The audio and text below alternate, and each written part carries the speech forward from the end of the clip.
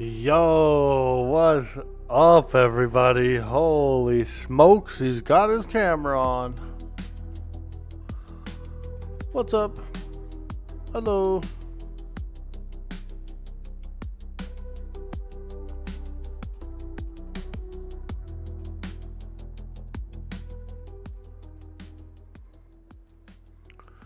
Hey, how you be? Felt like playing a little Everquest today. It's a beautiful Friday.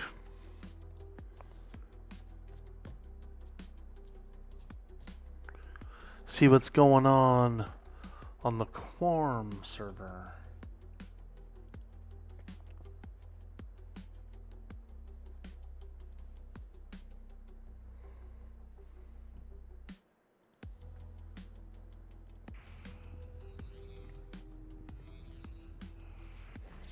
What's up, everybody? Welcome to the stream.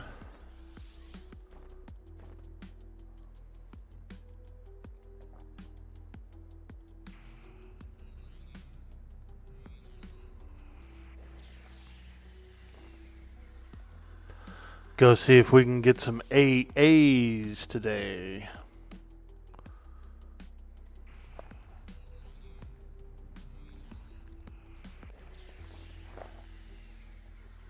Oops. I don't want to give those to that guy.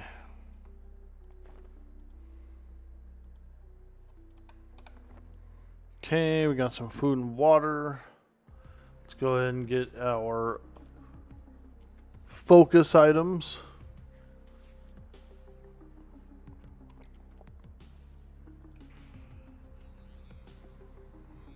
Happy Friday, everybody. TGIF. Friday.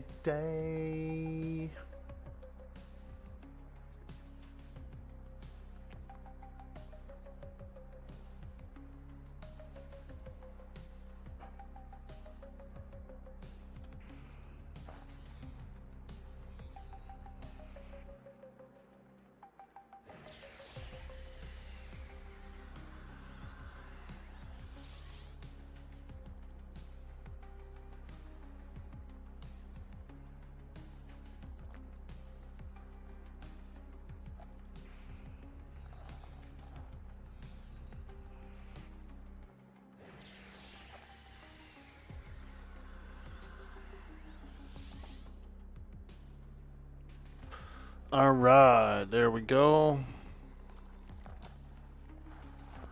Focus items. We got food. We got bags. The pet is buffed up. So we're looking pretty good. We're looking pretty good. Let's check the AAs. Yeah, see, I've got 0 AAs. Nothing. I think it's time we earn a few. Get some AA today.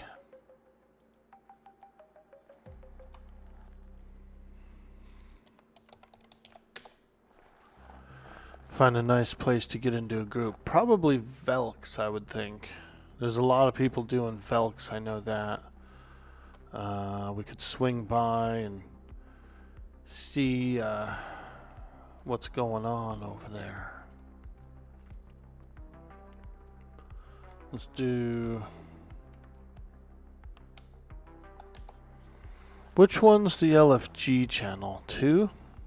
Yeah, let's try this out. 60 Mage LFG. There we go. Looking for group.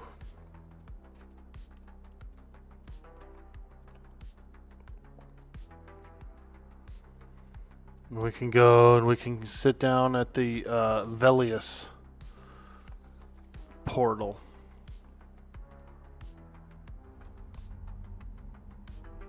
Portal to Otis in 3 minutes. Okay, yeah, we don't want Otis. We want Velius. So we'll wait. We will wait until the portals go in 3 minutes.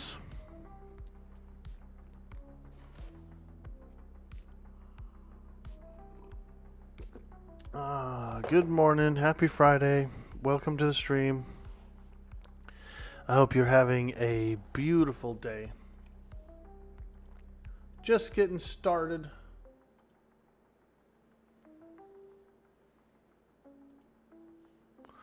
We're just getting started, folks. Gonna get over there. Maybe crank out some AAs. Do a little cranking. Krankenwagen. The ambulance? Yep. Let's go. The Everquest ambulance. I love boobies. Dude, that lady's eyes are creepy, bro. What's up, Reckless? Good morning. It's Friday. We're on the Everquest server. And we're feeling good.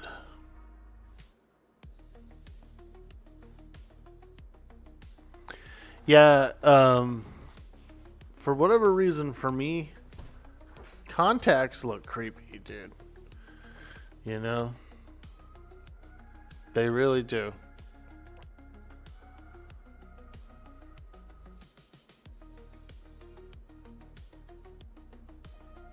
I've never worn a pair of contact lenses, dude. Never. In my whole life, bro. I never needed glasses or anything, so there was no reason to wear them.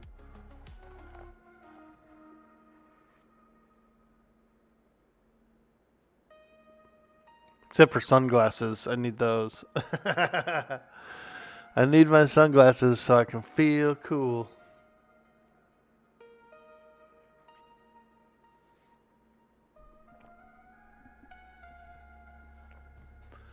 And I gotta wear my shades.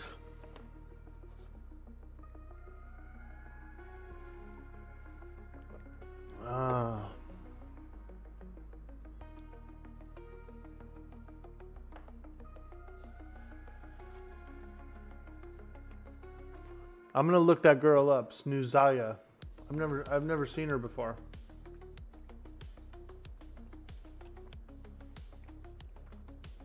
She's probably a huge streamer. Snoozaya. Oh, there she is.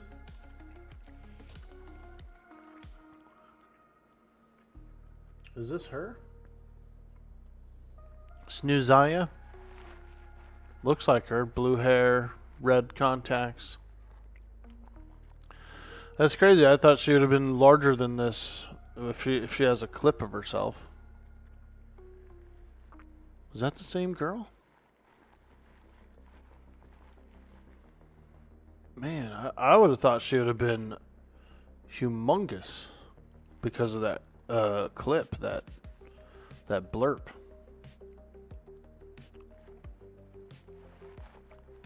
Huh. Interesting. I thought she was going to be like a big retail Andy, you know, and have millions of viewers.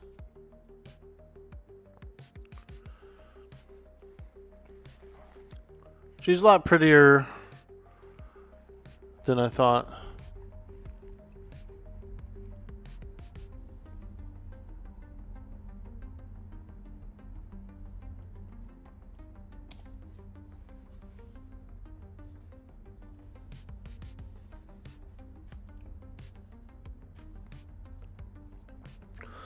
Argus X, the meat shield.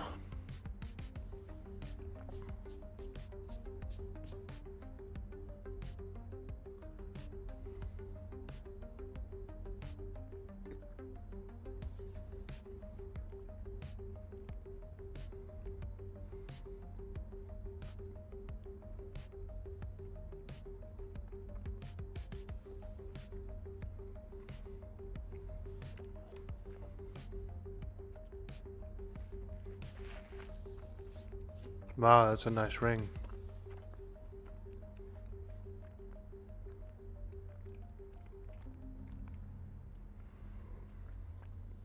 Hand banana.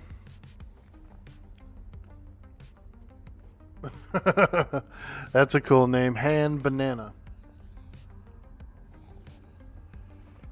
Ah.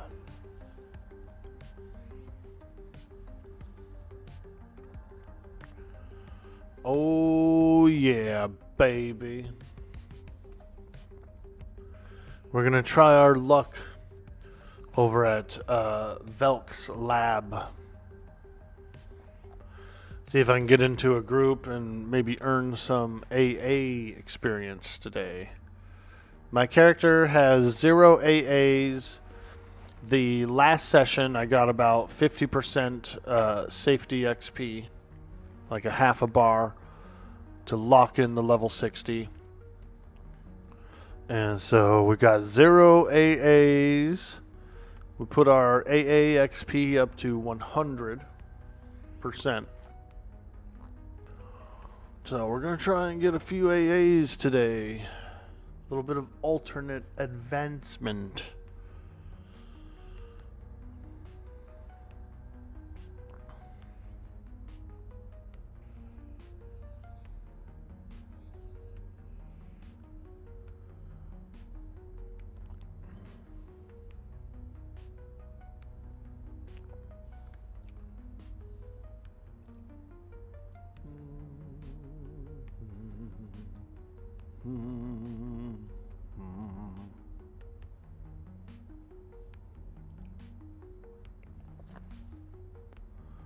All right.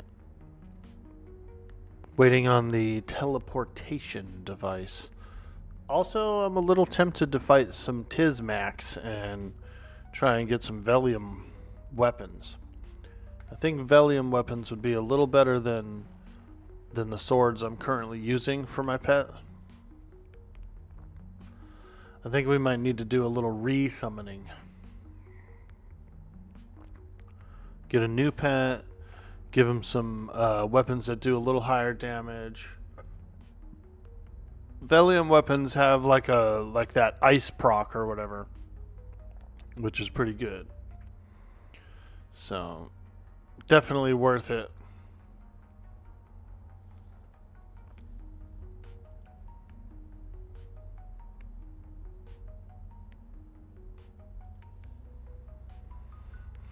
Definitely worth it, I think.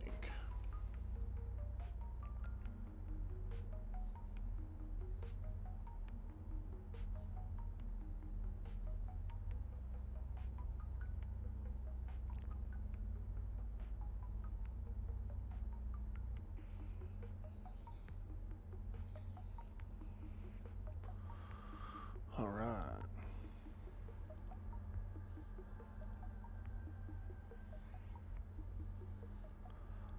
I followed that lady, by the way.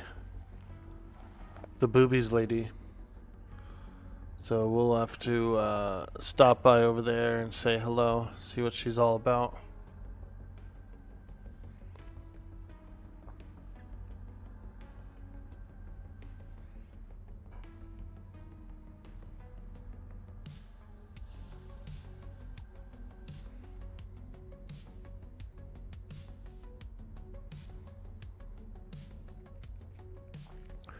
The old technology of the Combine Empire right here.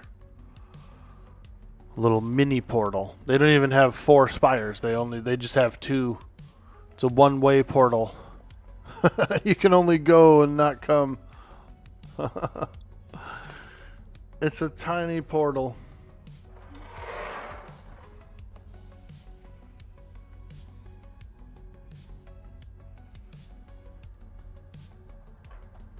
Tiny portal.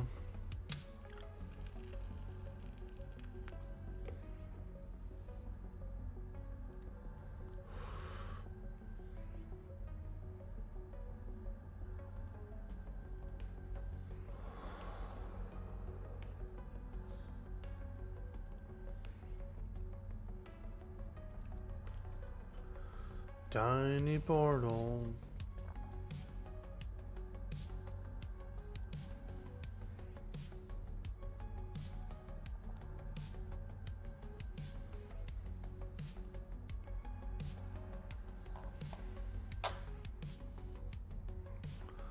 I was tempted to do some miniatures and models today.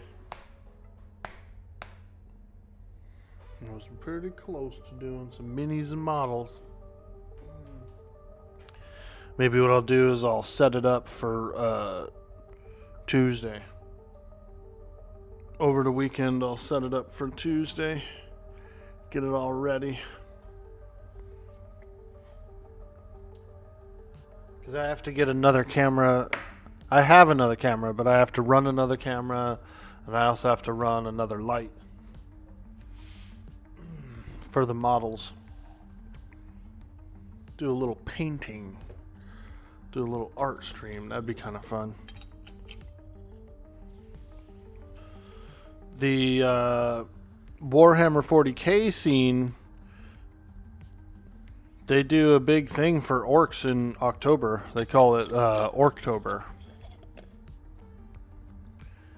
And I got some orc stuff to paint.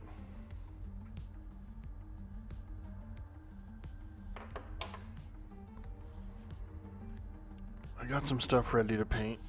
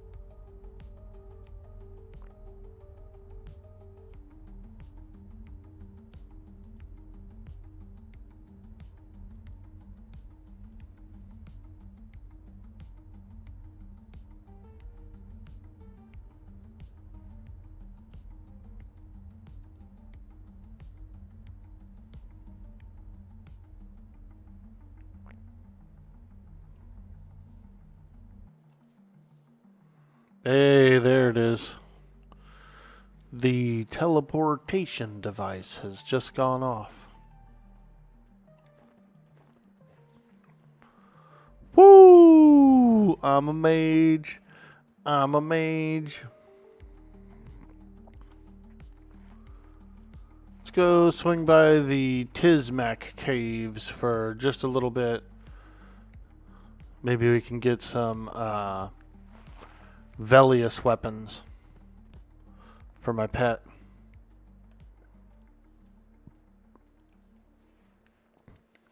Some of those sweet, sweet Velius weapons. Oh boy.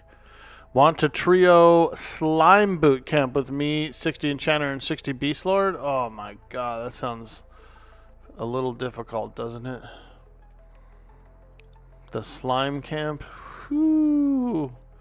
I'm just got back to Everquest. Like I feel like that's a little more advanced for me.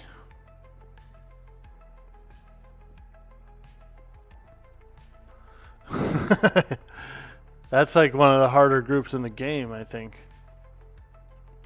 There is good loot though. The slime blood boots are freaking amazing.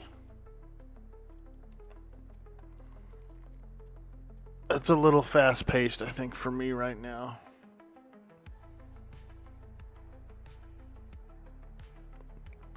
I want to work my way in. I don't even have any AAs.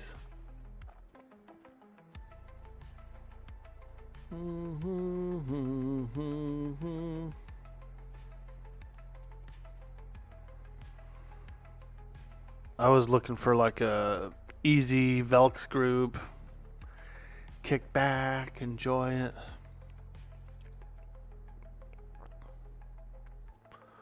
Alright. Tiz Max. We're looking to get some Velius weapons.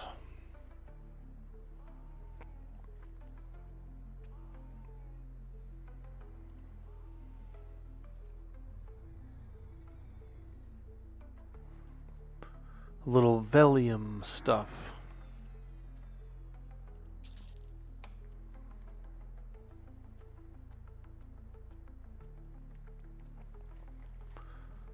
They don't always have them, but they do have them. So, and it is a good place to try and get them.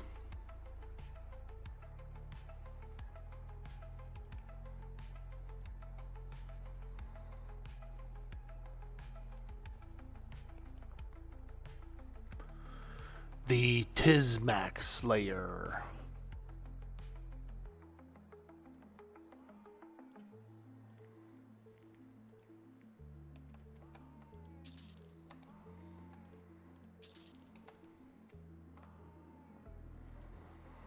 They are kind of like a type of minotaur. They're a smaller minotaur, that's for sure. But they're definitely a minotaur. Ooh, that guy has a staff. Probably want more of like one-handed ones, but ooh, one guy has a mace. That's cool.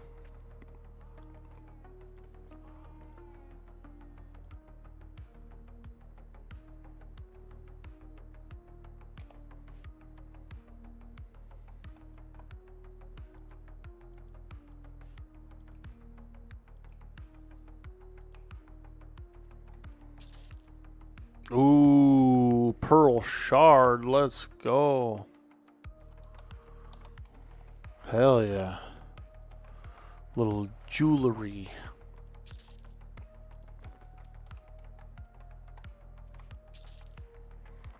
Ooh, what's this? Tizmac tunic. Wow. Wow.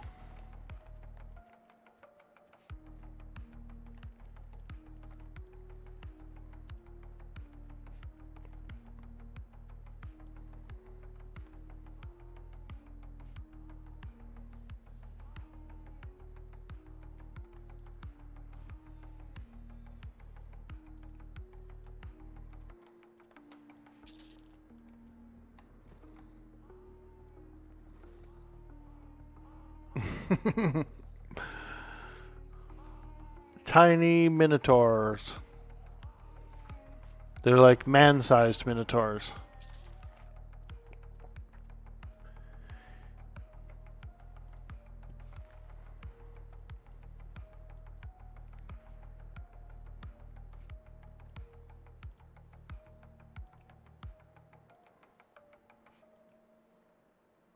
There we go.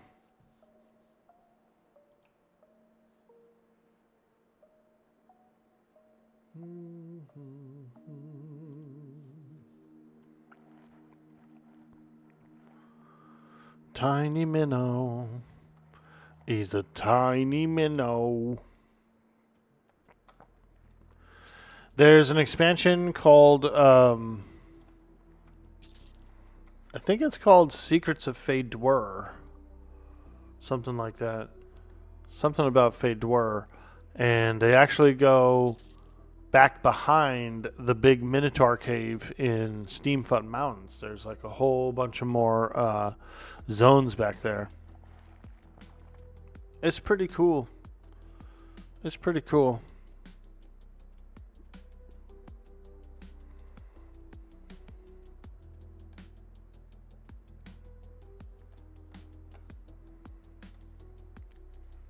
Go deeper into Fey-Dwer.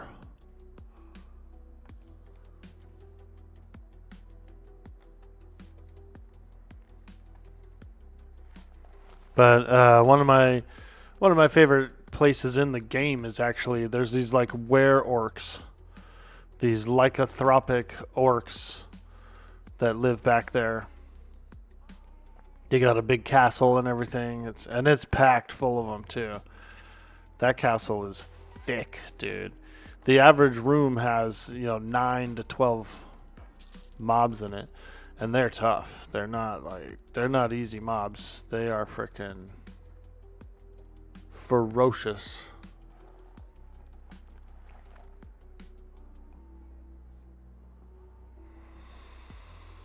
I went in there with my Shadow Knight, my Mischief Shadow Knight, who was actually pretty geared at the time. And he was getting smoked, dude. Because they were just so tough.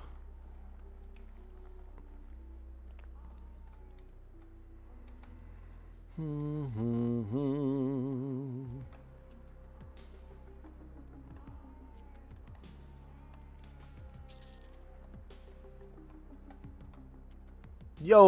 Gucci Gouda. What's up, dude? Summon me a sandwich. Ah, yes. A meat lovers trio. You know what I actually like for a cheap sandwich? I like that Burger King chicken sandwich, the classic one. You know, like the long one, the flat one that's like a little sub sandwich. That's the one I like from there. But it is like their shittier sandwich. It's not like a slice of breast meat or anything. It's but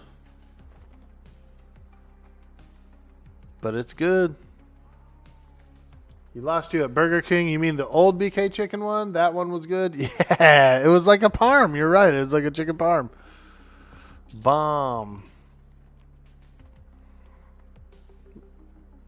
It's basically like a nugget sandwich, like like a patty, a chicken patty.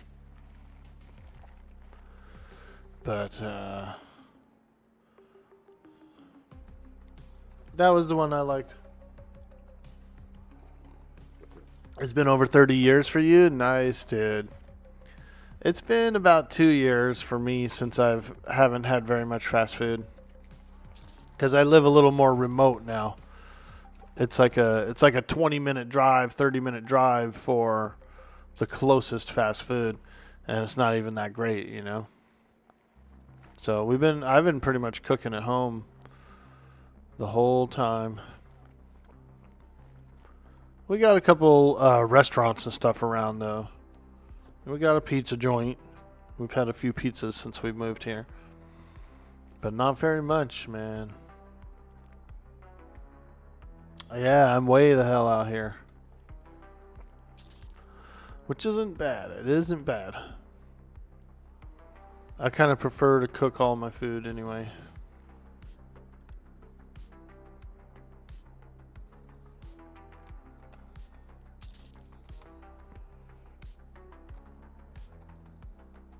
Especially since the costs of fast food are up so high.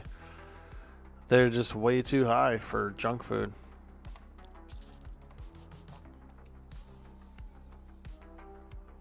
How long ago did I move? 2 years ago. Little under 2 years ago. It'll be 2 years in February. So, couple years. We've been out here a couple years. It's nice. Whoa! Tizmac attack. The Tizmac attack.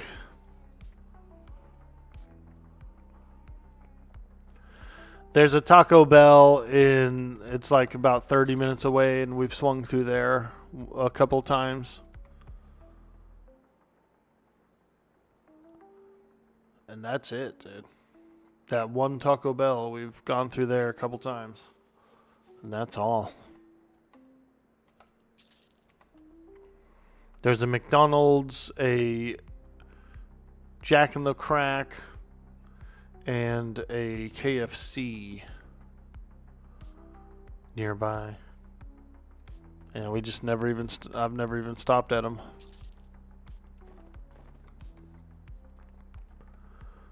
I think it's a KFC. It might be a Long John's, I'm not sure. Ooh, there we go. Another mace. I like maces, actually. They're pretty good. Blunt weapons do pretty well on pets. What zone is this? I'm in the Great Divide, and I am in the Tizmac Caves back here. These little Tizmac Caves are pretty nice for a Velium weapon farm.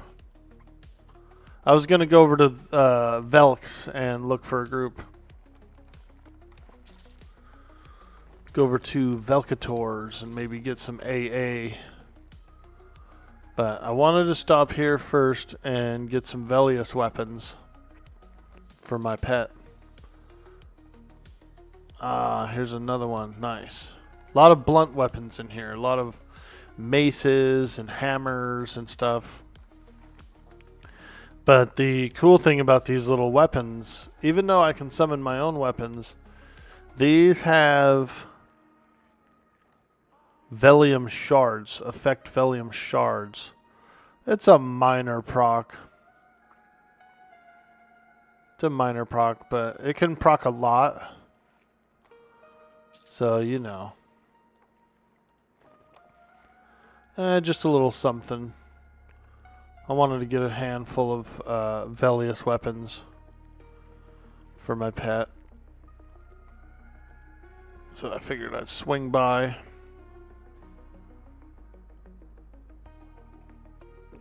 High elf orc? Close. Human. Half human.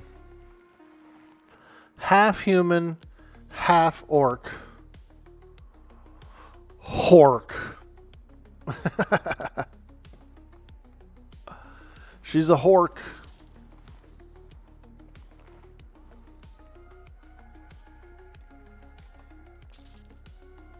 I'm not gonna loot that. Ooh, here we go. The big room. Does the king live in there? The king of all Tismax probably lives inside here.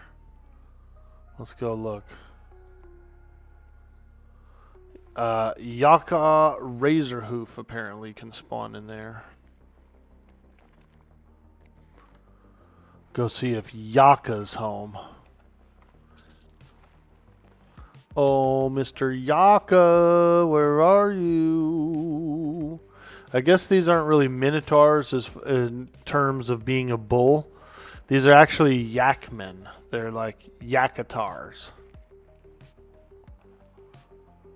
There's no Mino about it. These are Yakko. Yakko Wacko.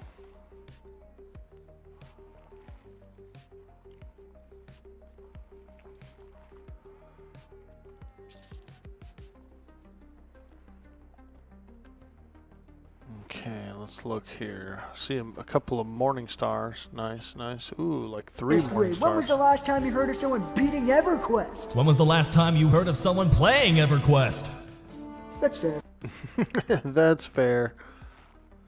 What's up? Admiral Dark Void in the house.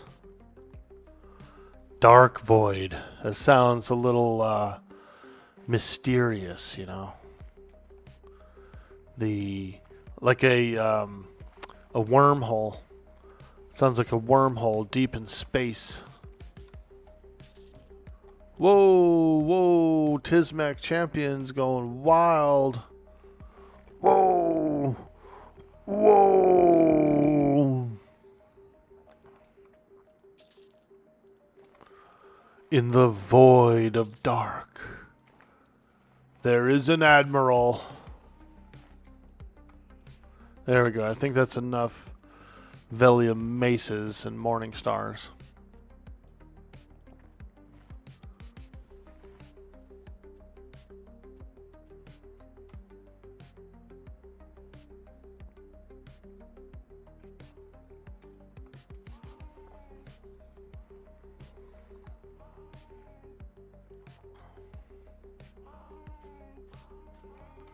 This would actually be a good place to grind XP if you were the same level as these guys. You know what I mean? Just like a chill spot. Yeah, let's go back this way.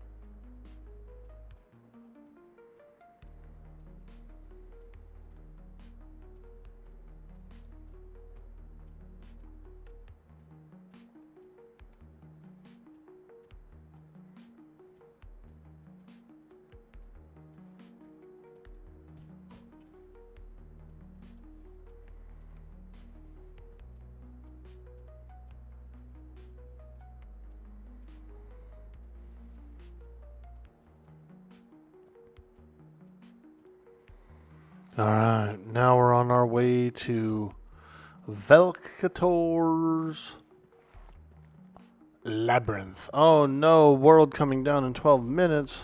Ah. No.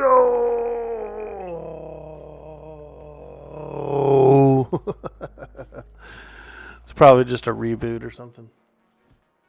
And there is only one thing we say to death. Not today. Not today, death. EQ day, let's go, Catesius. You got a 55 necro? Oh, hell yeah, dude. The last session I played, I got 60, and I got about 50% safety XP. 49% through the safety XP, level 60.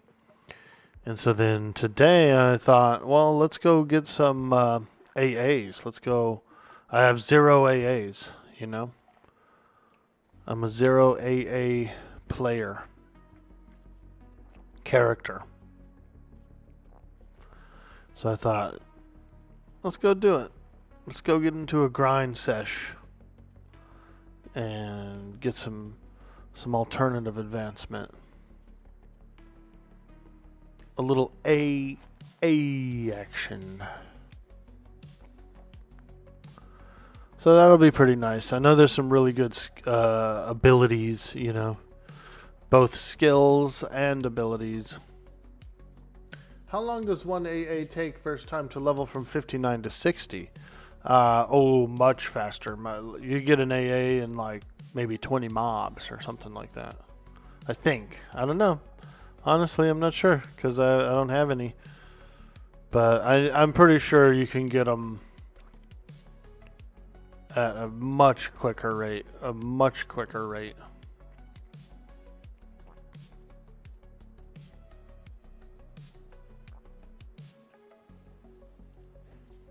Yeah. Because the bar is more akin to like a level 51 experience bar, I think. So your AA bar is like locked at 51, I think. Let me do this here. Let's see. Let's move these Velium weapons into my box of Abukar, which is a fantastic box. Weight reduction, 100%.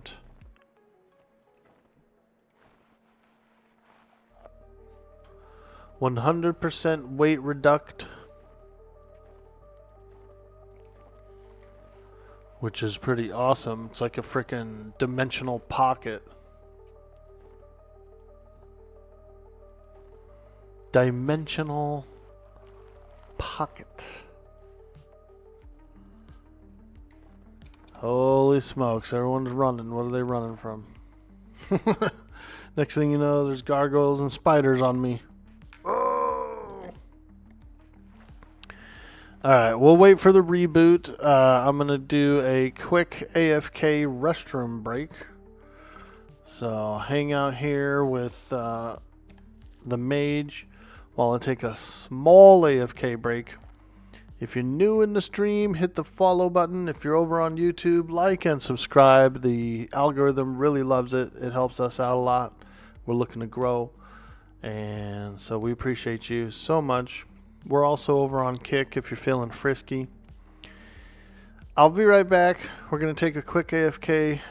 And we're also going to let the server reboot and all that stuff. So we'll see you in a few minutes. Thank you. Thank you really very much.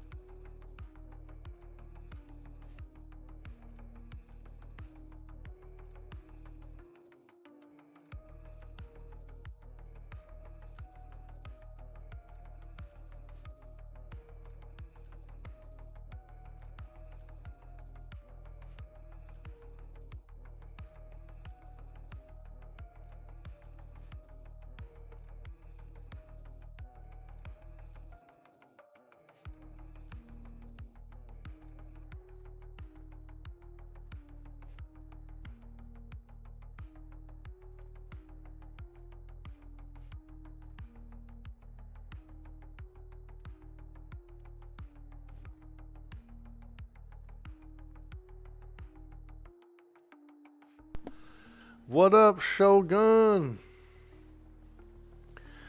We're just waiting on the server to reboot. We've got a server's coming down in like 5 minutes.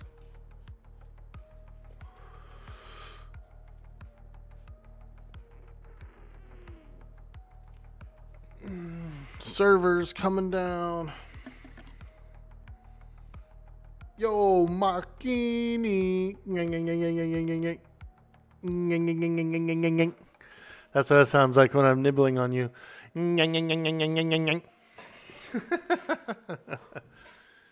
Welcome back to Quarm. You're going to be yourself after. You're also going to be on as well. Nice, dude. I'm going to do some AA XP today. A little AA. On the last session, we got to 49% in the level 60 for safety experience. A little bit of a half of the level there. And so this time we're boosting up the AAs. We're gonna earn some. I have 0 AA on this epic mage. 0 AA. And we're going to change that today, dude.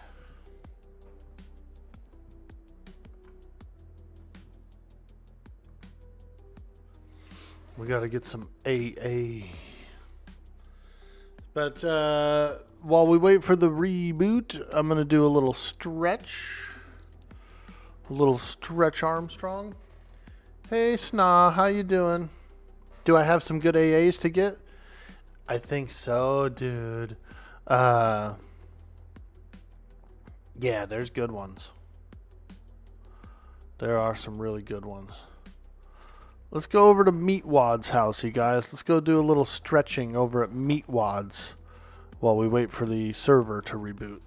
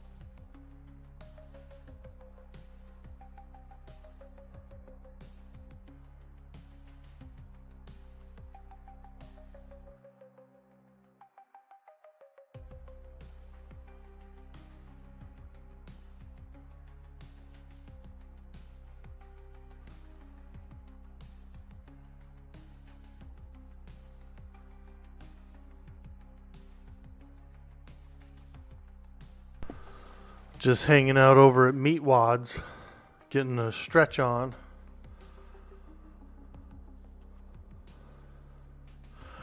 Carl's not too impressed.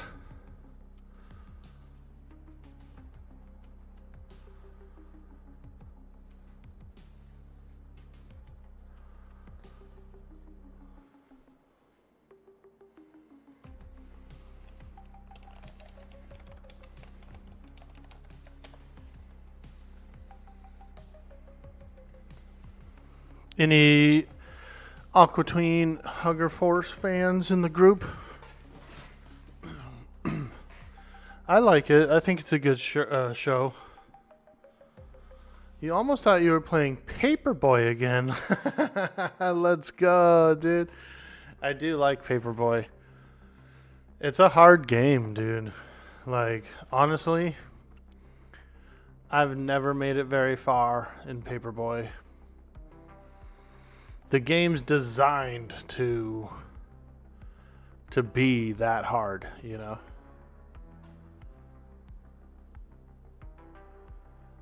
Some of those arcade games are very, very tough.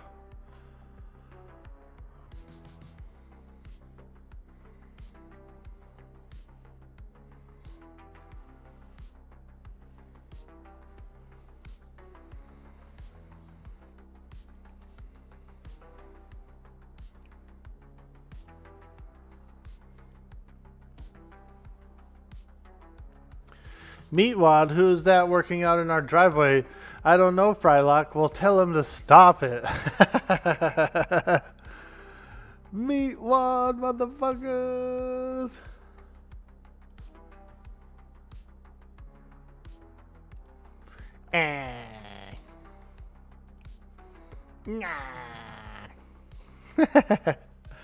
Yo, Mad Gamer.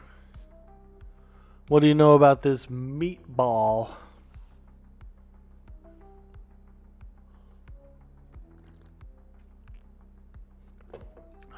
You were one of the first Souls-like Twitch reaction games?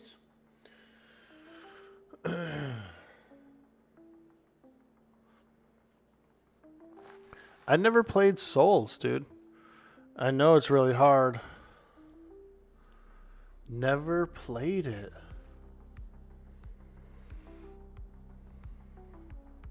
Kind of weird, huh? It's tough to play all the games that are out. You know, every year thousands of games release. And there's only one of me, dude. I can't play them all.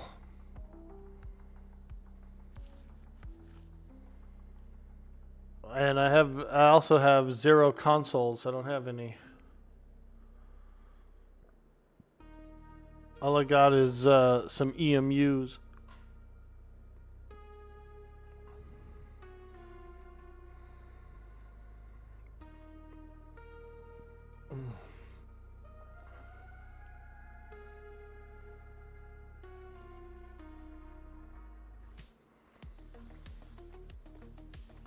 Used to watch Aqua Teen. It's a funny show.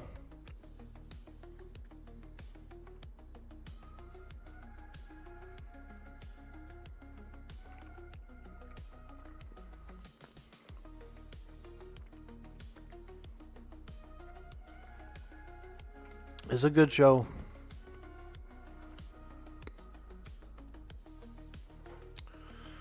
Alright, let's see. Project Quarm.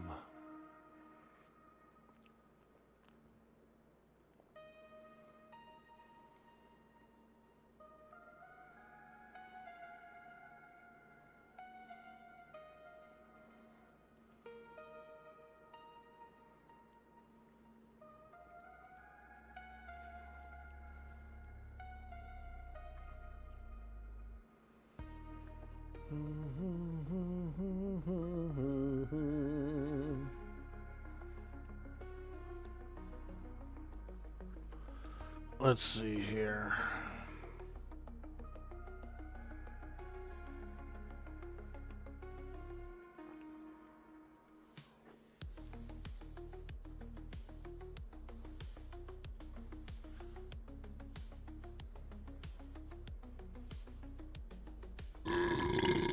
Excuse me. Excuse me. We're playing on Quarm. We're just waiting on the server to reboot. You used to watch it on Adult Swim. Can you do any cartoon impressions? Just curious. Let me try my best Meatwad. I don't know, Frylock. I don't know, Frylock. Not very good, is it? Smoky Main in the house.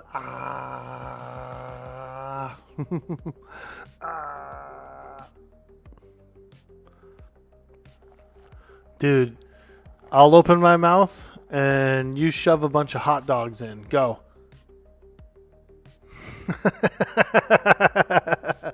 Shove them in. What am I growing in that gutter? I think that is a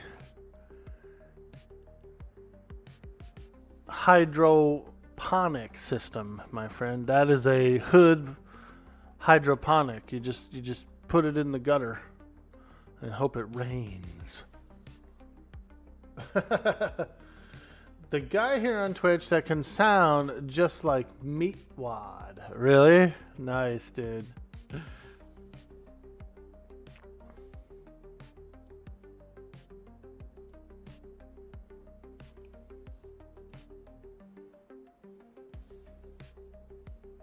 Oops. I just clicked on the hero's journey. Lol. I just clicked the hero's journey, dude. That server's long gone. It was a fun server. I played on it a little bit.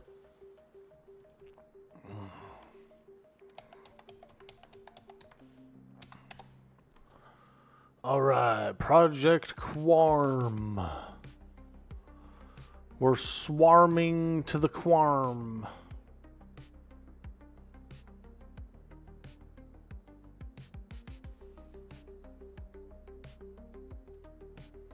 Here we go. Project Quarm.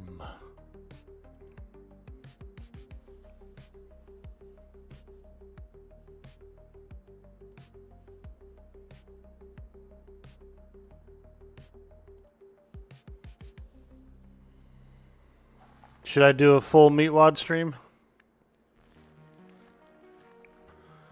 Alright. Let's get inside here and try and get a little grind group. We're looking to do a bit of grinding. I got 0 AAs. And I need some more.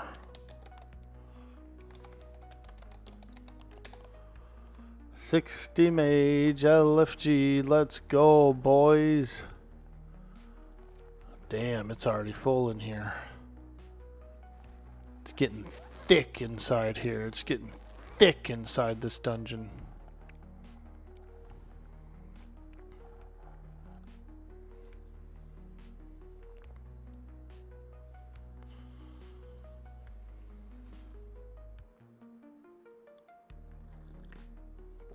At least I didn't click on Hero's Duty.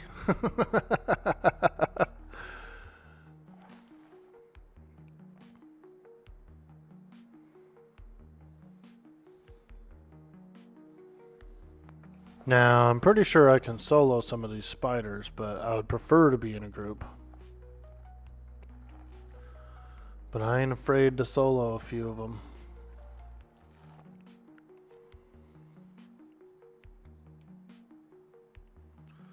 Take a little corner somewhere and fight some spideys. Oh.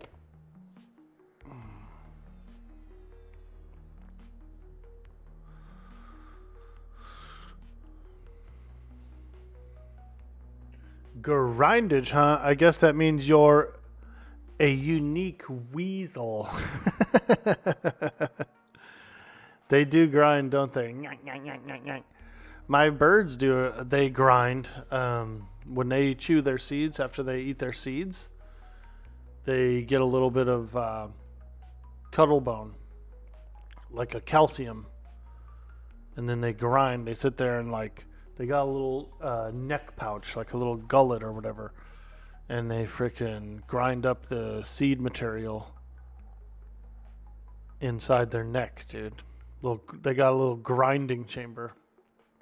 You can hear them do it when they do it.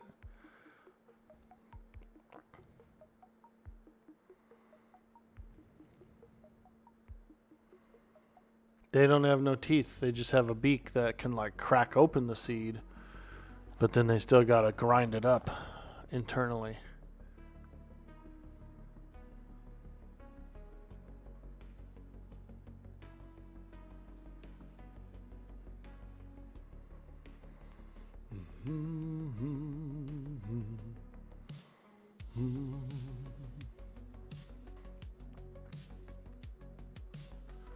I don't have a group.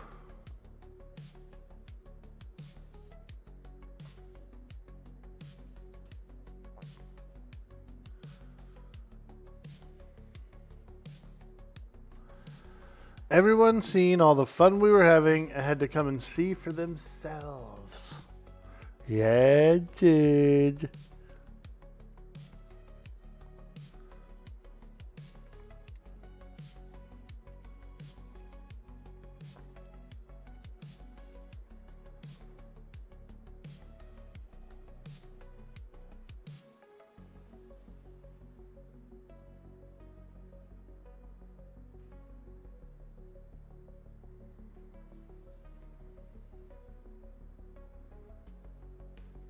You did the Shal quest while you were RPing. You just need to catch Shal 8 run in IC to wrap it up or rally forces for your own. Nice, dude. Is that a Flowing Thought 3? FT3? It's pretty powerful.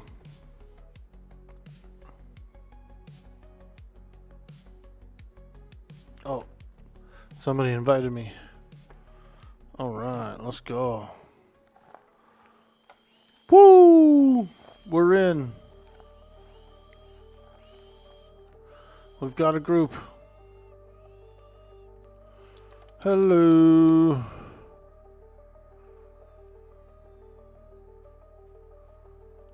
All right, who is the main assist of this group? I wonder.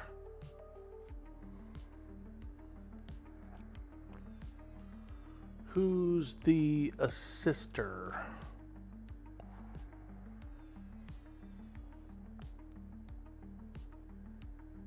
Probably the tank, yeah. Trying to see, do we have a tank? Anonymous, darn. Darn. FT3 plus 20 buff duration. Ooh. Norm or PvP? We're in the norm. We're doing a little normal.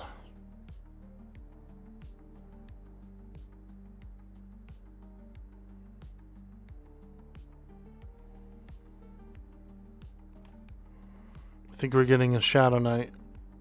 Oh. Shadow Knight.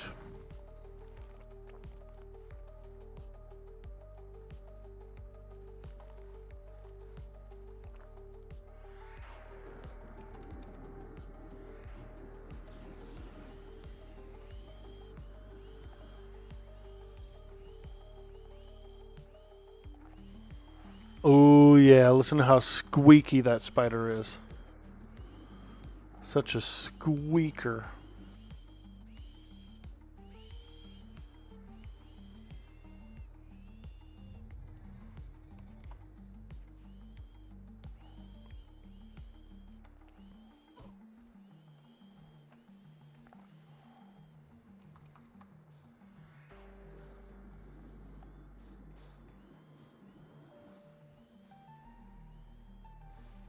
There we go.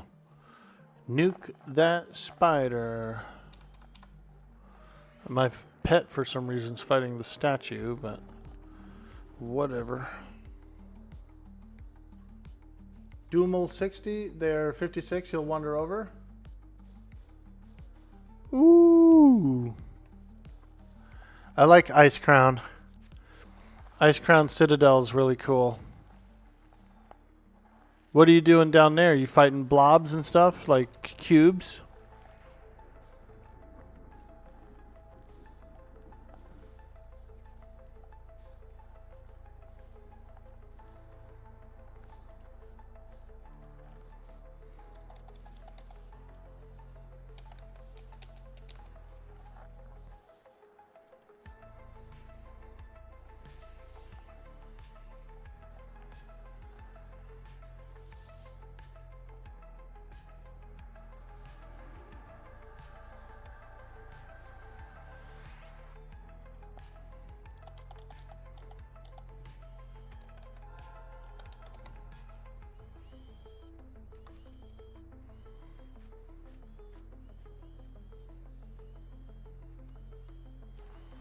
I was like, where's my pet? What happened to my pet? They shrunk him. They shrunk him. No. Is camped out and ice-clad at the gnomes for off chance someone tells General the avatar of below is up for Shal 8. Ah, very cool.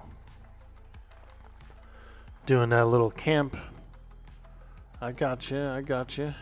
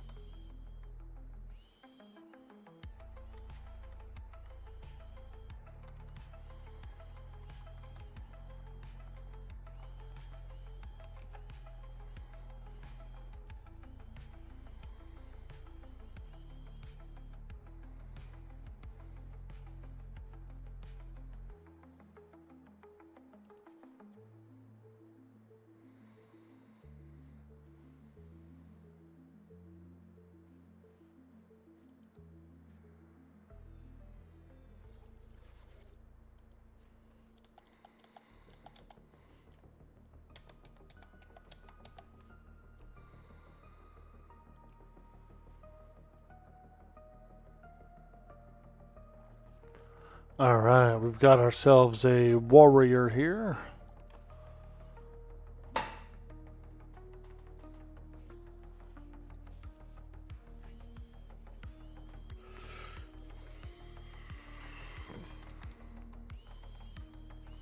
Oh god, did they make me the leader of the group? Frickin' ding-dongs. God. That final mob stays up for about 30 minutes and the other folks can turn it in to wrap it up.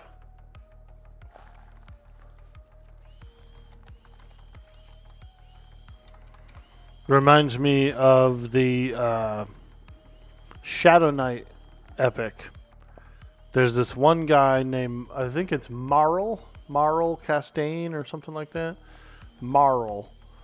And you have to turn in three different things to him through the quest. The first two turn-ins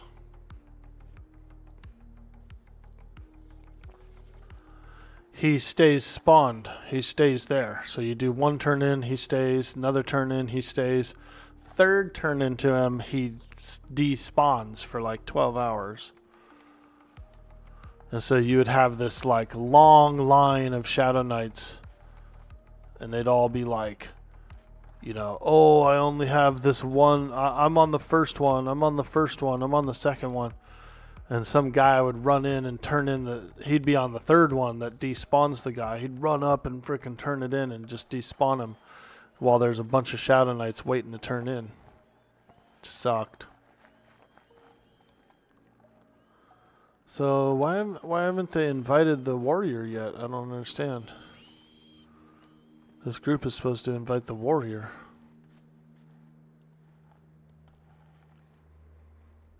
Am I tripping or?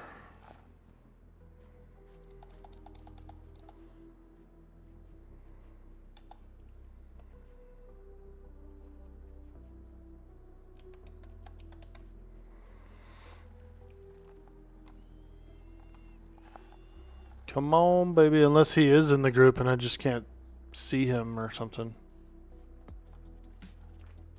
Holy smokes! Now that's a lot of spiders.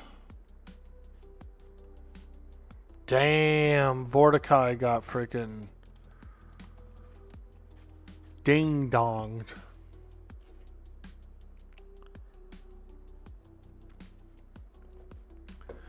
Ding donged. Ding dong, who is it? It's a train of spiders.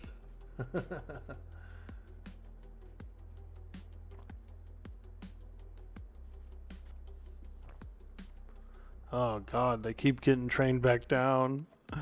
Oh no.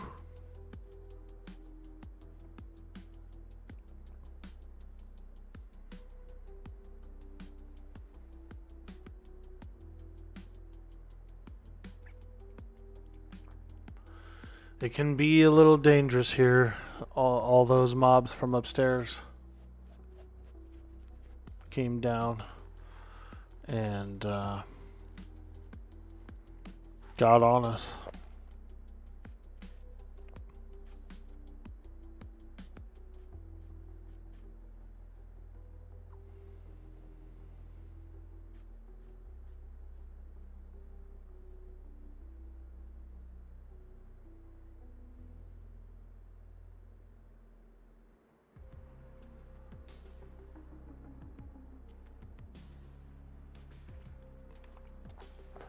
How close to an AA? Oh god, not very close at all. Look.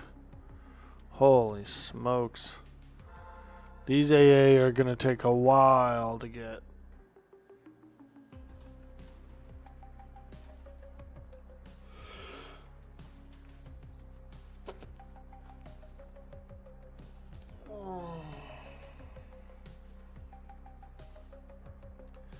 It's probably considered a level 51 EXP bar, so it's like going from 51 to 52 for each AA.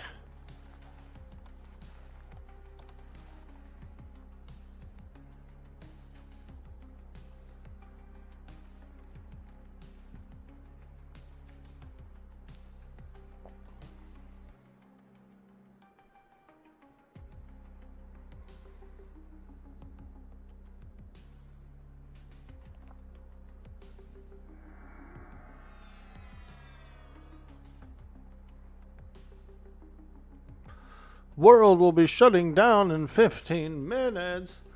Ah. I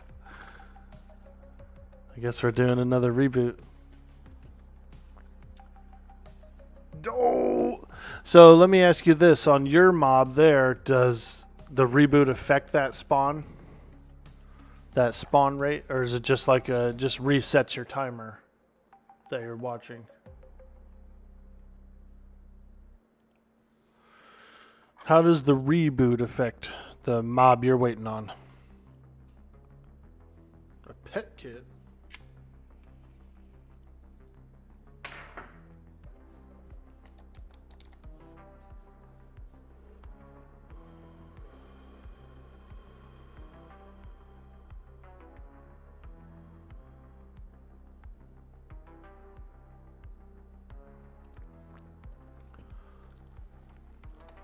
A muzzle? Oh god.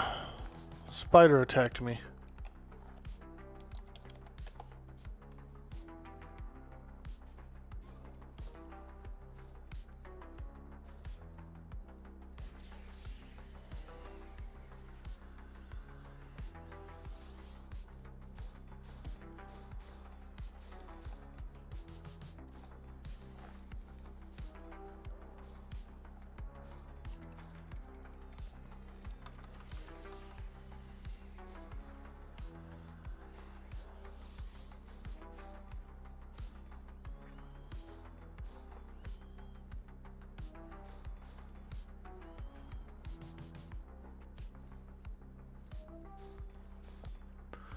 Alright, let me summon some muzzles up for these pets. A muzzle of Mardu.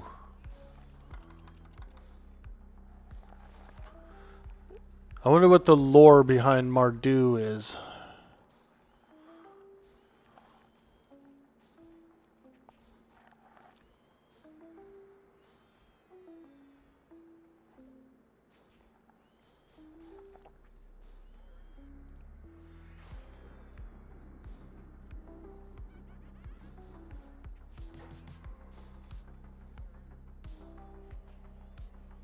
Maybe there's a muzzle of cockle-doodle-doo.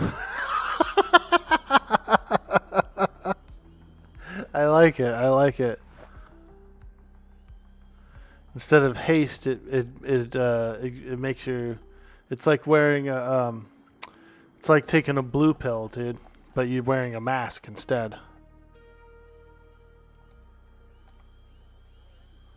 Okay, this guy's got a muzzle. Let's do the Beast Lord pet. And the Shaman pet's got a muzzle. You get a muzzle. You get a muzzle. You get a muzzle. Beast Lord pet, quickly give him a muzzle. There we go. All muzzled up.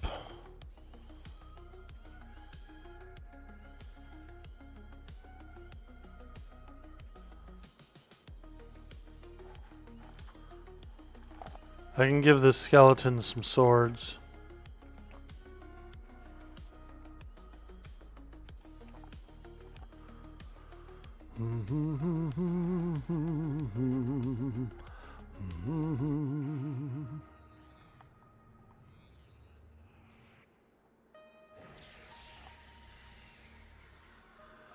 They are the optimistic siblings of Mardant.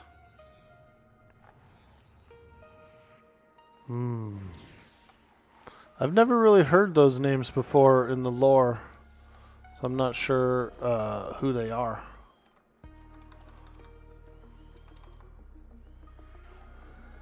But we could ask David Attenborough. He's pretty smart. He knows a bunch of stuff.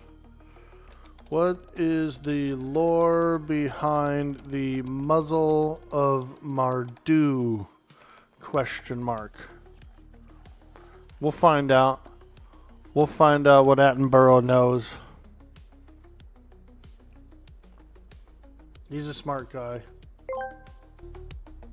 Dude Boy Orkboy asked me, what is the lore behind the muzzle of Mardu? Ah, yes, the muzzle of Mardu. A truly foul artifact, rumoured to silence even the most garrulous of ogres. Its origins are shrouded in the mists of time, forged, they say, by a particularly misanthropic gnome tired of everyone's damn yammering. Hilarious, dude. Hilarious, bro. It started off as a way to just shut up ogres. And now it's used as a pet toy.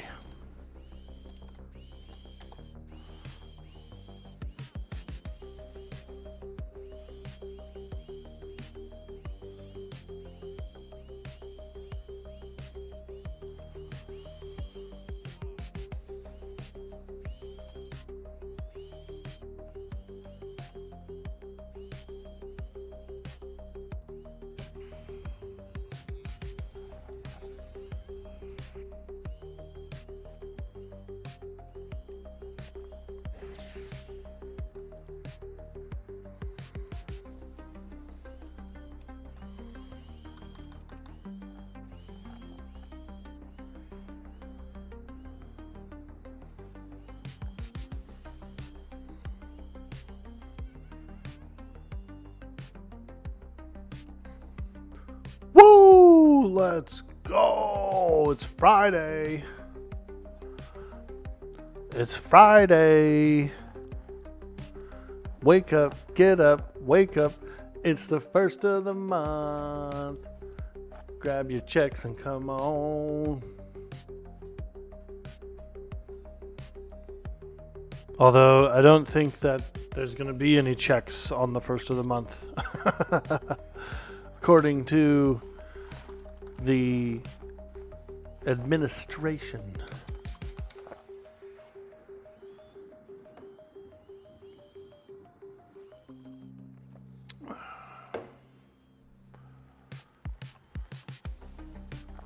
There will be no thuggish ruggish ball this year.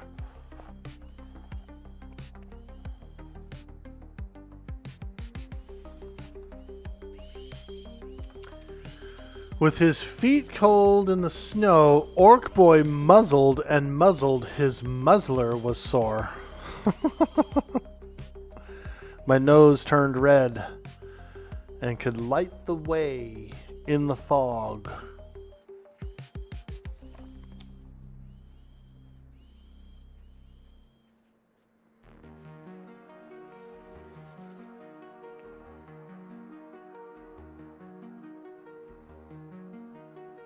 Mardu explained.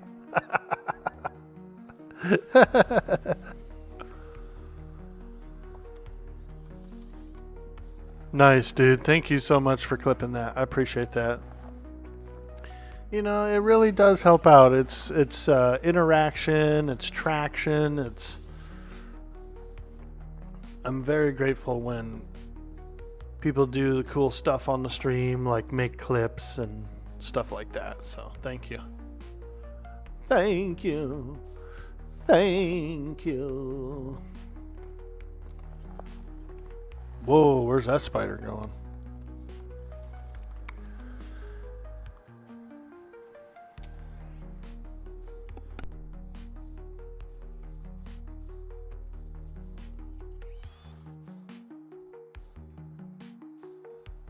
All right.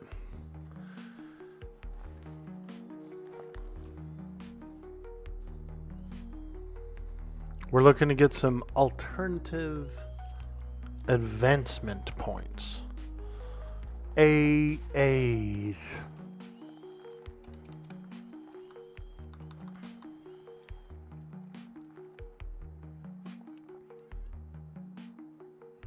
Yes, it's Friday. Would you like some fries with that? Dude, I would like some fries with that.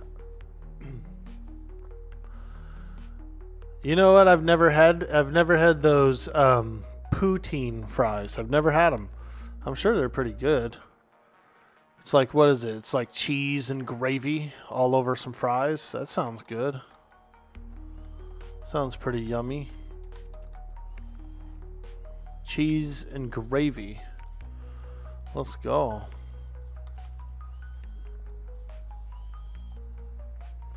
Oh, I think I just got summoned.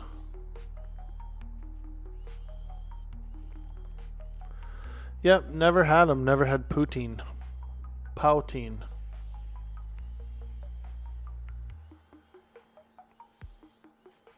Hey, WTH, just call me Bob.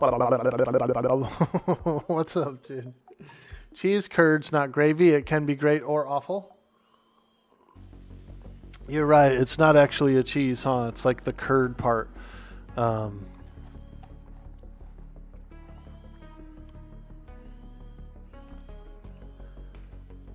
I had some cheese curds before. They were fried, though. They were like breaded and fried. I don't know if it's the same thing or if they just used mozzarella and called them cheese curds, but I did have some of that once, and they were good.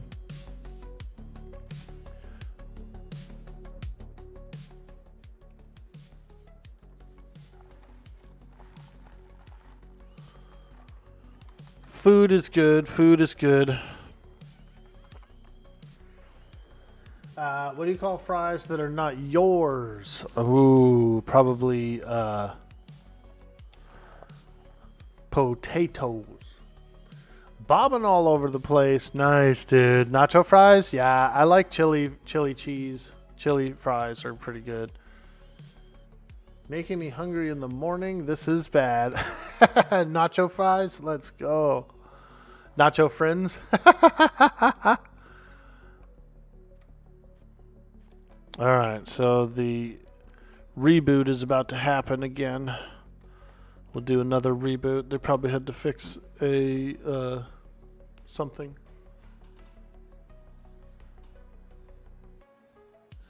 Secrets is a very talented game master. A very talented game master. And so for whatever reason, the server's got to reboot again. It's definitely important.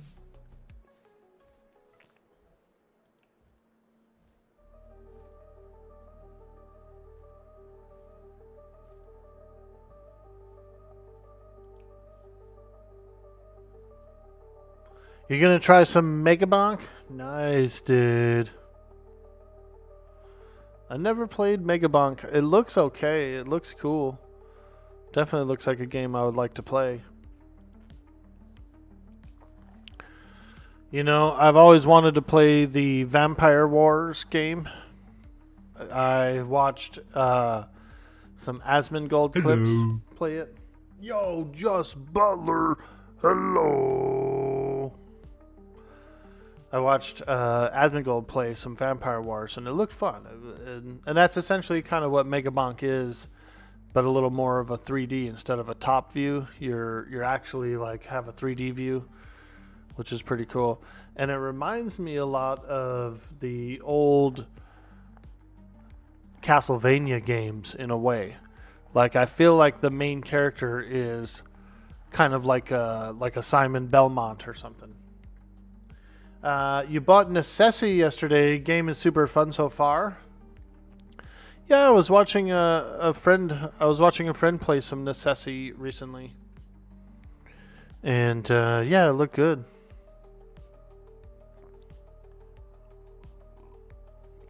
Looked real good. We've been doing a bit of variety gaming lately. We did some Red Dead RP recently. A little bit of Atlas. And so that was pretty fun. I'm waiting for the Red Dead to come back. I want the Red Dead back. The server that I was on when they launched it, they had some bugs and some things weren't working correctly and stuff like that. And so they got in some folks that knew how to fix that kind of stuff, you know. Some people came in to help out. And they decided it was a little easier to just wipe the server, start from scratch, code it all as you're putting stuff down, because you have to put down all the things that you can interact with, like the storefronts and, you know, various things, buildings, you know, smithies that you can use, crafting tables that you can use. You got to like go in and do all that stuff to make them work. And then while you're there doing all that, you refine the code on the actual thing itself right then and there, you know. But I think the way the server was set up was that there was a lot of objects placed down that weren't coded. And so then for the guy who came in to try and code them, he didn't know where any of the stuff was. It was harder for him to go around to each thing, find out what's wrong with it, recode it, than it is to just start from scratch and just place everything down and code it then and there. That's what I feel like. So we're waiting on that to reboot. It sucks too, because I got a DM from a guy. He wanted some cotton in the game. I said, dude, the server's been down a week.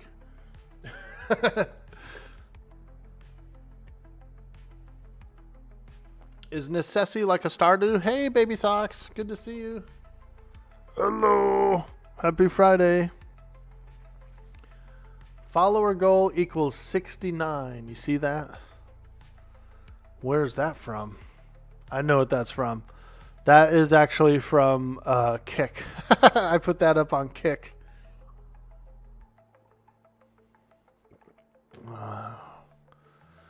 If we can get 69 followers in one day, I will rip my shirt off on stream. I'll tear it off like Hogan. 69, dude.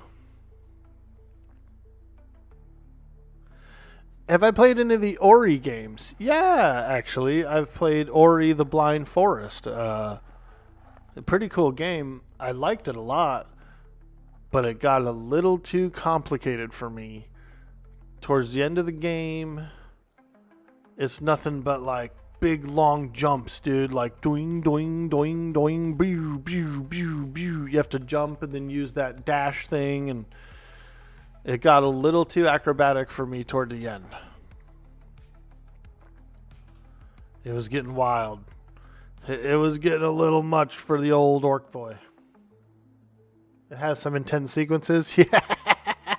I really love the game, and I even played it with my buddy, Navin Johnson. You may have heard of Navin Johnson on the stream.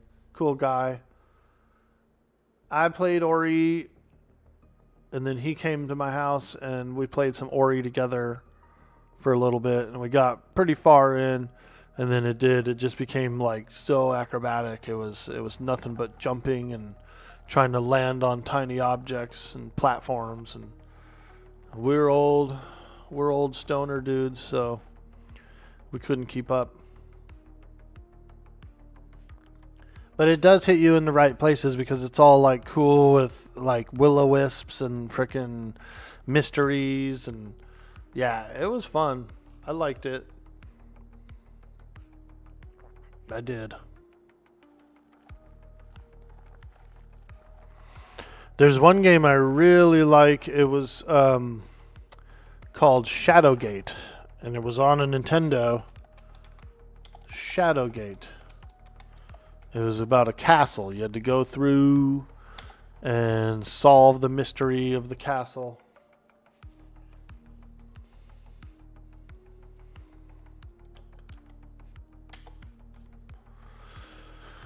Castle Shadowgate. But then they ended up coming out with a cool remake, like a nice remake, and I really enjoyed that. Played that on Steam.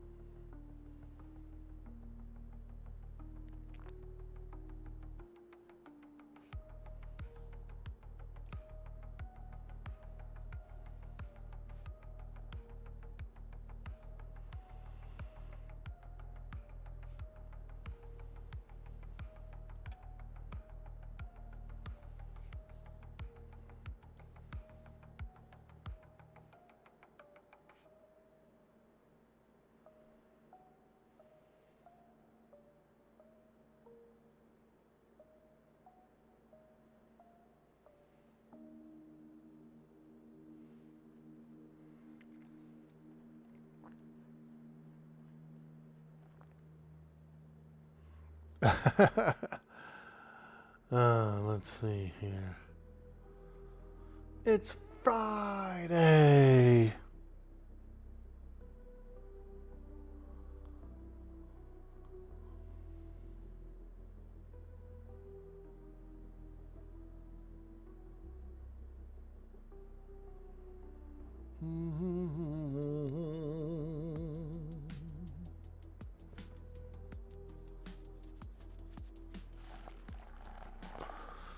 Come on, baby, where is he?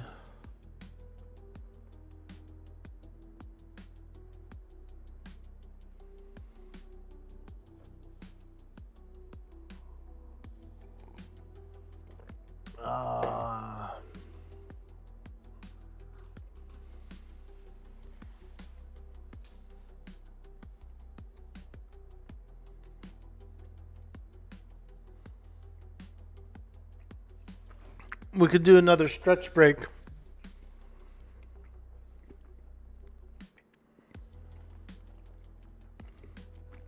Stretch break while we wait for the server to reboot.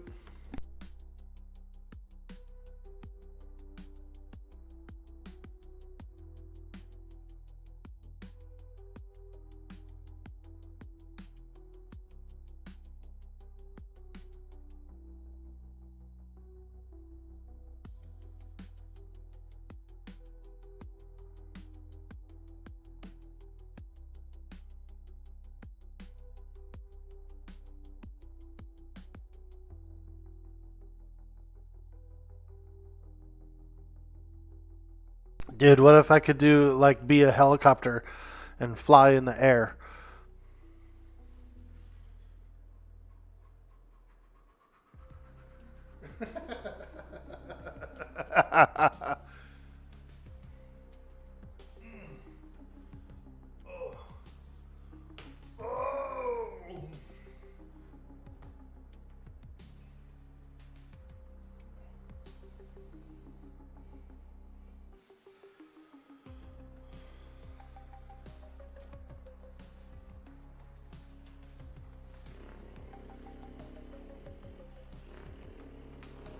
Dude, I feel like Humpty Dumpty.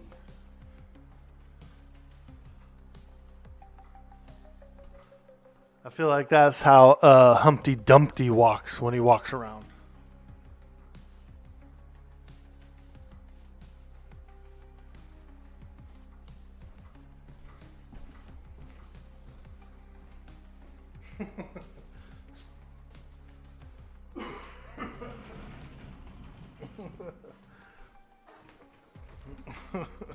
It's getting a little weird in here. Orky's getting weird. He's walking around like Humpty Dumpty. Sometimes you just need to.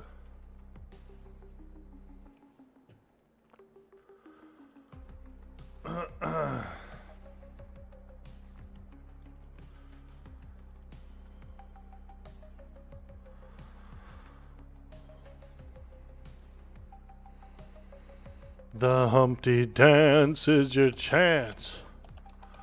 Do the hump. Oh, baby. Do the Humpty Dump. Heap corruption detected after allocating class. Come on.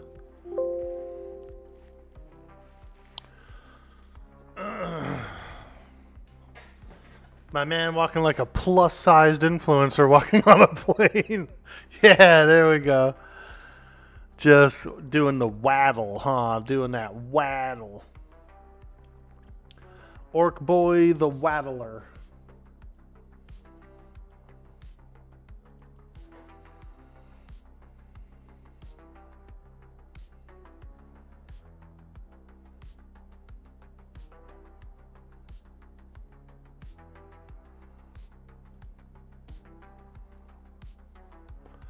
Alright, we're trying to get in to the Quarm server. But we did have a little problem. Something didn't work. So we try again.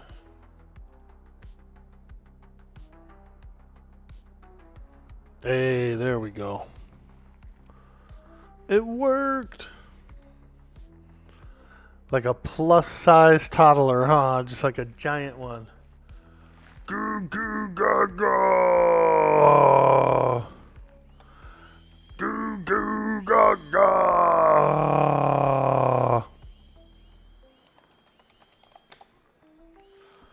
Alright. Here's my group. Let's go.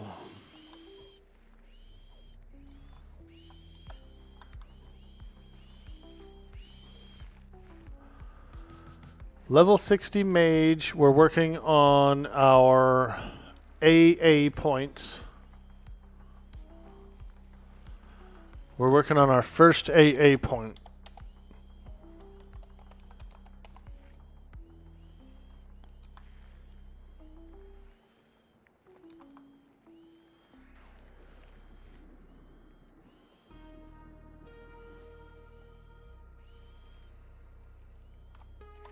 The last session we played, we got about halfway through the level 60 bar, which is like a bit of safety XP in case I die. So we got some safety, and now we're pushing for our first AAs. We got one yellow bubble into the first AA so far. We're doing a little grinding. Name change to Dude Boy Penguin Boy. Let's go. Frickin' Orkboy Cobblepot. He's a real cobblepot today.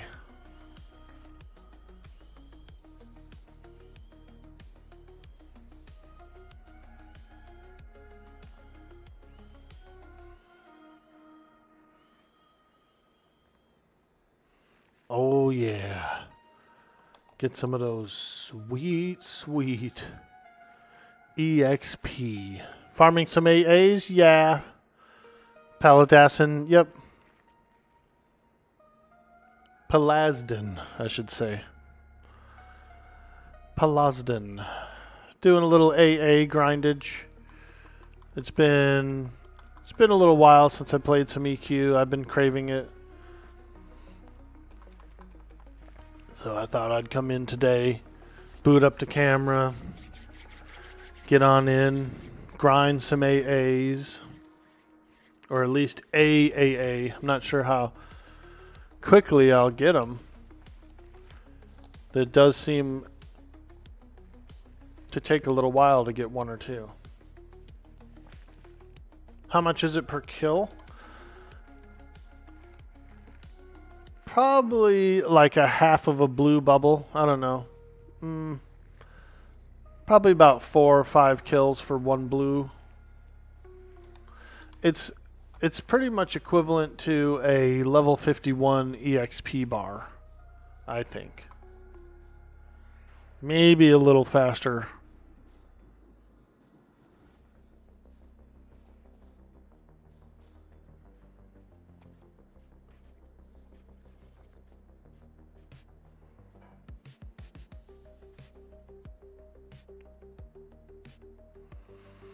That's all right though. You know, this is what we like to do. Do a little grinding, do a little hanging out. I got my epic weapon, my epic pet. And so it's pretty good. It's pretty good damage, pretty good.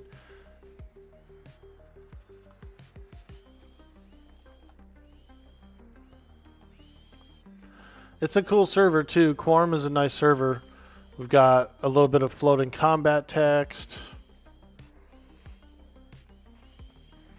I like that. I really like the floating combat text.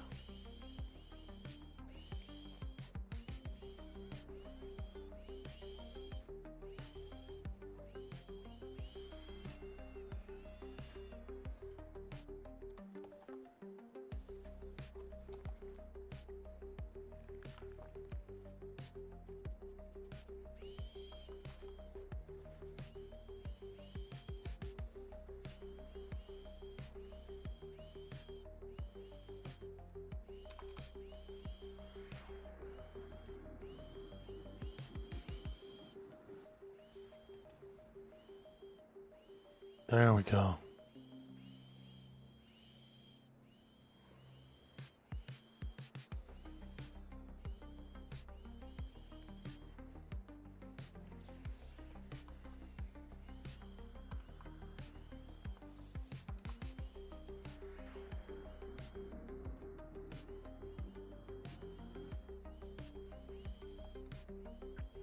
Give it a good solid nuke and then back down to med.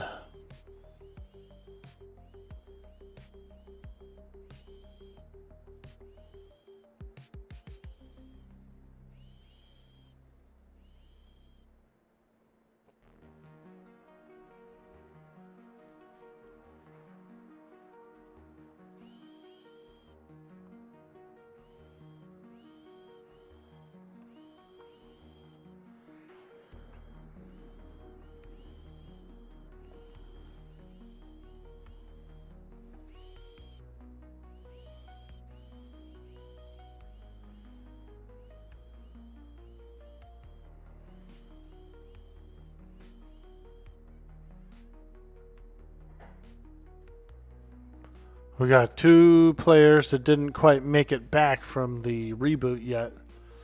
So if we don't see from them, they said if we don't see from them in about 5 minutes, then we're going to replace them. I think that's a good amount of time, you know. When was the last time you heard of someone beating Everquest? When was the last time you heard of someone playing EverQuest? That's fair. That's fair. Yo, Veratheus, happy Friday to you, my friend. I was in the mood for a bit of grindage today. I felt like getting my grind on. Do you have all your mage spells? Not all of them, but I have all the main important ones.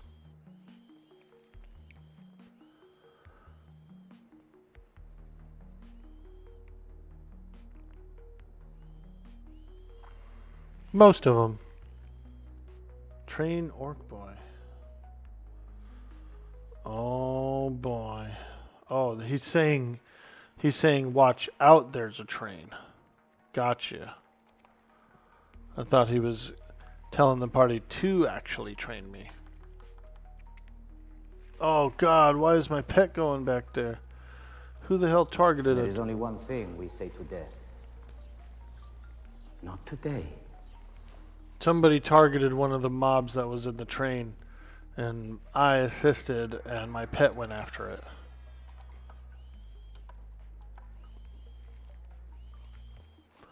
God.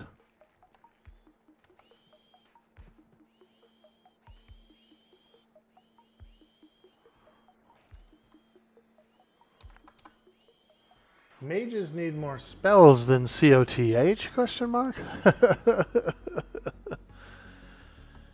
I'm not sure what spells I need still.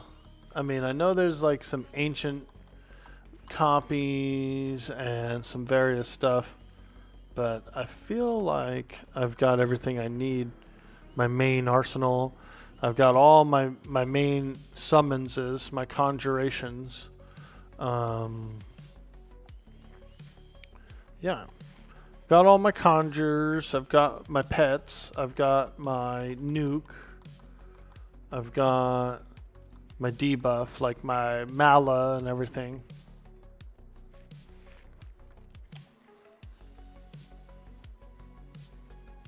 Burnout 3, I've got, yeah.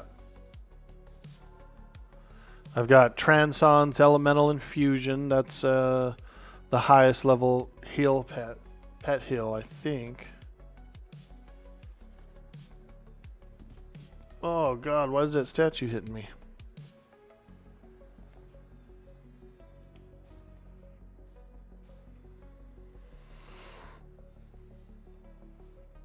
Mod Rod. I do have Mod Rod as well. Yep, I got it. Mod Rod. And I also have Mass Mod Rod, which is... It costs so much mana, dude. I barely even cast that spell. I hate that spell. 3,000 mana almost to cast a group Mod Rod. That's a lot. That's a lot. It does have 3 charges, so it's, you know, it's a powerful rod. Very strong, thick, hard rod.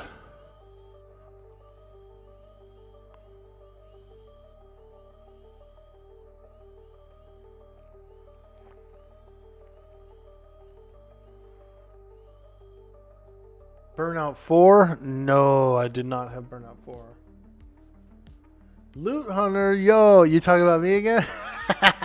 There he is, dude. The man. The legend. What's up, dude? I was feeling like doing a little cranking and grinding today. I thought, why don't we play a little Everquest? Why don't we get on some Everquest? I hit 60 on my last session a couple weeks ago, and I got about halfway through 60 for safety XP. Now we're working on some AAs. I have 0 AAs, so it'd be nice to earn a few today.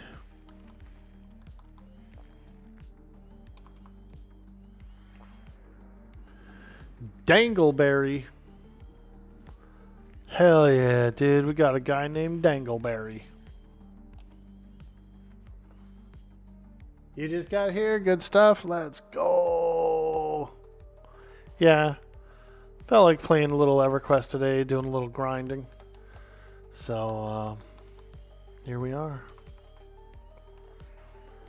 A little AA grindage. Get a little boost.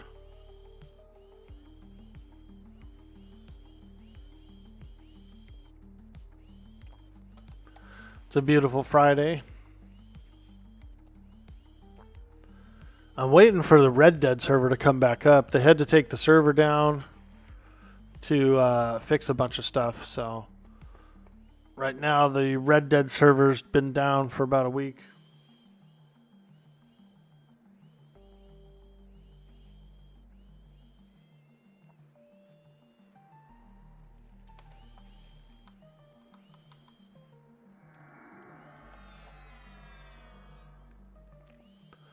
But if they never come back up, then I'll probably apply for Wild RP, I think. I think that's the next best one. A long fix? Yeah, I think they decided to re-roll it and start from scratch with everything they're placing down and all that stuff. Try to fully code it before they move on from it.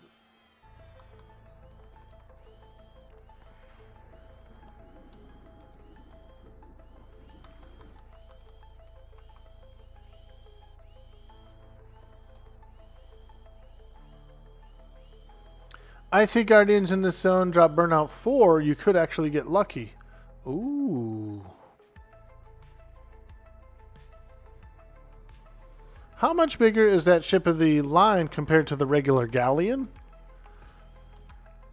It's, they're about the same size. I think the ship of the line is maybe has like one more segment, like one more plank, and so it might be like one more longer, like one more plank longer. But they're pretty close to the same size. I think I think the galleon takes like 74 planks. The ship of the line takes like maybe 80, something like that. It's like one segment longer.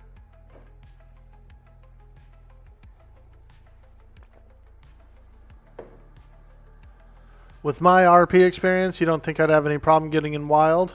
Probably not. Yeah, I mean, yeah.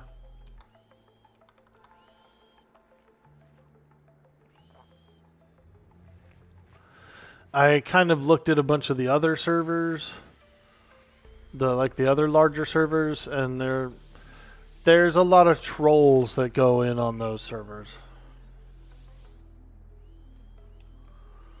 There's all these YouTube videos of people trolling. You saw Eminem was doing a test recently. Is that over already? It is. But Loot Hunter, November 1st, they're going to do a 7-day play test. So there's going to be a good solid 7 days of Eminem, November 1st.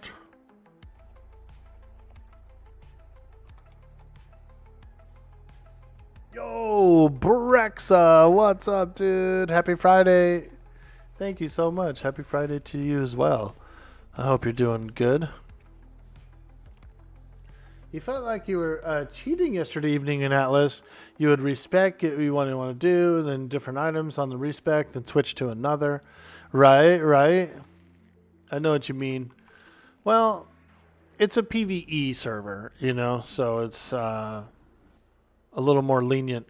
Also, even on the other servers, you can still respec once a level. You can also buy a token at the free ports to respec. So pretty much have unlimited respecs there as well. You just have to pay gold. Even on Dark Side.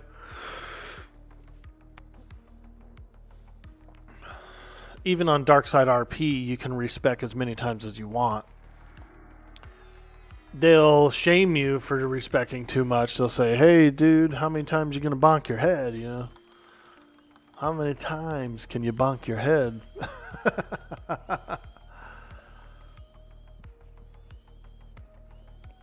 Overstretched this morning, so now you got to hit the shower for your sore neck. But in all, you're doing very good. Am I excited for the spooky week? Kind of, yes and no. We don't get any trick-or-treaters at our house. We found that out last year. I sat there with a bucket of candy, and not a single trick-or-treater came to the door, dude. They just, they just don't.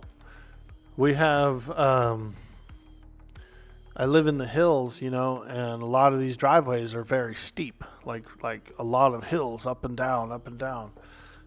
Really, really steep. Like my neighbor across the street from me has a steep ass driveway, dude. And so no kids are going to walk up a driveway like that. But there is a flat area in our neighborhood. They do it around there.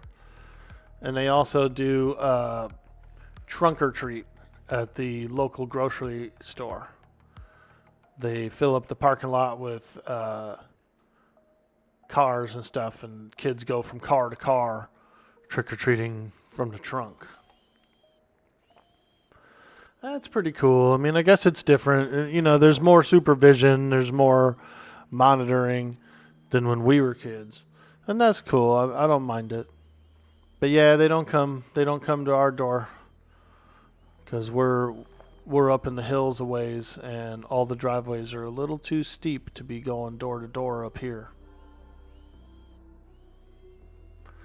Yeah, I could go to the trunk or treat, pull up, and give out some candy, but I'm like, I'll just stay home and play video games instead,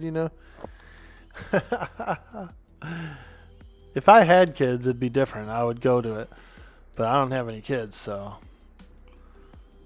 fuck it. I'll just stay home, play some video games.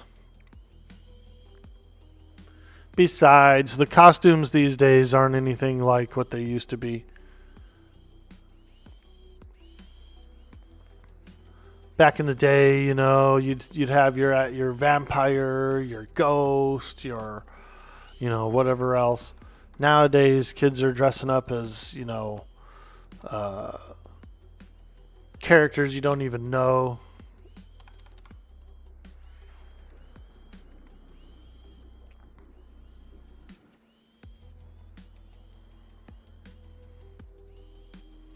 You managed to 100% Final Fantasy Tactics. Nice, dude.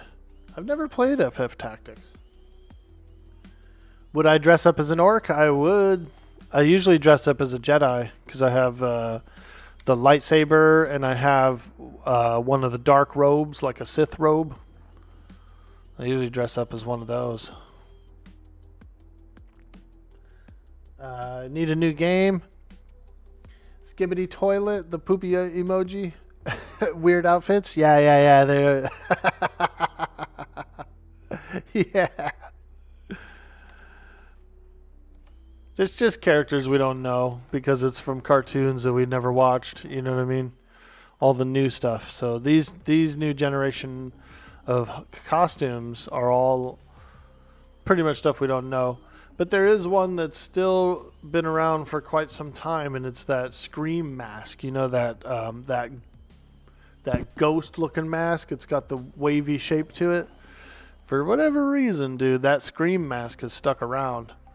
And they've got a lot of different versions of it, too. They've got, like, the bloody one and polka-dotted one, all kinds of them. You like dressing up like Leatherface or Michael Myers? Always scares people coming out of the woods with a leather apron and a chainsaw running. Oh, hell yeah, that'd be wild. Ring Wraith for you. Ooh, nice. Demon Hunter anime costumes, one of the top sellers this year. I never watched Demon Hunter. I couldn't get the dub version yet. I know, I'm that guy. I watch dubbed anime. Man, Orkboy, he doesn't watch any good anime. He only watches dubbed anime. God, what an idiot. I will watch some subtitled anime sometimes, if it's a good anime and stuff. And if I feel like reading the subtitles. But honestly, dude, I don't really want to read the subtitles that much. I would rather watch it dubbed. You like dressing up as a hazmat man while holding glow sticks, or a mad scientist, or an ear of corn? I like the ear of corn. Last year you were a pumpkin with D's nuts. Nice, dude. That was 2 years ago, but last year you were Krusty? Oh, hell yeah. Dude, I can do a Krusty the Clown laugh. You want to hear? Twos in the chat if you want to hear me do a Krusty the Clown laugh. Twos in the chat for a Krusty the Clown laugh. We gotta have more twos than that. Orc, tell us you can't read too good without telling us you can't read too good. Twos in the chat for a Krusty the Clown laugh.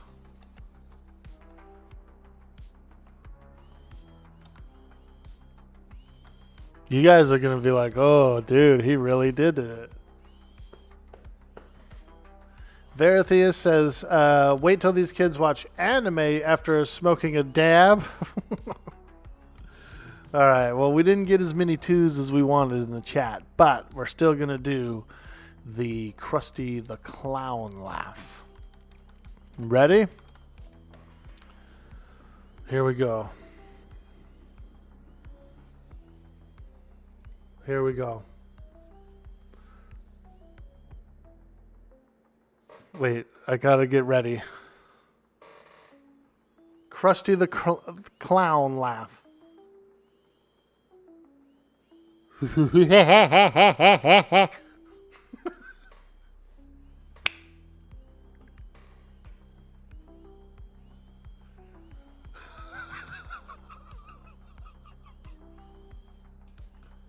I can't believe it, dude.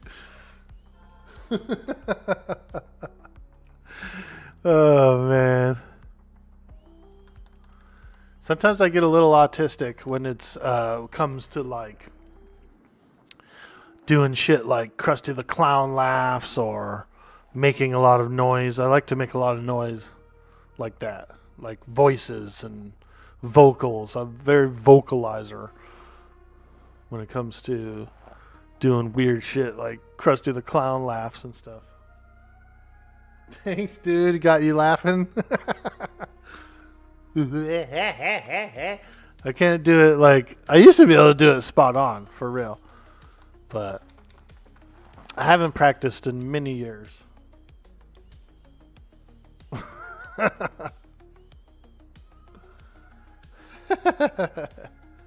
Can I do the Bozo the Clown? I like Bozo. I watched some episodes of Bozo when I was a kid. I watched a few episodes of Bozo.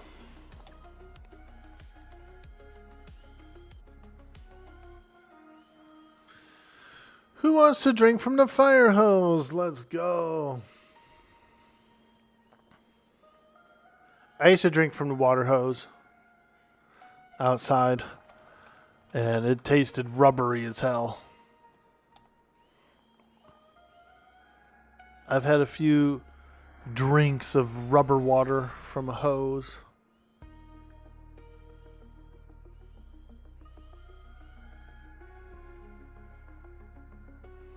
One time I drank from a sprinkler. I was like going through a field, going through like a school field on my way home, you know, and it was at night, and they would run the sprinklers at night, and like I drank from it once and it tasted bad, dude. And I think it had like fertilizer in it or something, and I swear I was like kind of geeked out the rest of the night after that. A little bit geeked after that. And so I didn't really, I like stopped drinking from shit like that. I was like, okay, I'm not going to drink from like hoses or sprinklers or, you know.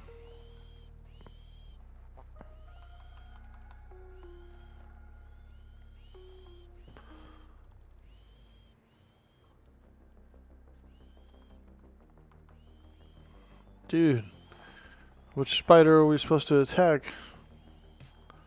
My main assist is going way the hell out there to some weird spider. Come on!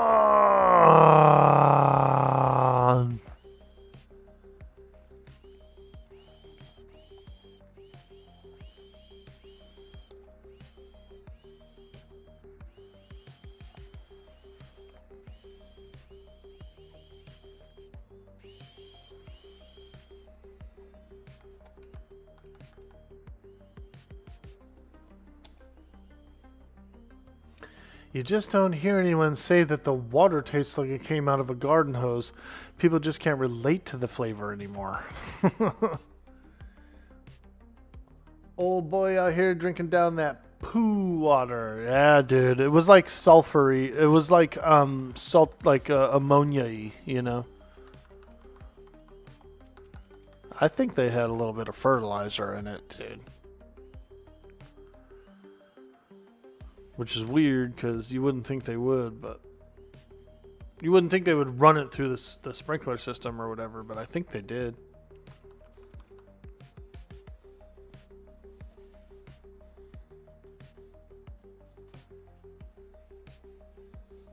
They probably had, it probably wasn't water that came, they probably had like a reservoir tank or something that they would use. Who knows?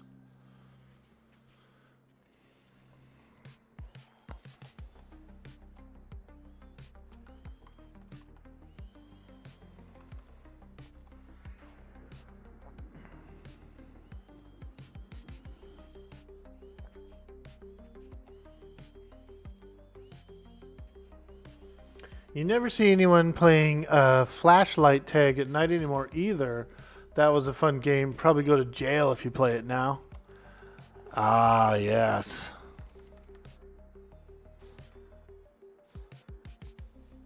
One time my buddy and I, we were at this like business park kind of a place, you know. It's like a bunch of office buildings. And they would have like little fountains and little, you know, spots.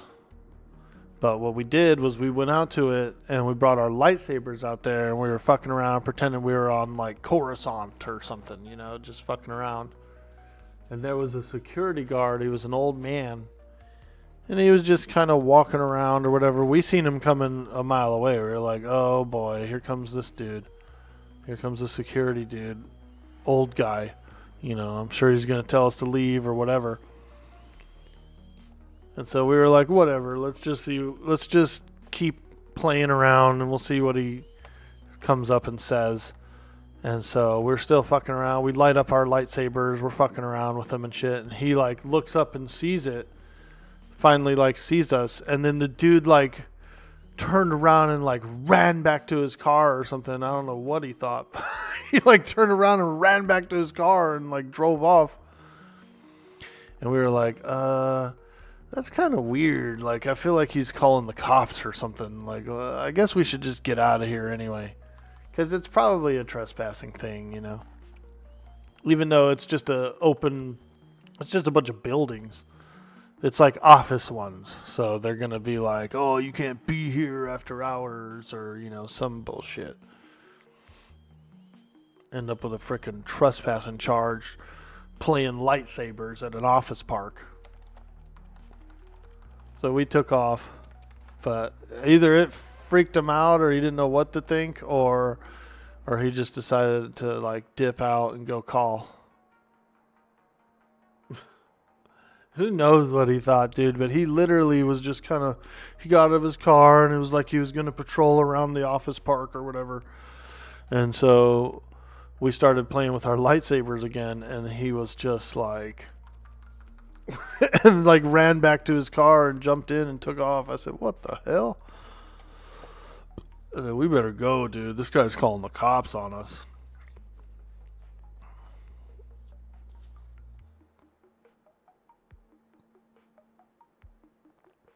Yo, aim to win. What up?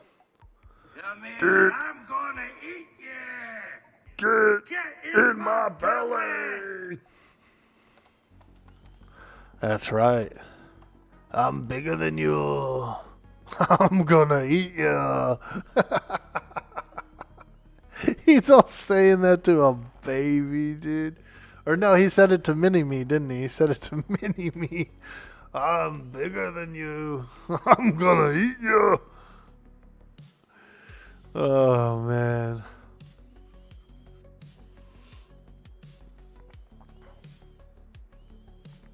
Troy Werner, wasn't that his name? Troy Werner? Something like that. Poor guy. Apparently he was like a raging alcoholic. Like that dude would just get freaking hammered.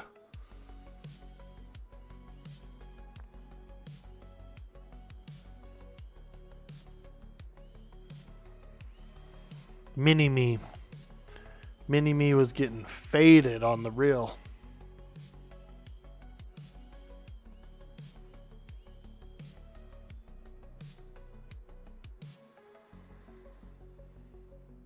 He passed away from health complications.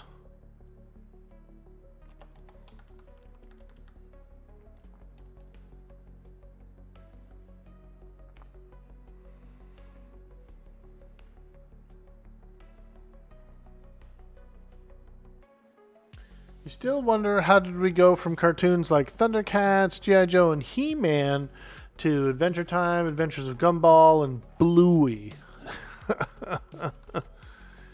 Yeah, just different changes, different, you know. You put them next to each other side by side, and you're going to find that these newer cartoons have more flashing lights and like chiming sounds and things that are, you know, they get the kids' attention a lot more, you know. Whereas an episode of Thundercats plays, and yeah, there's some stuff and there's some flashing lights and some slogans and whatever, but it's just like a cartoon. Whereas over here, this format has been like scientifically designed to grab an attention span and hold it.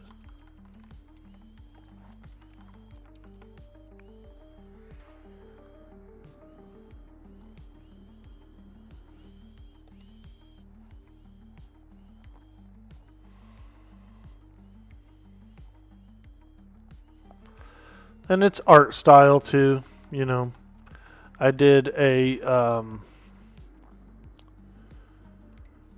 I was trying to make some like emotes and stuff, right?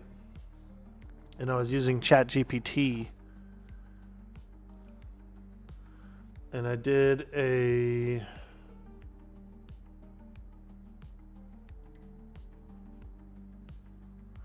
I was making some emotes, right? Like anime style emotes. I was using my own emote to try and make some other emotes. And I did one of them. I did like 80s style cartoon, and it looked very like a Smurf or something. Let me see if I can find it. This one was a Studio Ghibli. I know you're not supposed to do that, but the Ghibli guy gets pissed if you do his art style. Like right here, here's one. I was like, create an emote from the picture and make it more like a 80s style. So look how he kind of looks like a Smurf. You know what I mean? Like, that's a cool emote too. I'm not gonna say it's not. Ooh, this one's cool. Make a emote and make it like the Iron Maiden style. Ooh, that one's pretty good. But if you look at that style, that 80s art style, that Smurf looking one, not as popular. You know, not as popular. Only people from our era are going to truly enjoy it. The rest are going to go, what is this? This looks like crap.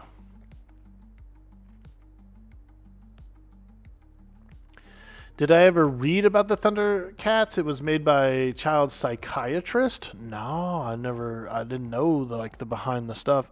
I liked the story, and I watched, there was actually a newer Thundercats that came out in 2007, I think. And it was more of like a Japanimation kind of style. It was really cool. I really liked it. It was really good. I was all into it, dude. I was on a big Thundercat kick. I met this one lady. I met this one cool Mexican lady at my last job. She was from Mexico, and she didn't speak much English, but she had a little bit. And she mentioned something about Thundercats. It's like she knew about it and she liked it as a show. And so we kind of connected on there. We were talking about it. Talking about Thundercats, you know. Ladies like my age. We're just having a little convo about some anime. As much as we could. Gargoyles? Yeah, Gargoyles was a good cartoon. I liked Gargoyles. I binge watched it one time. About 10 years ago, maybe 15 years ago. It was back in the Napster era. And so I do admit, you know, I shamelessly admit I got the whole series. And I watched all the Gargoyles. They even had a movie, I think. Like the final part to finish the whole series off was an actual 2-hour movie.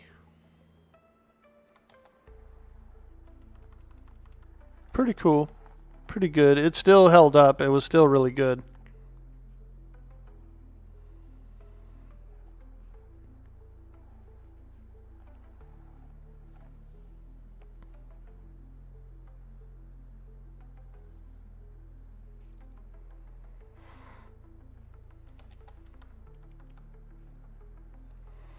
Some things you can rewatch, you know, Gargoyles is one. Some things you can't really rewatch. You know, I tried to rewatch some DuckTales and I just didn't like it. I was like, oh yeah, this is for way too young of kids for me to watch, you know. But Gargoyles, on the other hand, even though it was like the same era, played during the same time block and all that, it was much more adult style. And I like the old Batmans and stuff, you know. Those are good.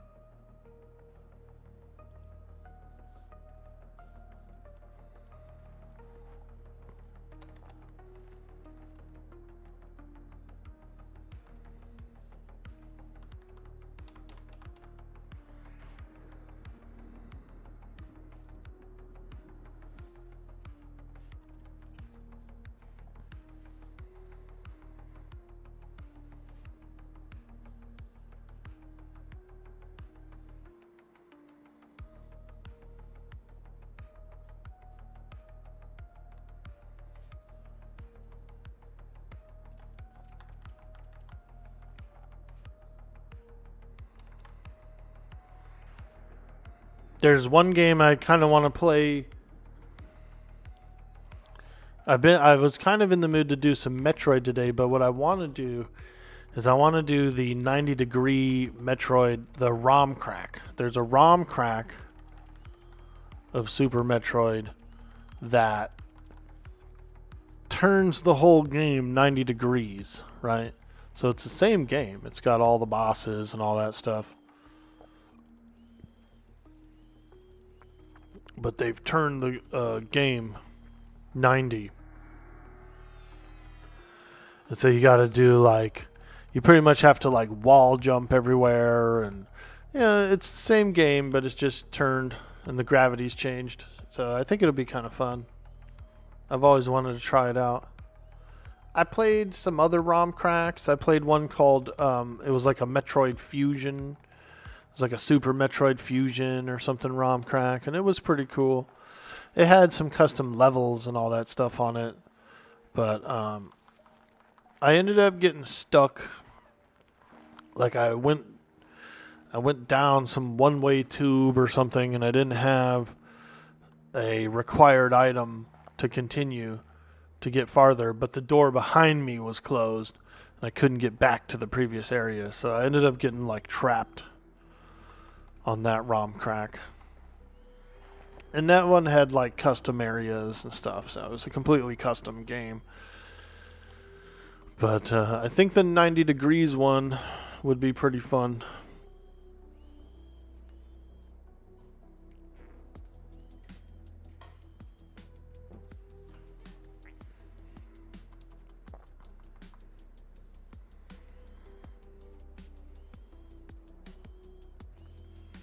You wish you still had your complete Voltron? Oh, dude.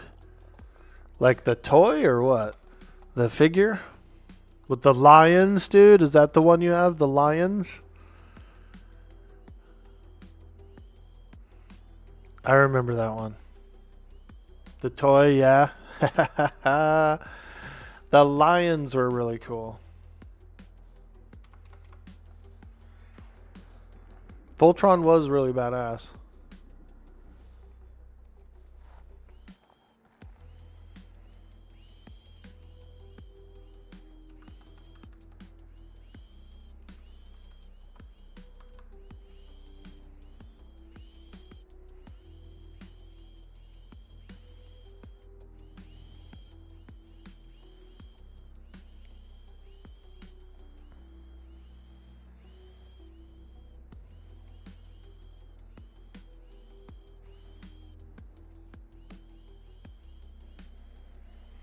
Yeah, I had a Garbage Pail Kid collection when I was young, but it got stolen.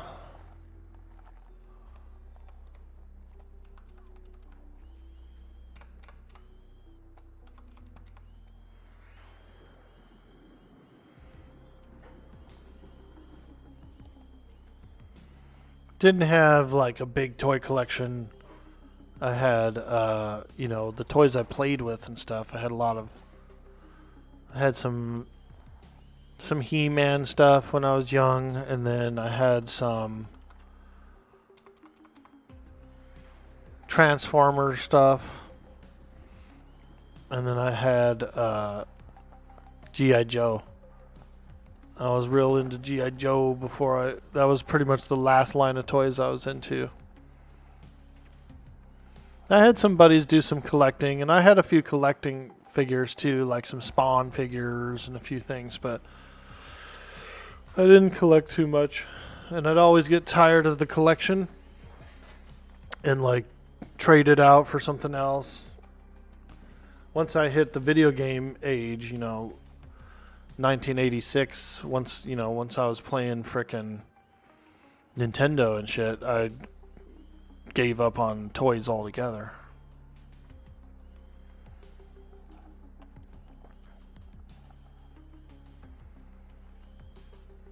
Traded my Joes for Mario. Same, you traded most of your toys for Nintendo stuff? Yeah, dude.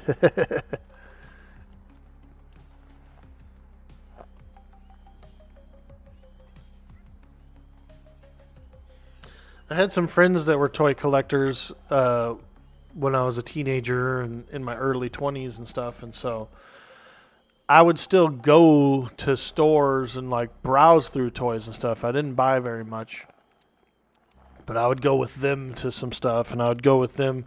There was a couple of like midnight openings, like midnight reveals and all that, and we'd go jump in a line and wait for the newest figurines and stuff. Take a look at them. One time we were at this Toys R Us, and it was like some Star Wars stuff was coming out. It was around Star Wars Episode 1 time frame. And there was this Toys R Us in the Bay Area that was doing some special figurines, like a midnight sale, And so my buddies rolled out to it. And like one of the top executives of the company, like the toy company or the Lucas toy people or whatever, was there. And he looked like George Lucas. He had the same haircut, the same white hair, the frickin' same build and beard and everything. He literally looked like a clone of George Lucas. And he comes out, and my one buddy points him out, dude. He's standing in line. He points him out. He goes, "Hey, look, it's Lucas." And the guy was like, "Hardly." He didn't really have a comeback. He was just like, "Hardly." My buddy pointed him out, dude. "Hey, look, it's Lucas." And everyone fucking, the whole line started screaming and yelling.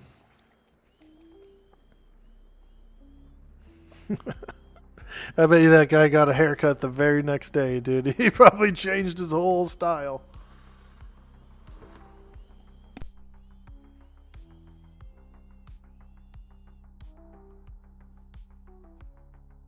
Hey, Raina, how you doing today? What's up? Look, I got the camera on. Holy smokes, he does exist. I've been hiding behind a PNG for the last 2 weeks. I'm back. Yeah, I was feeling a little cheeky this morning. I thought I should play a little Everquest, have some fun. It's a beautiful Friday. Get into a little grind group, maybe get some AAs. The last time I left off, I hit 60 and I got 49% of safety XP in the level. And so today we're starting off on our first AA. We're working on our very first AA on the character. Doing a little Velcator's Laboratory. A little Velk's Lab.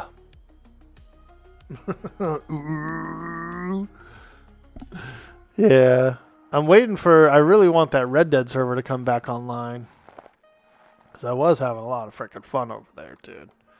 That Mongo character is ridiculous, dude. But really fun to play. Have they given any update on it? Not really, no. There's no announcements or anything. Still kind of, just in a state of, it's being repaired, it's being fixed. I think that the best way for them to fix it was to do a full wipe, and then every time they place down one of the custom objects there, program it right then and there and get it working. I think what happened was the previous people who set up the server, there was a few things that weren't working with a lot of placeable objects, and a lot of the coding and stuff weren't working together well.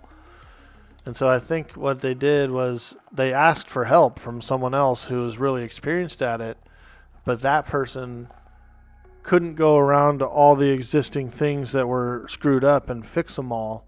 Because he didn't know where they all were. It's all customized. You have to put down like the store. You got to like put the store in there and then code it. And so you have to do everything kind of like one at a time, right then and there. Whereas this person came in the middle of it all, and there was just like tons of things around the map that weren't working correctly. It was easier to wipe it. And then as you place each object, code it out right then and there, and then move on. You don't have to backtrack and go and find whatever's broken. You just get it all working from the front end before you move to the next object. So it's tough, and I get it, and I'm sure they'll probably have an update soon. They must have this XP pumped way up. These spiders aren't that good of XP at 60 compared to some of Chardock and GE. You're right. They do have it a little pumped up. The range, the actual range in which something remains dark blue to you is wider across the board on this server. So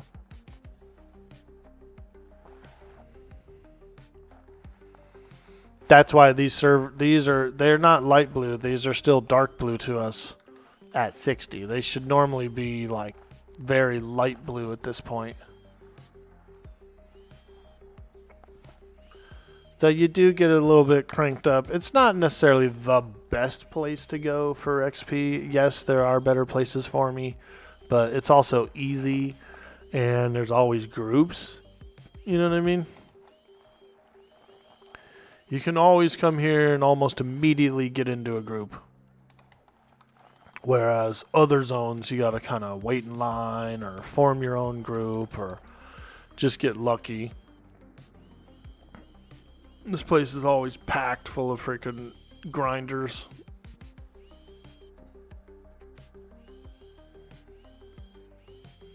Just a quiet development like AOA. Yeah.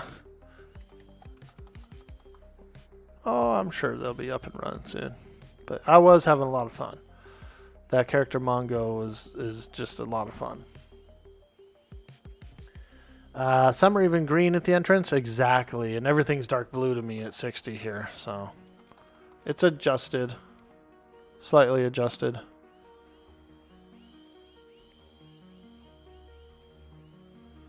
AOA is so worth the wait. Heck yeah.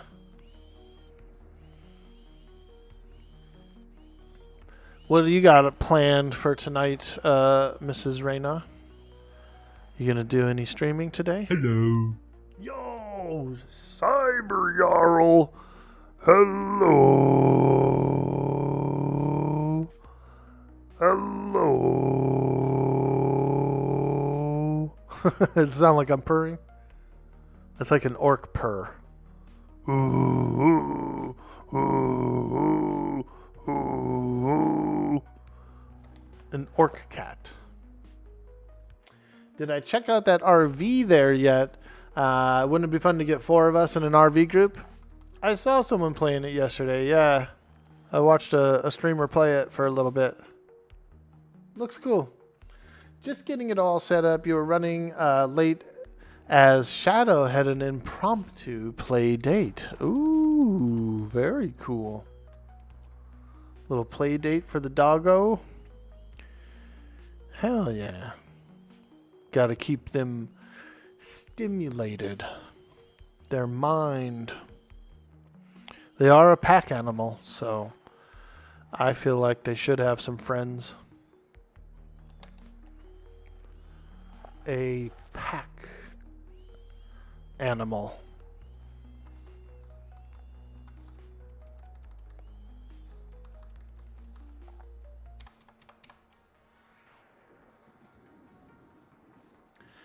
Any opportunity we get for him to play with other dogs, we take it. Yes, yes. Does he get along with dogs, or is it only a rare dog that he gets along with? Back to Quarm? Let's go. Yeah, I felt like playing some Quarm today. I was in the mood to do a little grindage. The last session we got level 60, and so this time now I'm trying to grab a couple of AA points, I think.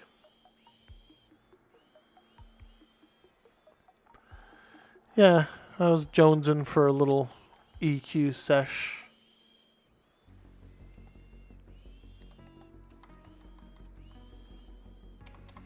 Jonesing for that Red Dead RP server, though, even more.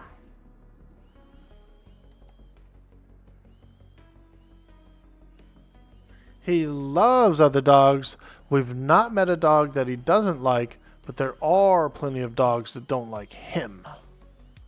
More of their owners that don't like shepherds. Ah, yeah. Very defensive owners. I could see it, though.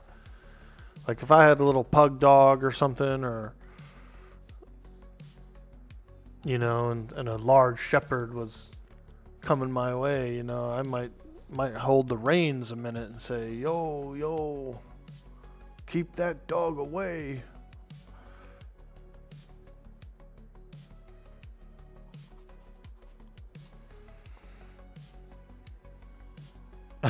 I saw a meme the other day. I was laughing. The lady was sitting in her car. She had 3 chihuahuas in there with her. And the guy was parked next to her, started barking, dude, and it made all 3 of those dogs start barking. And that lady was sitting in there. She was like, she was yelling at the guy. You're an idiot. Quit making my dogs bark. I had to chuckle because it was kind of funny.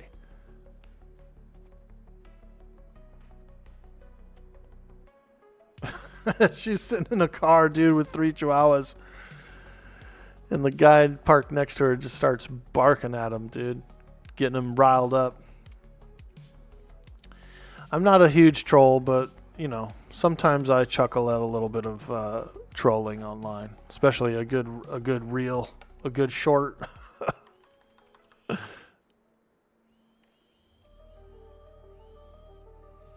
Dogs are dogs, you know what I mean? They like barking too, so it is a good stimulation as well. You do gotta let your dogs bark sometimes. Same thing with my birds, you know? Like, if they strike up a song and they start whistling and singing, you know, I don't like quiet them down. I want them to get their song. You know, I want them to sing their song. And I think it's healthy for the bird to do its natural behavior.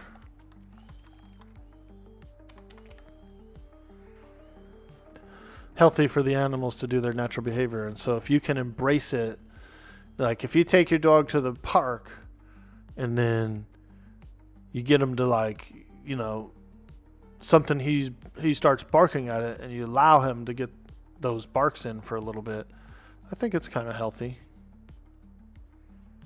Some dogs are a bit more territorial than others. Yeah, especially Chihuahuas, dude. They usually only like their 1 or 2 owners. And that's it. My buddy used to get so jealous. He had a Chihuahua. Him and his girlfriend had a Chihuahua. And I would go over to their house. That Chihuahua didn't really like anybody else but them two. But he liked me. He liked me. And so I would be kicking it on their couch or something, and I would pet the Chihuahua a little bit, play with him a little bit, and then the next thing you know, he'd be up on my shoulders laying there sleeping. And they'd be like, "What the hell, dude? This dog doesn't like anybody. How the hell are you doing this to our dog?" I said, "I ain't doing nothing to the dog, dude.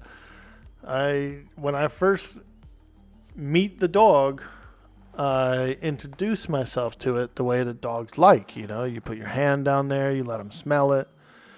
You don't try to grab them or anything like that. You allow them to encounter you more or less, you know. And once they realize, oh, this dude's chill, you know, this dude's chill, then they're your friend after that.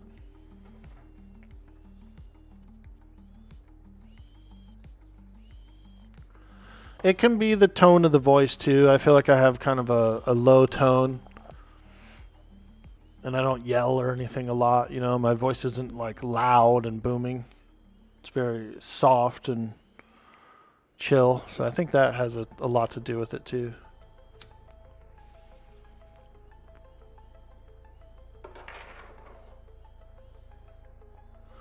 Yeah, he's a gentle giant.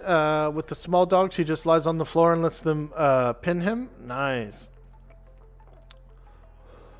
Verithia says, I think Chihuahuas are one of the ugliest dogs. It's all nervous and their eyes pop out of their heads. Yeah, they are a little... their eyes are a little big, aren't they, for the size of the animal? They need it, dude, so they could see danger. Cyber Jarl says there was a funny video with 2 dogs barking at each other from across the fence and then chickening out when someone opens it. Yeah, dude, let's watch that. Let's watch that one.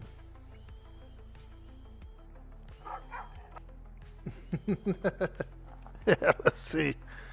There they are, dude. It's like an instinct, you know? When there's a fence between them, it's a territory. And then once they open it up, it's just like, oh, hey, what's up? Oh. Now it's a territory again. Frickin' dogs, dude. Canines.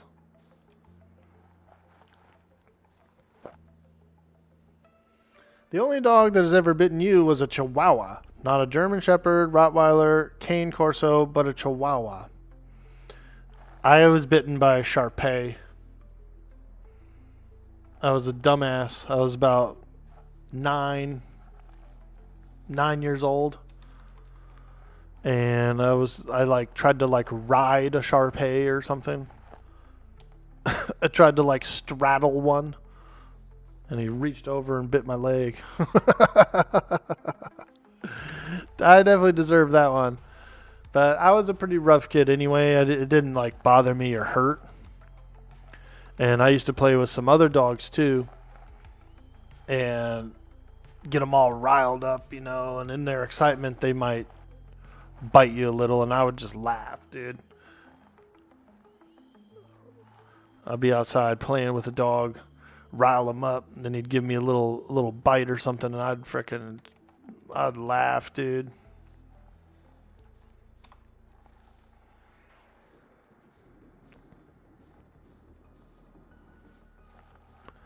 My father and my stepmother at one point in time had a Rottweiler, big old Rottweiler named Ninja.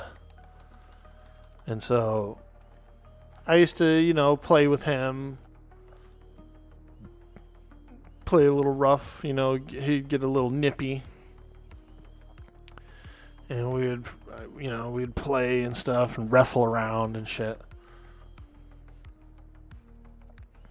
A lot of fun. A little love nip. You like corgis?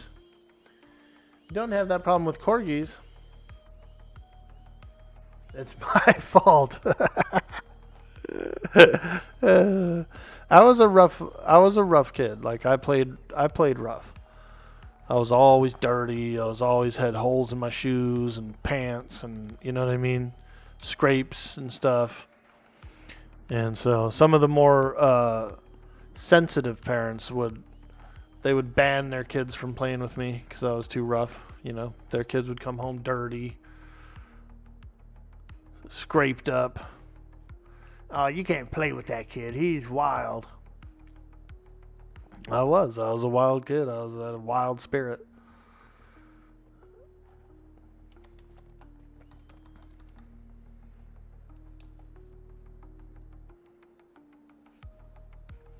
Your parents had a Lab Retriever, a mixed dog. She was the best doggo.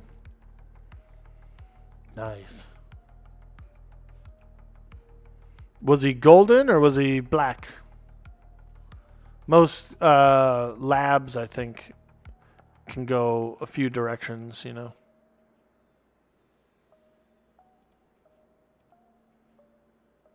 Golden? Nice.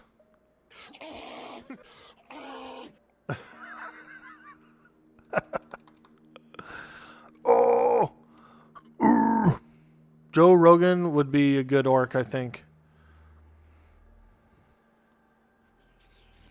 Orkboy running around like the ultimate warrior clothes, lining and pile driving off the neighborhood kids.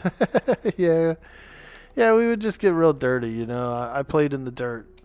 I dug holes. I did, you know. I would get on my my little bikes and stuff, my big wheel, and tear them up, dude. Tear those toys up. Apparently, I broke a whole bunch of big wheels when I was a kid. Like, I went through like 6 of them or something, they said. Because I would get like a little running start and then jump on it and like slide, you know, turn the wheel and freaking come sliding around. And those things are just made out of plastic, you know. 1980s plastic too, like the real cheap shit.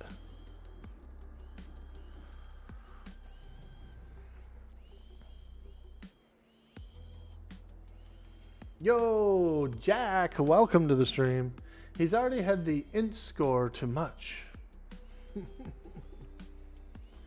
Did you ever try to do spin outs on your big wheel? I did. I tore up a bunch of them. My parents kept would always tell me I went through a whole bunch of them. Because some of them I had when I was too younger to even remember all the way back, you know. But they said I went through like 6 of them, something like that.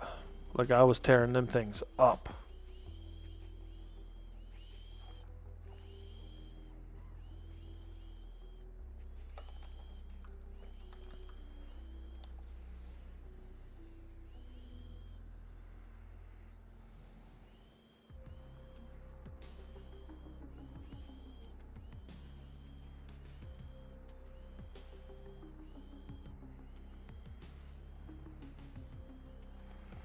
It's funny how there's like a memory cutoff, you know? Like you might remember 1 or 2 things, you know, a couple of events or whatever from when I was that young, but I don't really remember everything, you know? The cognitive ability. Some people say they can remember a whole lot, though.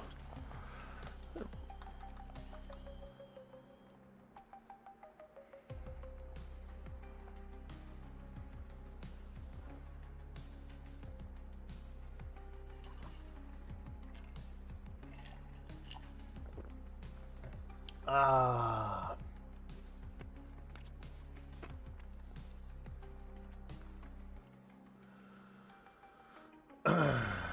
You need to pop myself with a regen.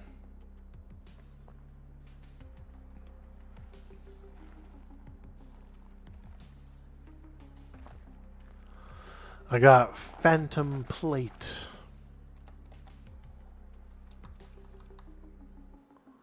I don't have that one yet. That is actually a spell I need to get. Is that that one?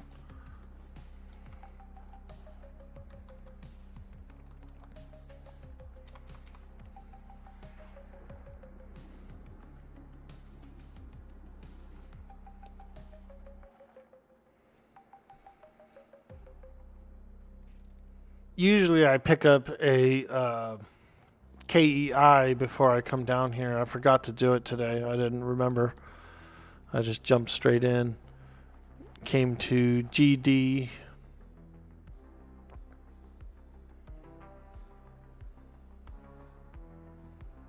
Plat, I think I have a pretty decent amount of plat. I got a few thousand in the bank.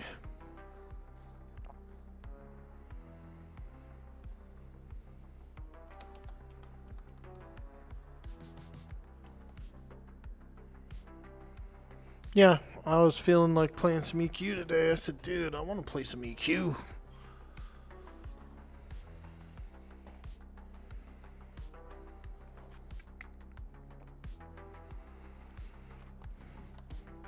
How close are we? Ooh, look, we're in the last yellow bubble for our first AA. Woo!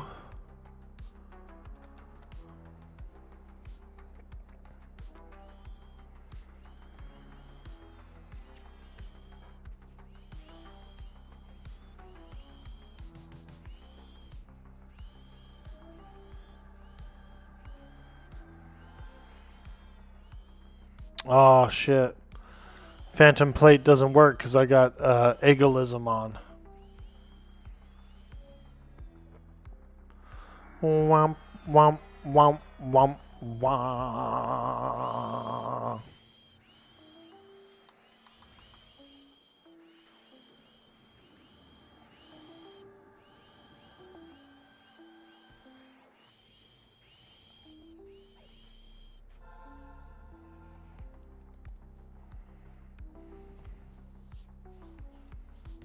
You've been doing a bit of AA grinding as well? Nice, dude. You got frustrated with EQ too, so you're taking a little bit of a break? No worries, no worries. It's all good.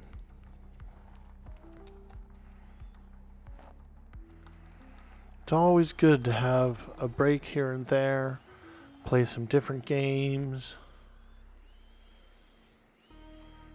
get a little refresher.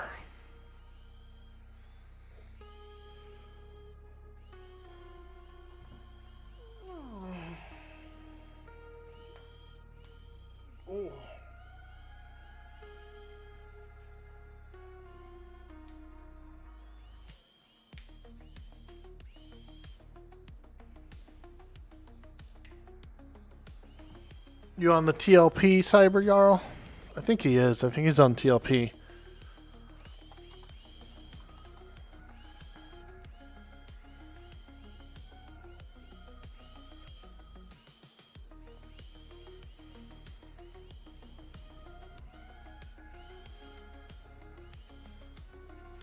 Origins, and that might be the problem right there. Finding groups at your level 20ish has been a bit difficult, and everything requires a group. Did they release a new server last May? I don't think they did.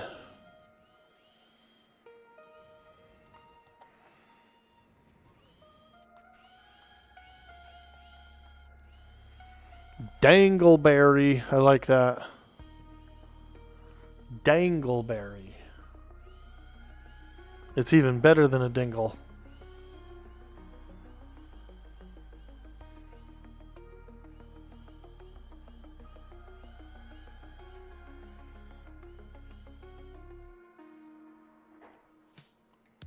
Dangleberry. Now, sing the berries and cream song. Go for it. Berries and cream, berries and cream. I'm a little lad who loves berries and cream.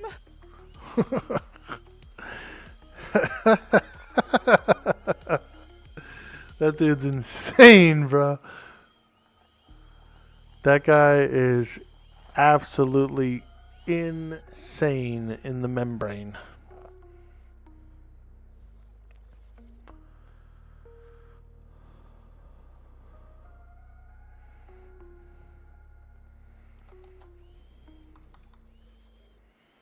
I should do an AFK bathroom break. Bathroom, I got to go to the bathroom. Oh, I got to go to the bathroom. Oh. Play a Necro for fun and soloing? Yeah, I played a Necro on P99 actually. They are really good. I got good with the Hobbits, the Rivervale Halflings. I did a whole bunch of faction turn-ins and stuff, and my Ixar Necro, he can bank in Rivervale. So it's kind of a nice little spot to be able to go to. Yeah, I need to go to the restroom real quick, so I'm going to do a small AFK.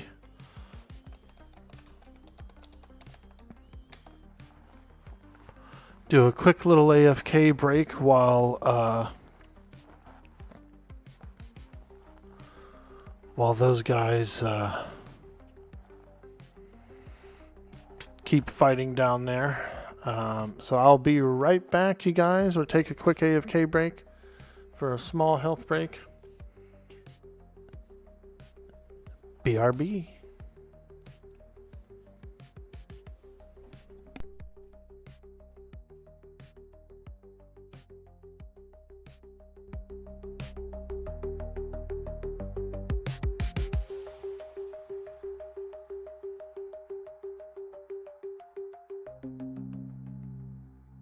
Jäätä, joulupukki tuli. Nyt on jäätä.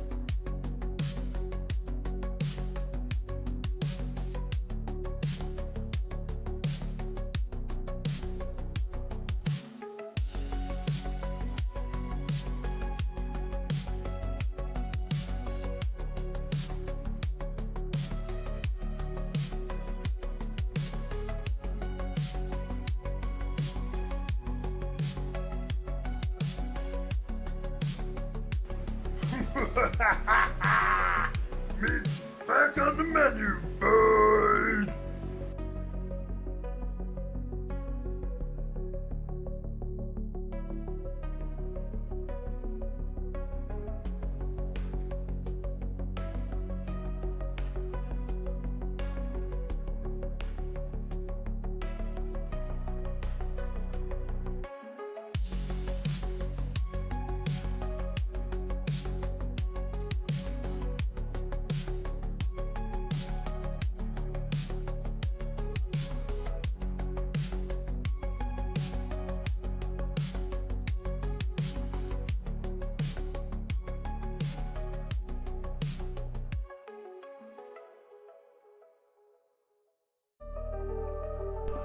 All right, we're back. Thank you so much.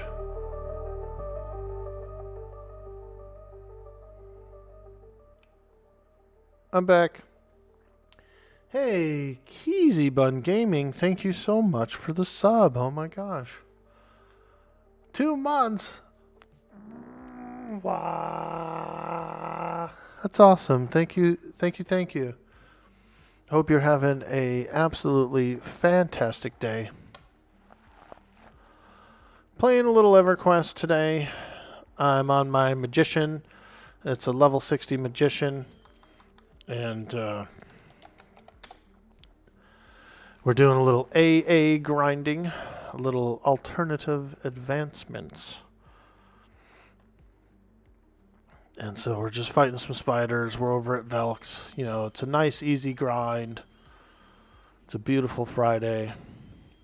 And we're loving it. We're loving it so much.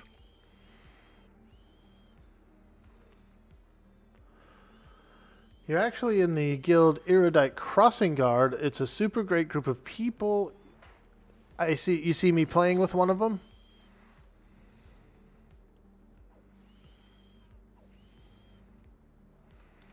Nice, dude.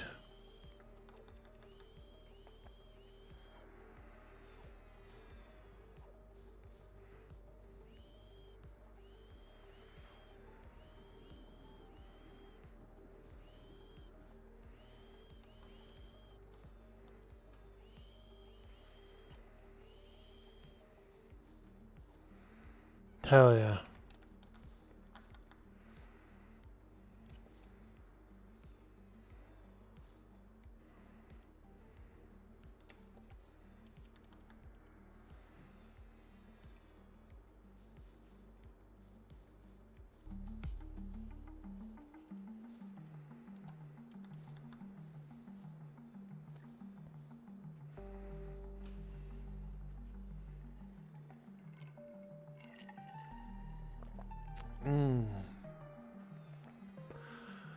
We got a little ice water.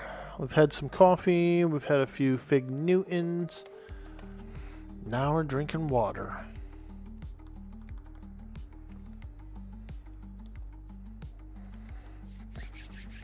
Two days ago, I had some steak and beer. It was really nice. It was so good.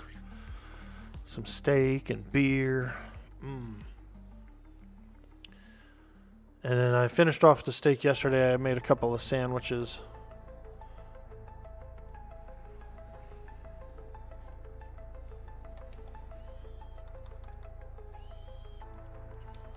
Little tri-tip roast. I like it. I like tri-tip a lot because it is very like steaky. You know, it's got a good texture. It's got a nice flavor.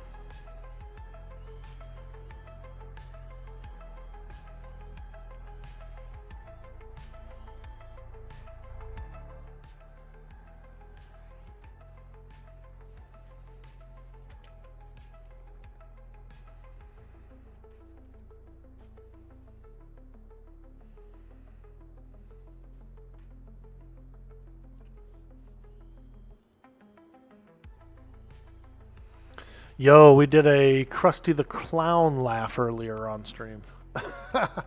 Now that was hilarious.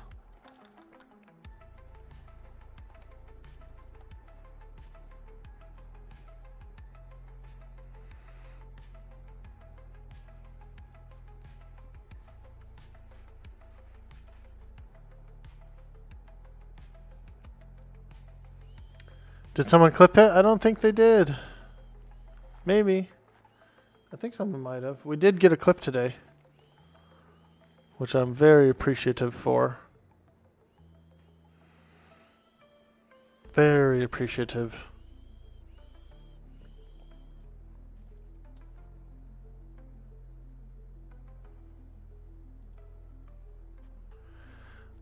It is...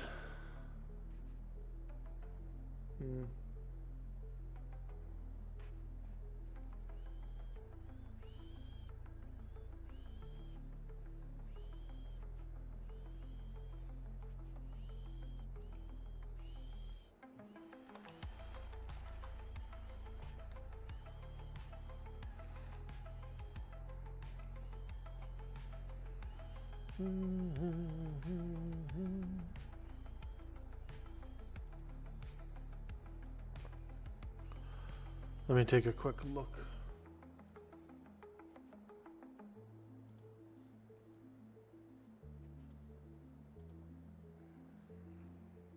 Oh no, it was Mardu. We did the David Attenborough. He described Mardu.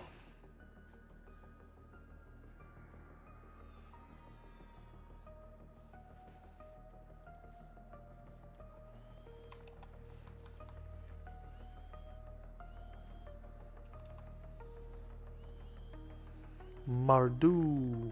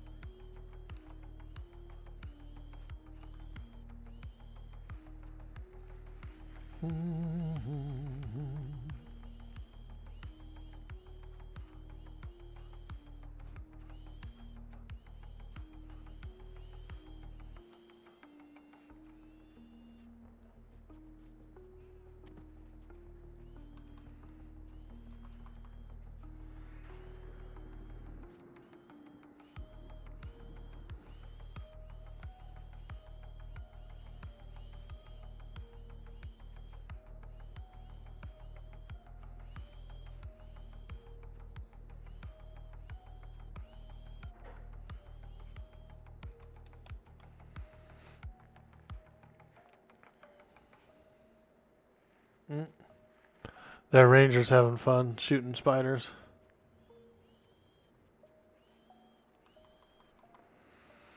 Auto fire is really cool. I have a level 105 ranger on the Vox server, which is kind of like, it's just a live server, but it is recommended for new players. They put it up at the top of the list as a recommended server for new players. And so you get a lot of people who come in, but they end up going to, a lot of them end up going to other servers. They transfer off. They start up over there, kind of get their feet wet, and then they transfer off to larger servers, usually is what has happened. Oh, I got a statue running after me. Oh!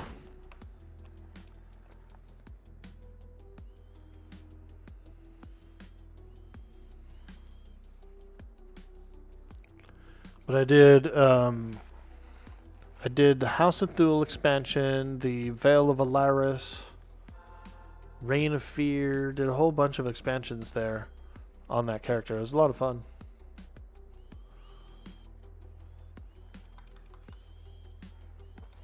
It was my first time back to EQ since when I originally had stopped playing, so it was pretty cool. I started off with a 3-box. I had 3 characters and only 1 machine. So it wasn't like true boxing. I was tabbing. I was alt tabbing. And it was too much. It sucked. It was a lot of work. I had a warrior, a ranger, and a cleric. And it sucked. I was like, oh, this sucks. And so I couldn't really keep the warrior alive. I couldn't, yeah, it was tough.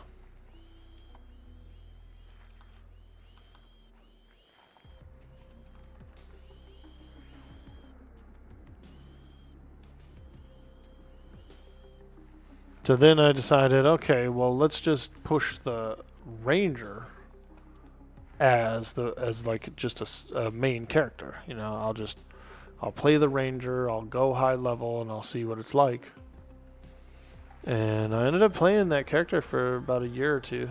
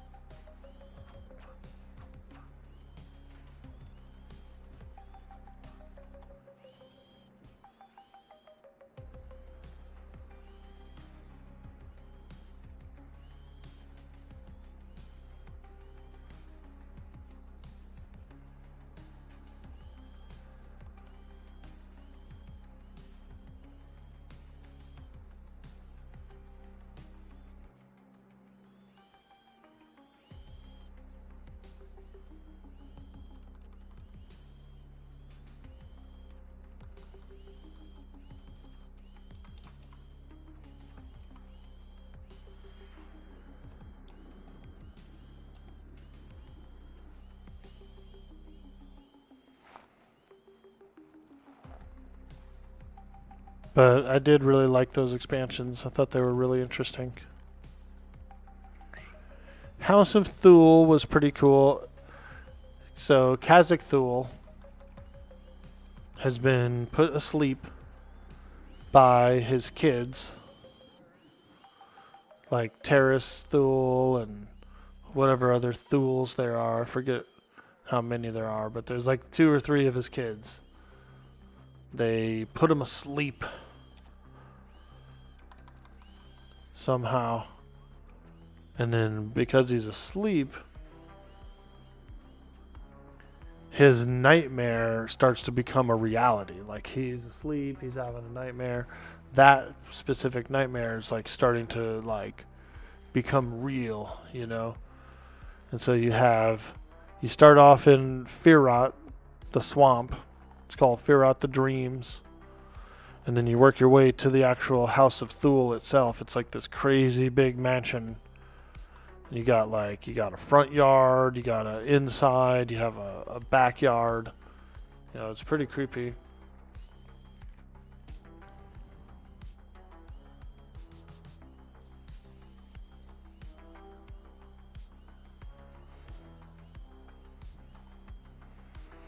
And then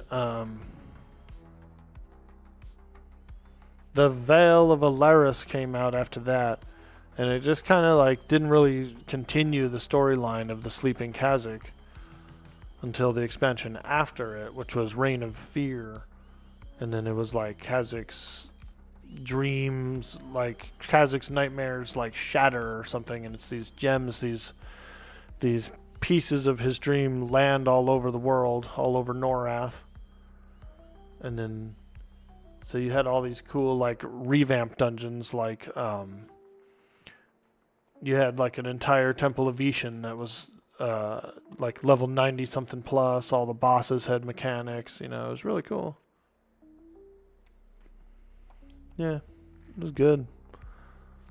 The content was really good. The stories were really good.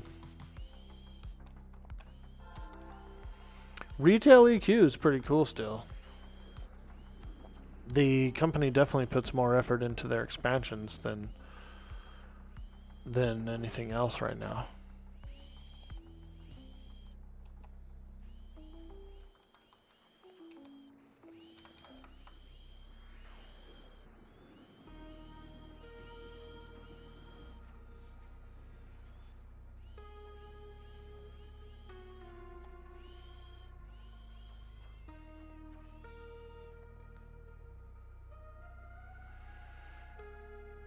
after that expansion, it was kind of started going into like a Shissar storyline, and that's where I left off. I really don't know.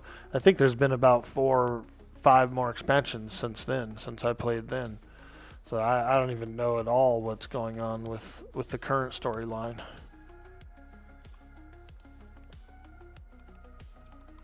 Pretty much gets an expansion about once a year. They're still doing about once a year expansions.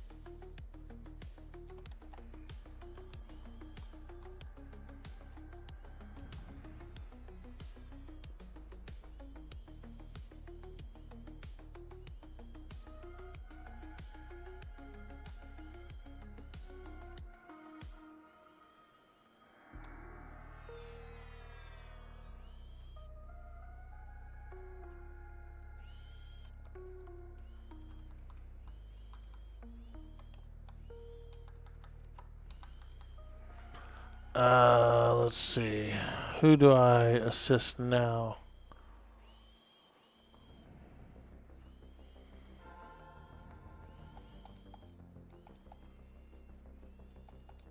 Oh. Shadow Knight's still here.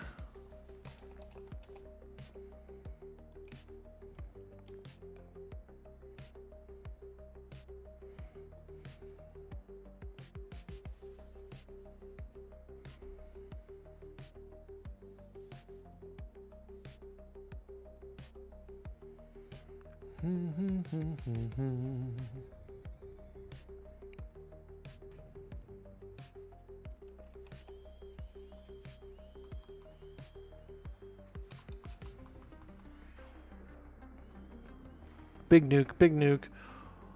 Boom! Not my biggest nuke. A nice mana conservative nuke.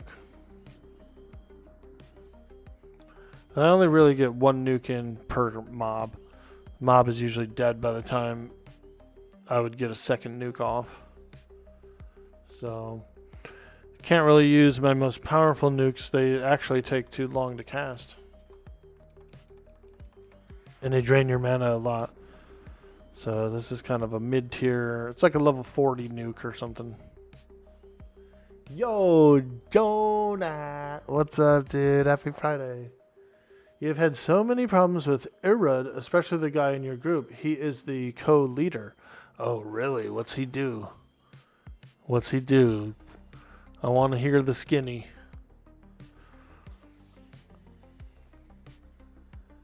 Small nuke. Exactly. Nice. Maintain a good mana pool. Never be fully out and always have a little bit of mana to cast something else. Oh! That spider was coming straight after me.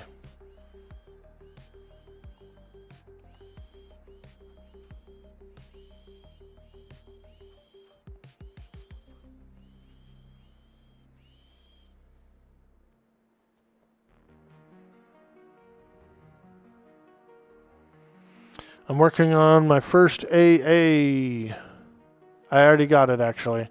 So we got 1 AA. This is our first AA point. And we're pushing for another one. The last session I did, I got level 60. And so now we're pushing some AA. It'd be nice to get a few of them. I know they're very powerful.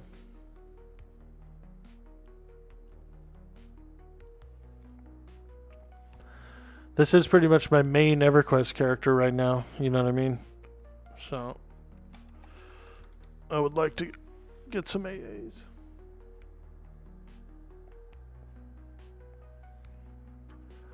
It's Friday! Friday! Time to fry some pancakes.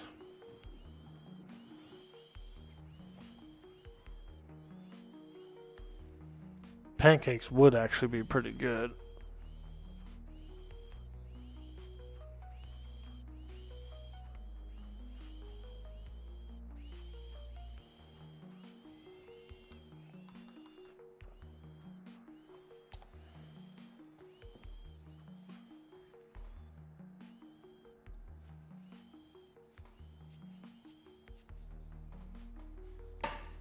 Come here, I'm gonna eat you!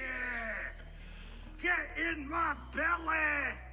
Exactly, dude. Pancakes in the belly. Oh, sounds so good.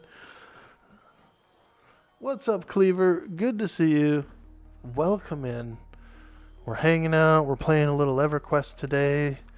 This is my level 60 mage on the Quarm server. It's pretty much my main character.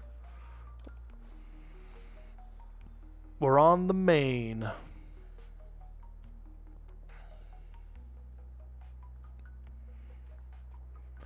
I'm waiting for the Red Dead server to come back on. They shut it down about a week ago to fix it up, work out all the bugs and stuff. And so I'm looking forward to when that relaunches, because I really was enjoying it. I had so much fun playing the Mongo characters, a farmer, and the whole Western setting and everything is pretty good. I liked it.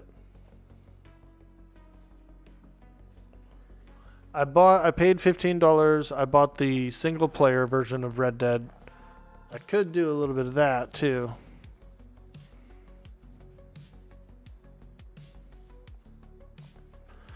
Storyline, you know, I wanted to play the story.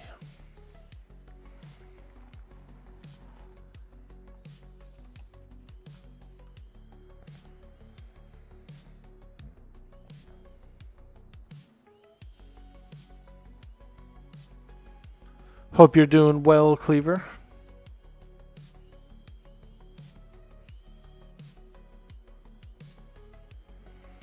Cleaver's been doing a really good job. He's been blowing up on TikTok, dude. He's getting a pretty big following over there.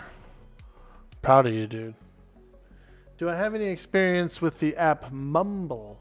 No, I haven't used it much. I think I've used it maybe once for an old Warcraft guild that's what they wanted to use was Mumble.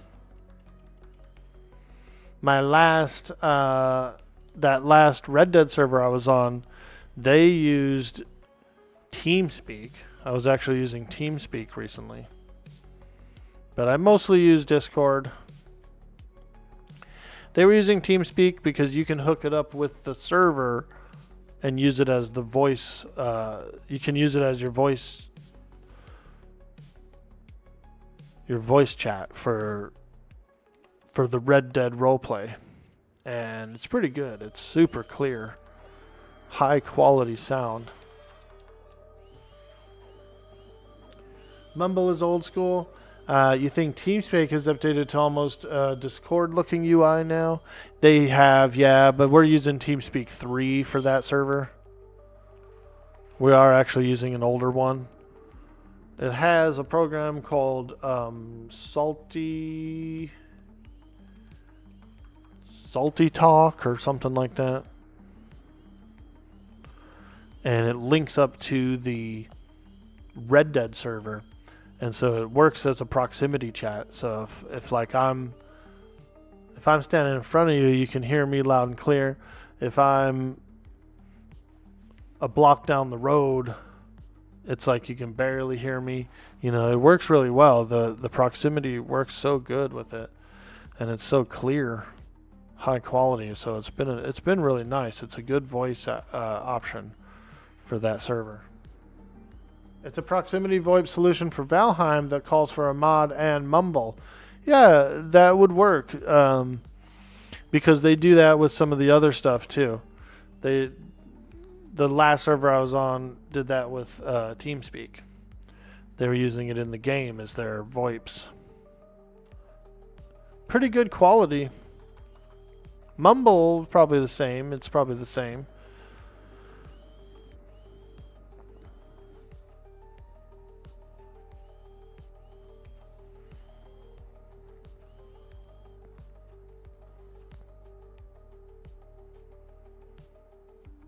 Valheim's a lot of fun.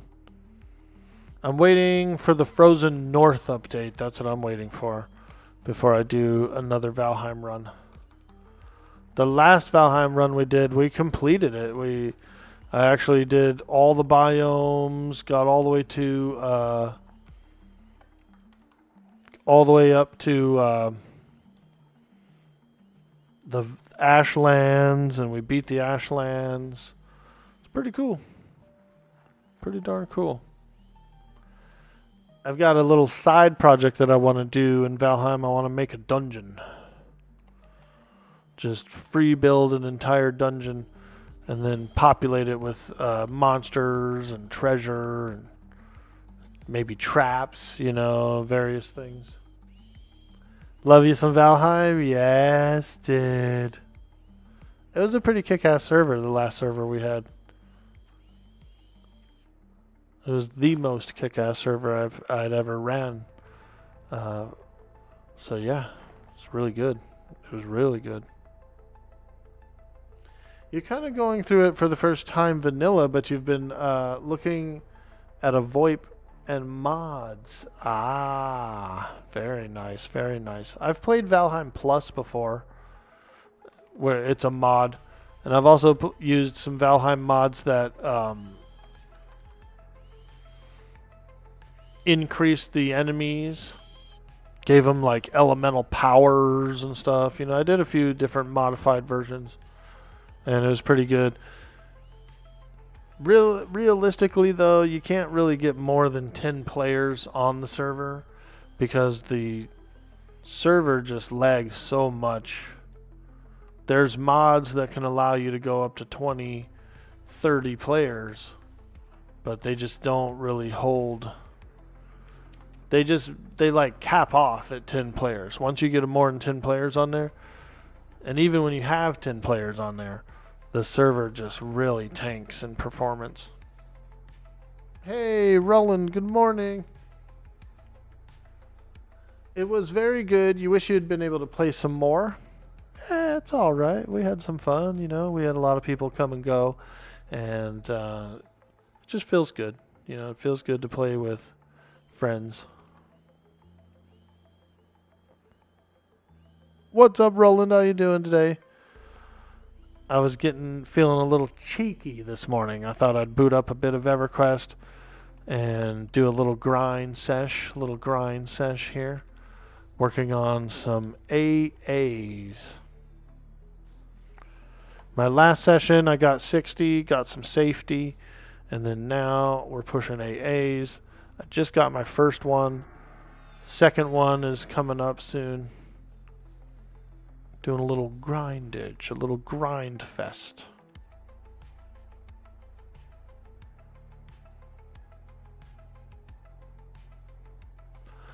How far are you now, Cleaver?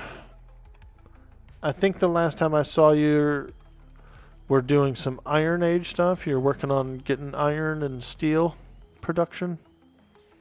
You still working on that, or have you made your way into the mist? The Mistland is creepy, dude. So misty in there. You got the location from Modor? Nice, dude.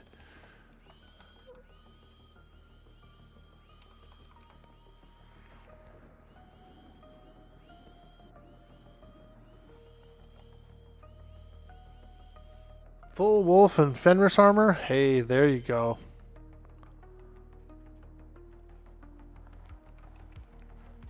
Yeah, I really like it. Big fan of Valheim. They did real well with the game. And as soon as they put out that Frozen North, dude, I'm going to spin up another server.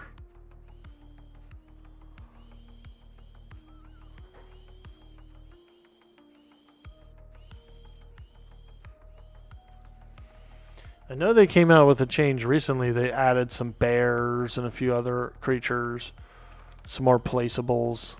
So that's really cool.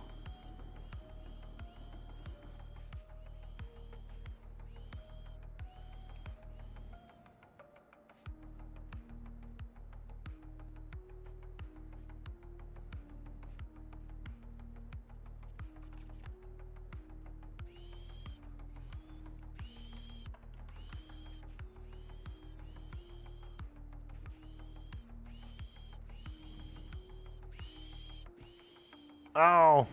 Spider bit me. Frickin' spider.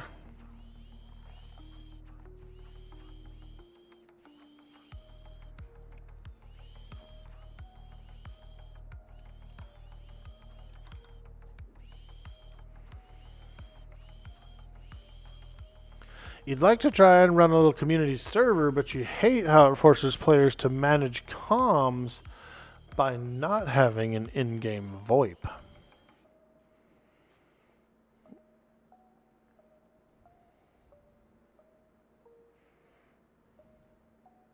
Yeah, I feel like in-game VoIP has always been really nice for most of these games, especially survival genre. You do kind of need it.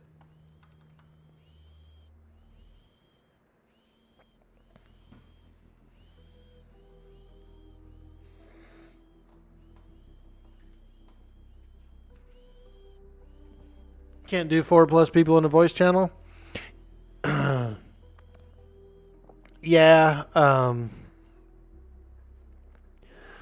I feel you on that, dude. Because a lot of people, they don't use push to talk. And so their mic cues up. You can hear everything. You can hear their TV. You can hear their dog bark. You can hear their wife coming in, yelling at them. I'm just like, dude, use push to talk, dude. We can hear everything in your whole life.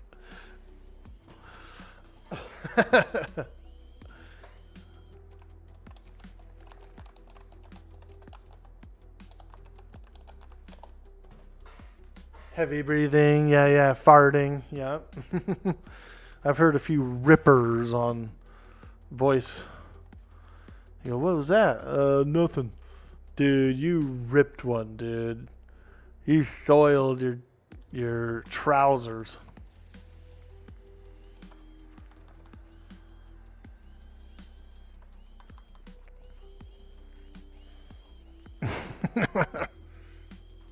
Keyboard clicks. Not wrong there. I bought one of these low pro quiet keyboards actually, and I've been pretty happy with it. This is a Red Dragon. A Red Dragon quiet keyboard. It was designed to be quieter.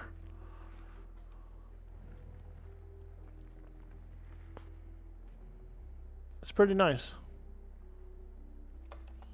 I mean, you can still hear keys. It's definitely louder than it was when I first got it. When I first got it, it was, like damn near silent. But over time, the key clicks have become a little noisier.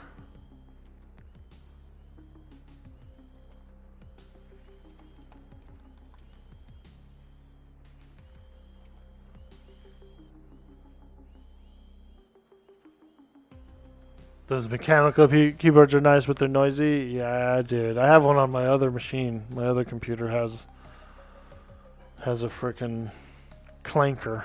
A clacker. That's what you call those keyboards. A clacker. Because every key is like clickety-clack, clickety-clack.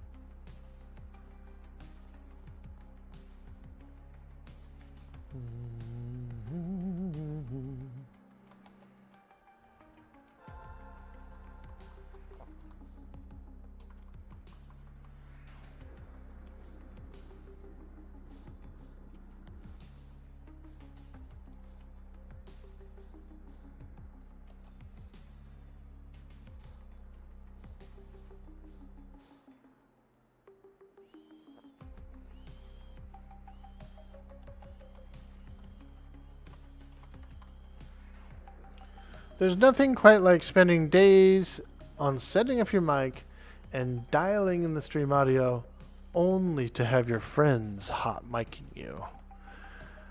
It can distract me actually. Whenever I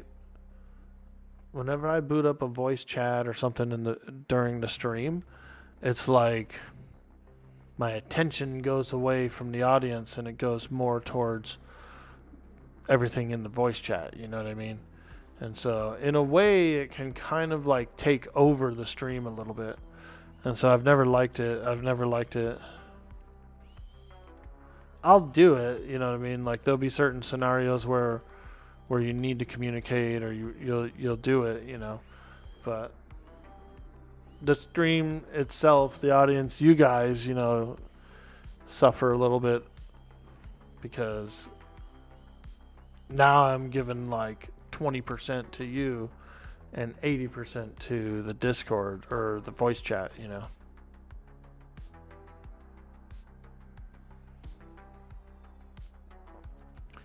That's how I've always felt. And I've always been a little bit that way also if I go to a stream and they're in their voice chat with their buddies, you know. You feel like a third wheel as a viewer.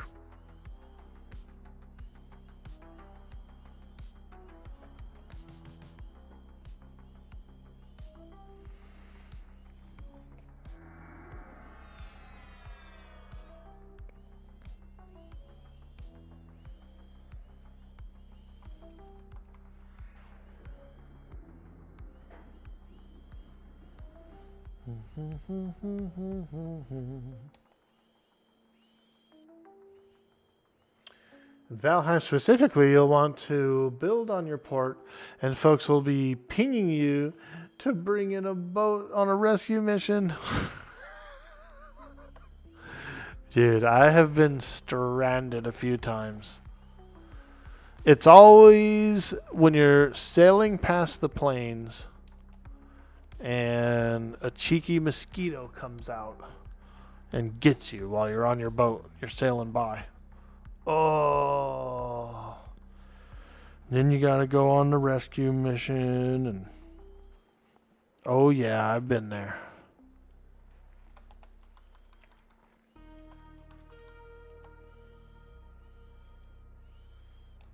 Oh yeah. You'd much prefer to have some level of organic interactions. Yeah, a nice proximity voice chat would be really cool. That would work out well. Because let's say you wanted to step away from the group and be away from the conversation. That's exactly what you can do. You can go to somewhere else, go to a different building. You can go AFK or something. You don't have a whole conversation happening while you're gone. I feel you on that because I'm the same way.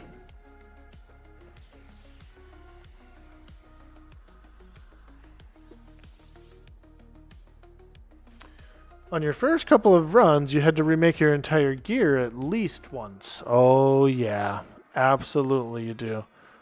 After playing so much Atlas, and you do lose a lot of equipment in that game. I now don't mind so much having to make a new suit or leaving a suit behind, you know.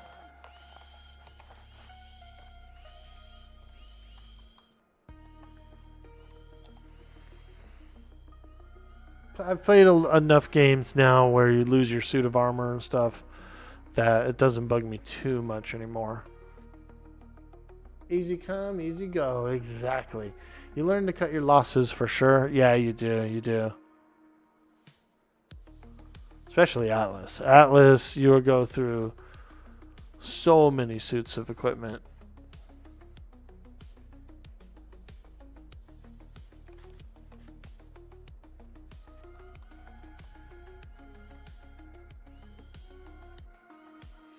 Dangleberry. That should be a type of cereal. Dangleberries. Captain Crunch now with dangleberries. Smurf berries. The schnozberries taste like schnozberries.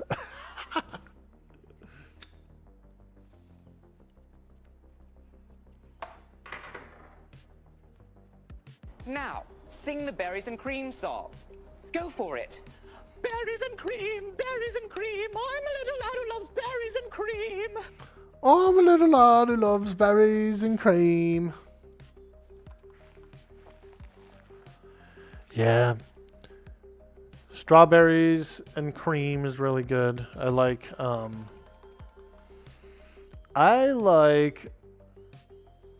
those parfaits, you know, those spongy angel cake with a little bit of strawberry, a little bit of whipped cream.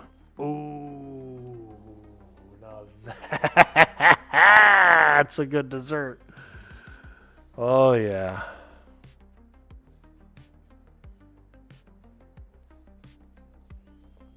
You like blueberries and cream with some brown sugar. Ooh.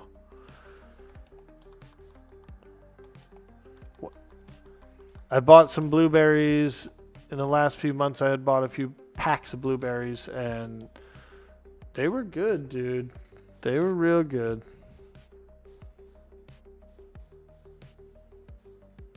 Yeah, that's a delicious flavor as well, blueberry.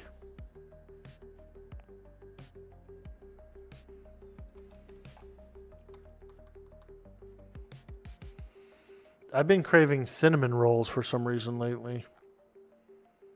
With like a nice frosting on it. Ooh, yeah.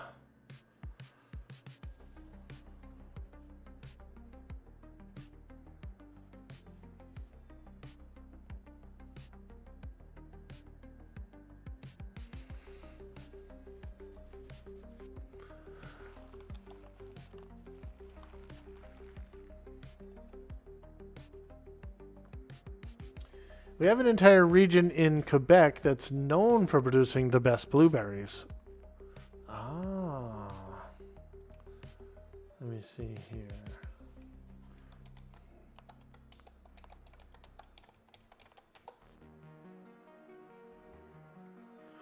Quebec is the world's largest producer and exporter of wild blueberries, especially from the Saguenay-Lac-Saint-Jean region. These berries are highly valued for their superior quality, intense flavor, and higher antioxidant content. Damn. Those sound freaking amazing, dude. I want some. I want some. Don't they grow a little bit better in like a colder environment or something like that? Like they do grow better in the north, I believe, blueberries. It's like a bush, isn't it? It's like it's not a vegetative plant.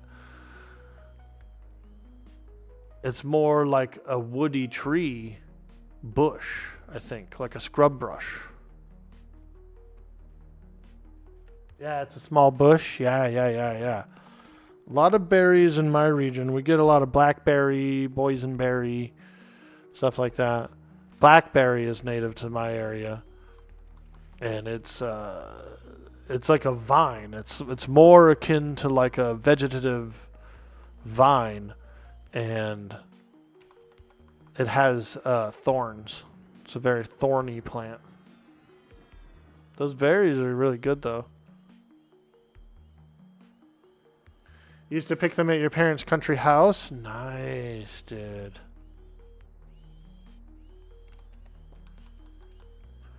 Yeah, I used to go down to the river, the American River, and there was a lot of very large patches of blackberry down there. And so you could hang out at the river, you could swim, have a good day, you know, and during your adventures down there, come across a large berry bush, and you could just pick them right off the vine and eat them. You used to pick raspberries as well? Yeah, I love a good berry, dude. I really do. There's some berries I've never tried before that I wouldn't mind trying.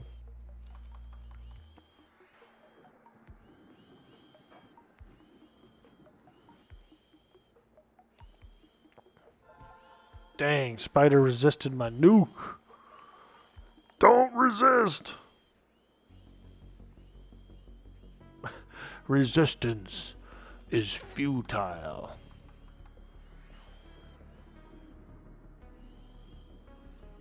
Some areas have good blackberries, but it's much less common there. Yeah, it's more of a summer berry for sure. It likes the heat, the direct sun. Well, it actually likes shade, but it likes the intense sun in small waves, you know. Because we got that hot sun over here, that equatorial region. I'm very close to the Mexican equator.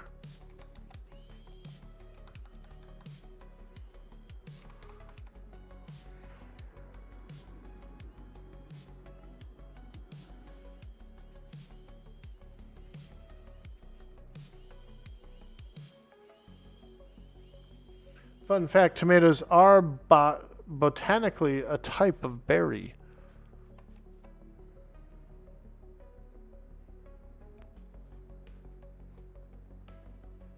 I do like a good tomato. I love a nice wrap, dude.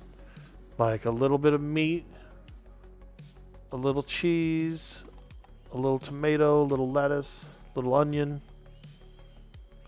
Roll it all up into a wrap. It's pretty much a sandwich in a wrap. But I like it because it's a cold dish.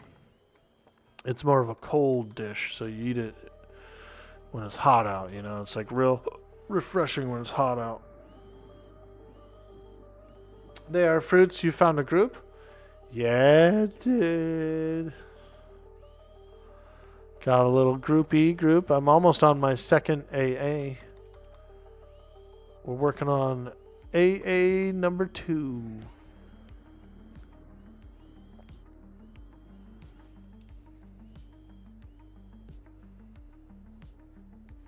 You have to love a good BLT. Oh, yeah. I do love a good BLT. Bacon is really delicious. It's just got a good flavor. Yeah, bacon's pretty yummy. A nice ripe heirloom the size of a softball is the best.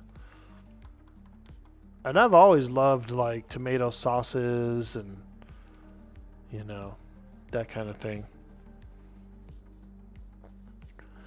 A buddy of mine, he would take and slice a tomato up and then sprinkle a little salt onto it and eat it just like that.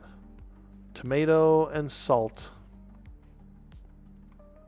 I tried it out. I had a few, you know, bites of it. It was good. It was good. He used to also do avocado and salt just like that. Take a slice of avocado and then sprinkle a little salt on it and just eat it.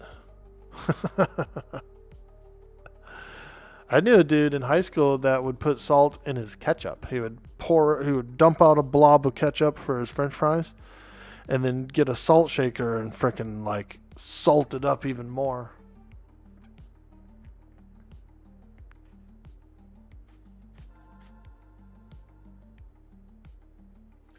Pork is so good, you can use it as a verb. Bacon smoked in maple? Yeah, dude. Now we're talking, Cyber Jarl.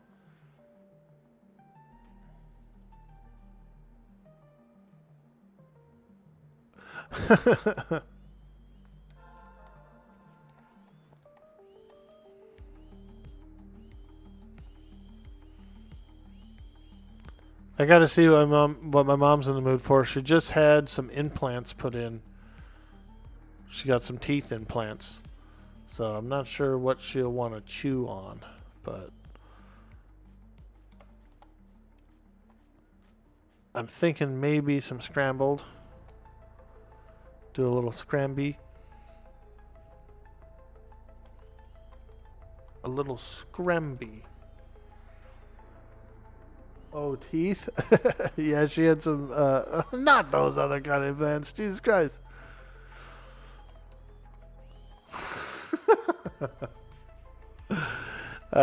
Yeah, teeth implants. She had some kind of a botched dental thing a couple years ago, and they pulled a tooth, and I think they were supposed to replace it. I don't know the whole story, but I feel like she really what happened, she probably missed the appointment.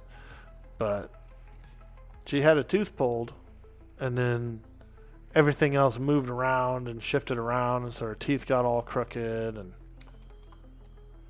so she's always had kind of weird teeth.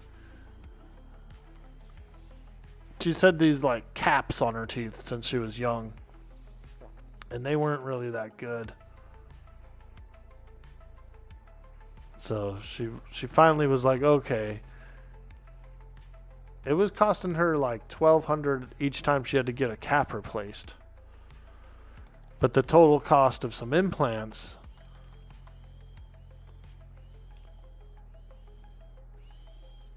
was about the same or something, or even less, and so she decided to go with the implants, and I think that's good too, you know. It's better than what she had. They look nice too.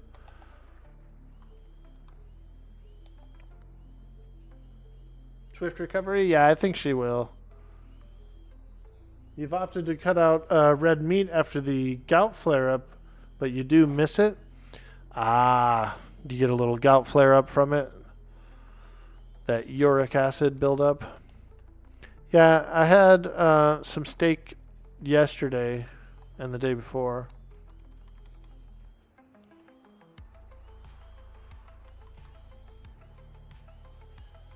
Not a little at all? Crippling? Yeah, dude. I worked with someone who had it, and he would come in on crutches. He was coming in on crutches probably like 5-6 times a year. He'd have a flare up.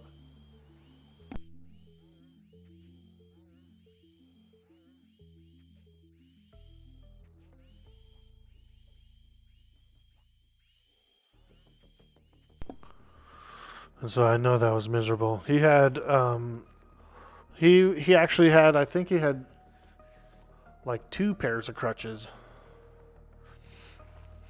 And he had a pair he would come in on, but he also had a pair at work in case he needed them, like in case it flared up while he was there and he didn't have his crutches from home. He had a pair at work.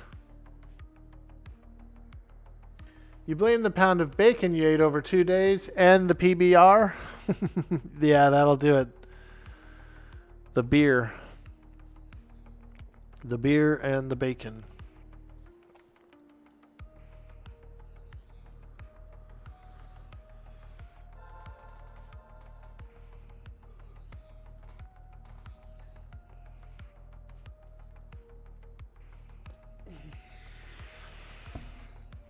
I get a little bit of plantar fasciitis in my left heel.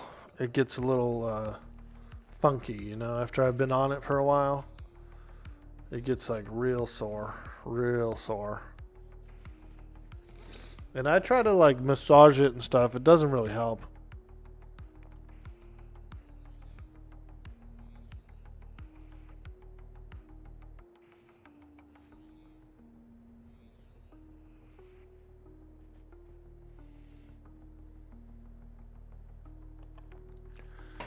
Yeah, if I get up and like go, you know, if I walk around for 5-10 hours, something like that, then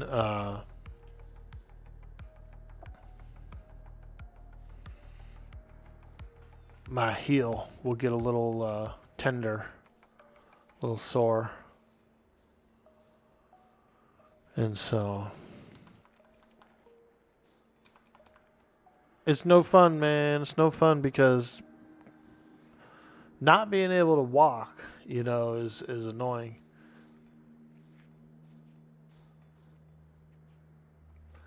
I worked warehouse for many years, like 14 years, And a lot of the time, I was wearing kind of like flat shoes, you know. I was wearing like runners and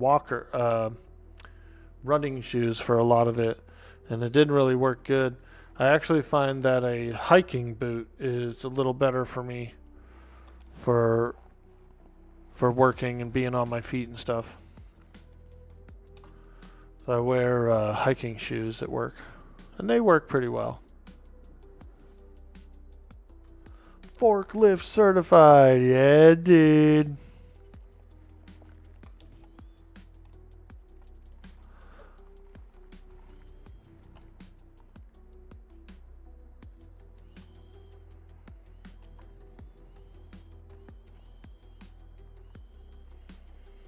I like forklift. You get a lot of pallets that are jacked up, though. You know, all the wood is broken out on the bottom, or it's sideways, or coming apart. Those are always fun.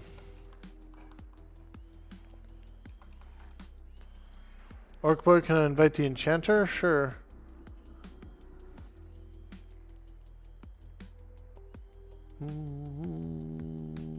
There we go.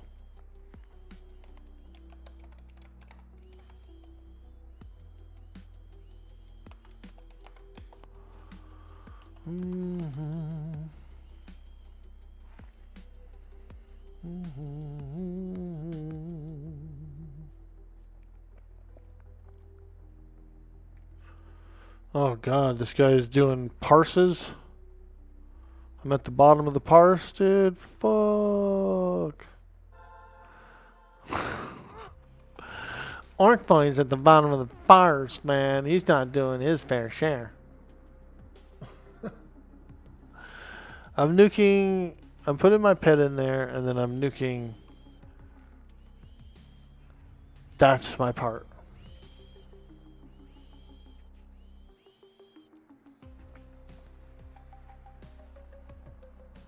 Yeah, I do make them stuff. Yeah, I do. I conjure goodies.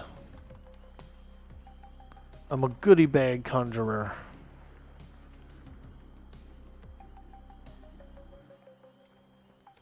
Woo! I'm using Shaka swords. I can't really use my higher level spells. My mana pool's a little bit too small, so I just use Shaka swords. I know I can get at least one in per mob. My pet does a buttload of damage, so. Also, my pet's not being counted in that parse either, so it's probably more. I'm doing like twice as much as what that parse says. There's one thing that you can get them on the parse. I think it's called Pet Master or something like that. Let me see. Pet Master. That one command that he's like, "You are my master," or whatever. That puts his damage on the parse.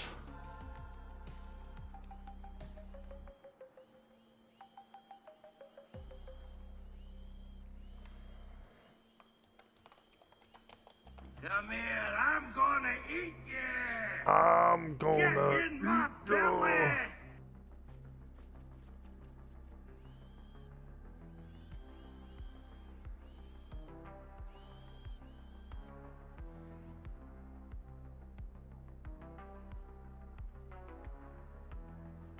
Might not work on this server. EQ Pet Master.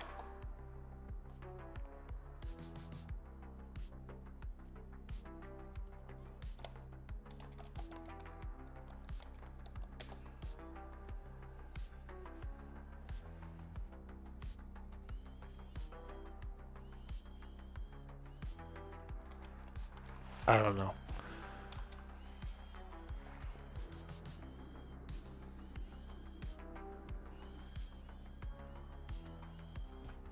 Oh!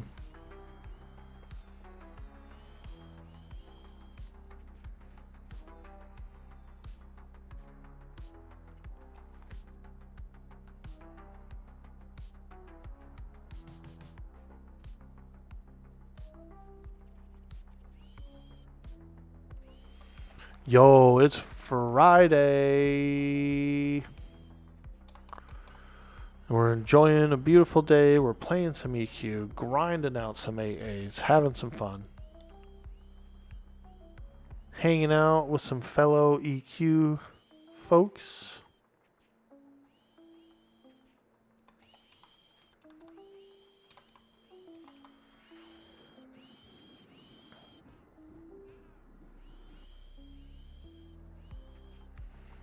Dude, by the time I get the nuke off, the creature's almost dead.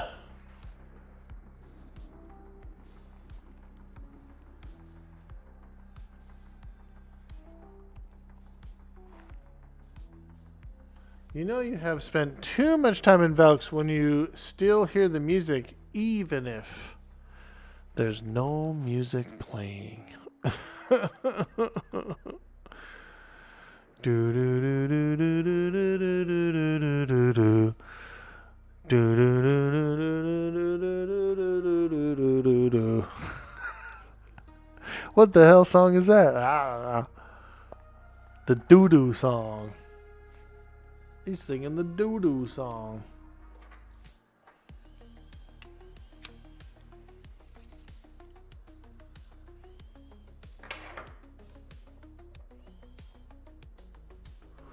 You got some rhinos, dude? Nice.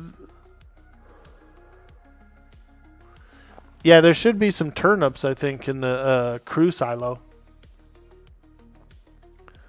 Getting turned up on some turnips.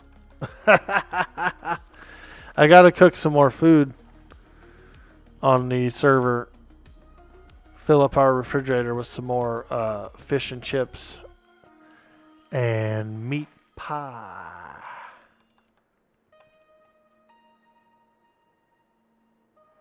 You want to smoke some too, dude? Woo!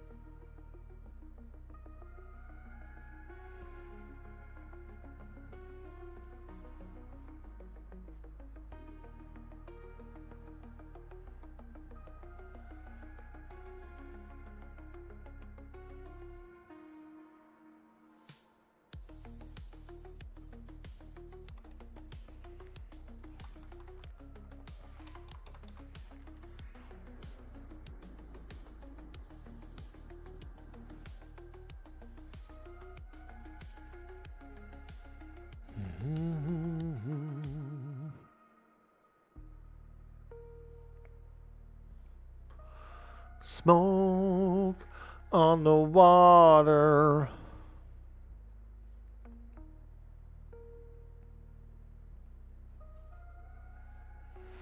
There's some pretty geared characters on this server.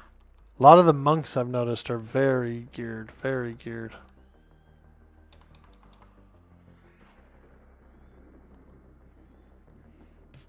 Double glowy weapons, you know. Flayed barbarian skin leggings.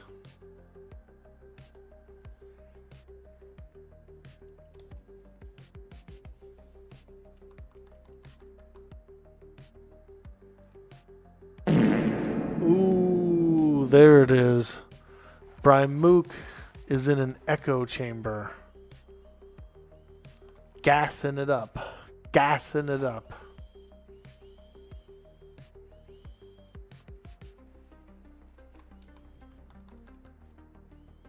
Ooh, we got a charmed spider out there, I see.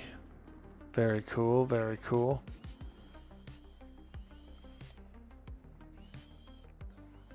Yo, a church fart, huh?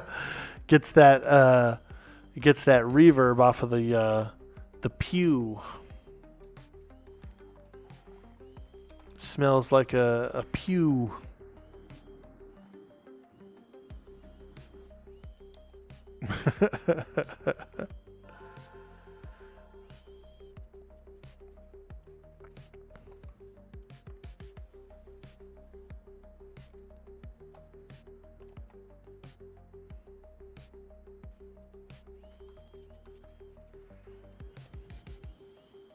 Oh, he's gonna bite me. Dang, spider. If you sit down too early, they're like, they come for you.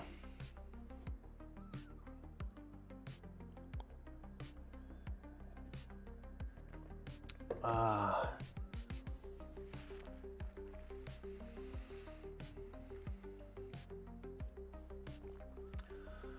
It's Friday. Friday.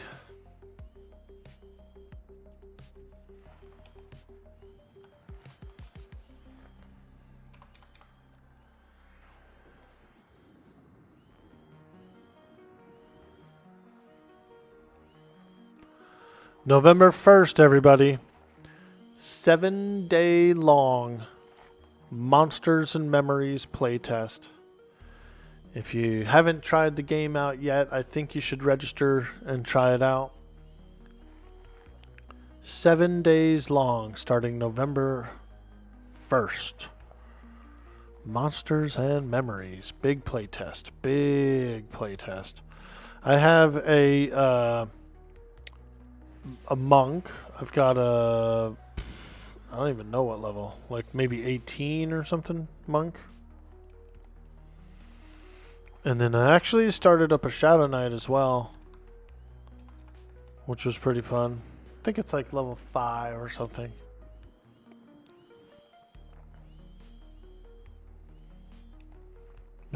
It would be nice to get the character a little higher up. 10-day long playtest. What? I thought it was only 7. That's cool. Even better. 10 days. Wog, I say, my good friends, wog indeed. Yo, Mo Night. Happy Friday.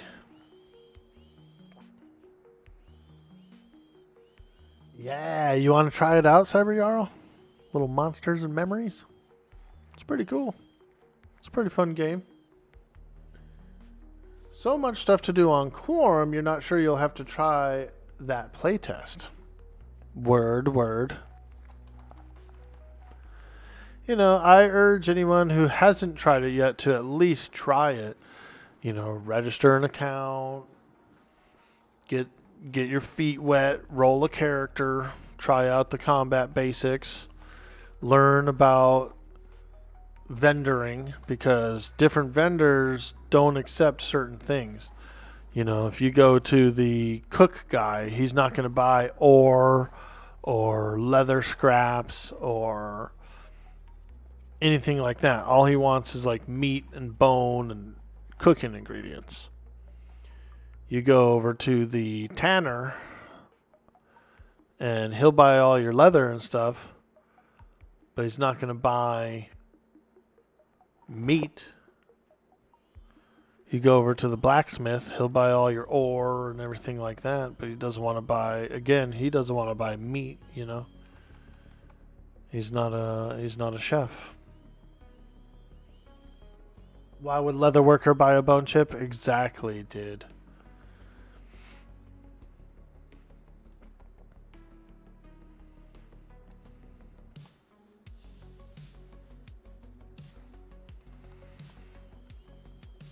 I think that's one of the main player base's like least favorite thing about the game, is because they want to conveniently vendor everything to a single vendor.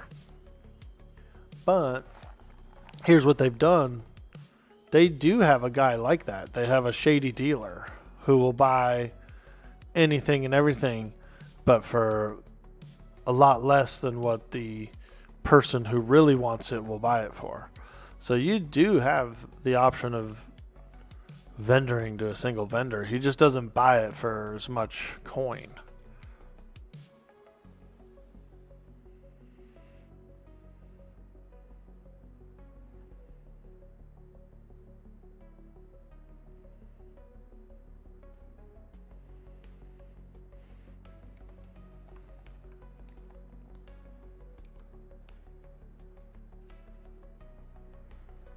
You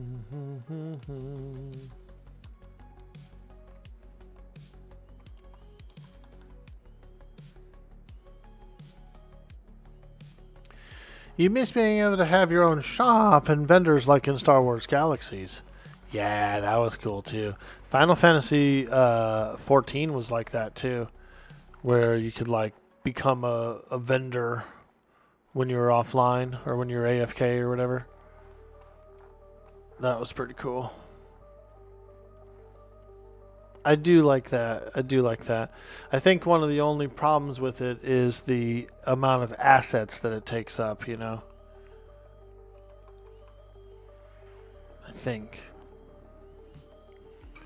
Everquest came out with their solution to it where, yes, you become the vendor. Yes, you're there in the game, standing there.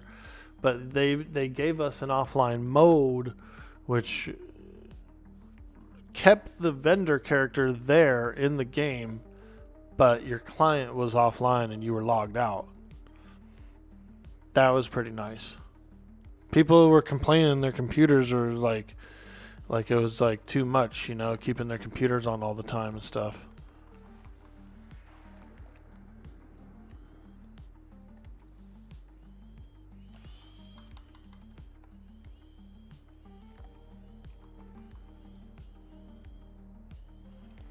And they were getting like playtime on their accounts was tallying up.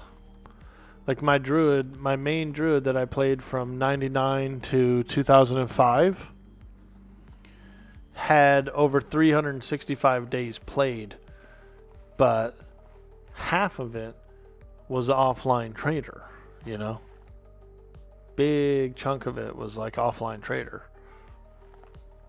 Not offline trader, online trader, I should say, rather. Before offline trader. Pretty sure you're going to have that in M&M2. They're having stores and stalls, also going to have wagons and pack mules. Yeah, I like that. I paid for one of those stalls. You know, you had the little sign you could edit and make a funny joke on there. I think I put Orkboy was here or something. Orkboy was here.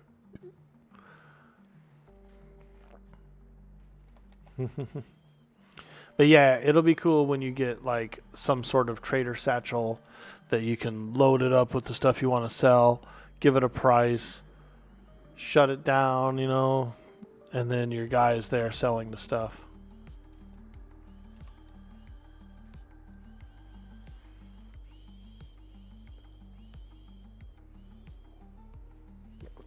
Ooh, some of that sweet, sweet, delicious coffee.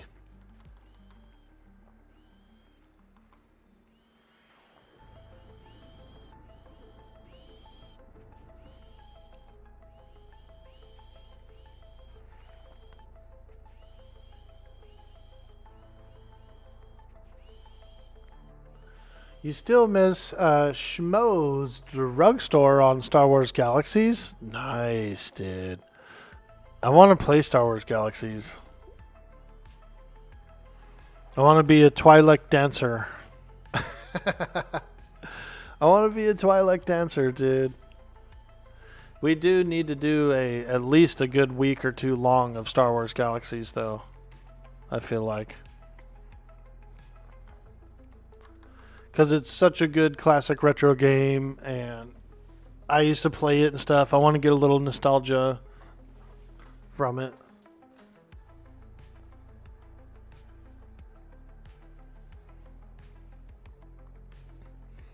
SWG was very ahead of its time.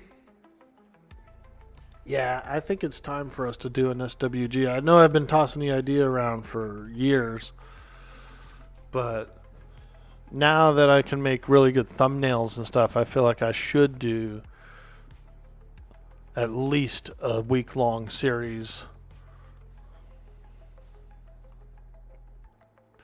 Thumbnails?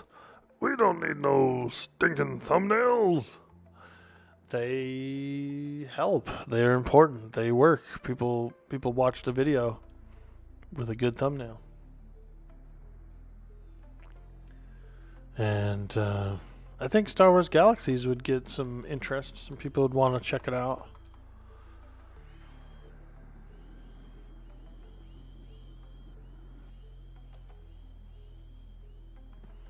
Twi'lek Dancer.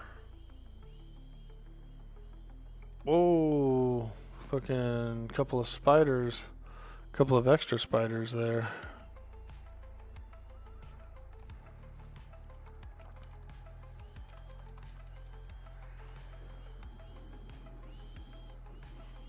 Woo! Let's go.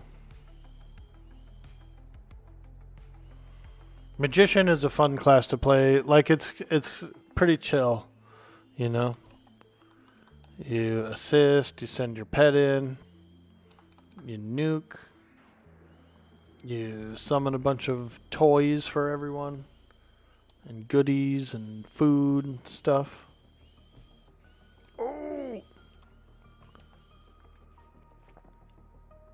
It's like easy and also very strong. Oh, I just got bit. Dangleberry Jelly Bottoms. Nice. What servers would I go on for Star Wars Galaxy? I don't know. What would be your recommendation, Cyber Jarl? What do you know about them as far as like which one's the best?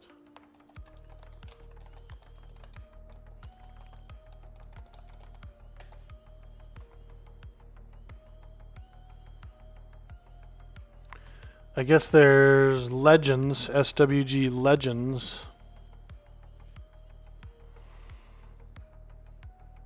Pops up on Google.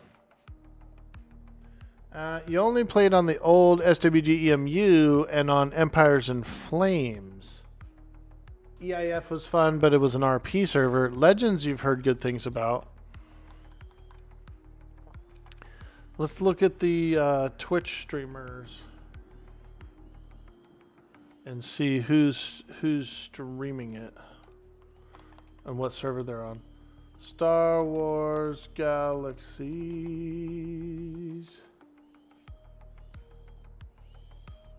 SWG Restoration. There's one guy playing it right now.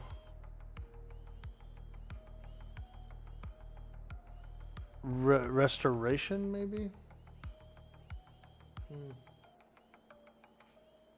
Speed eating. He has a tag. One of his tags is speed eating. Now that's an interesting tag. Speed eating. Damn, he's just shoving it down.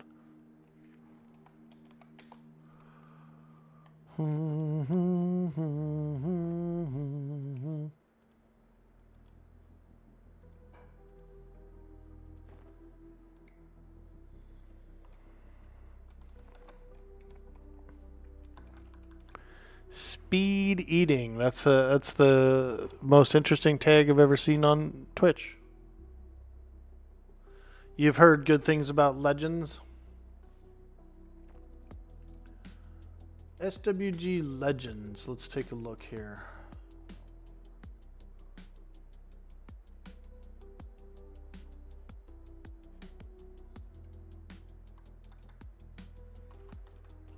It's time to choose your path. Whoa! Omega server status online population 630, dude. With unique 4,501. Wow. That seems pretty large, dude.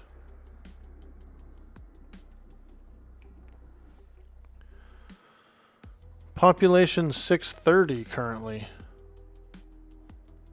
With 4,501 registered, and that's pretty cool.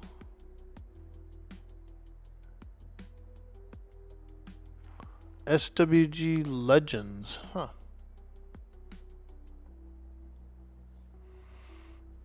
I'll bookmark it. We'll take a look. See what it's all about.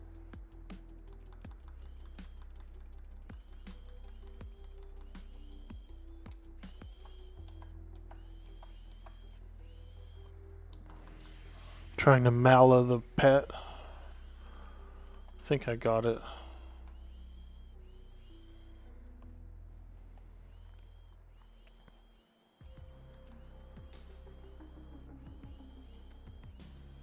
Do they have jump to light speed enabled? I'll have to research it.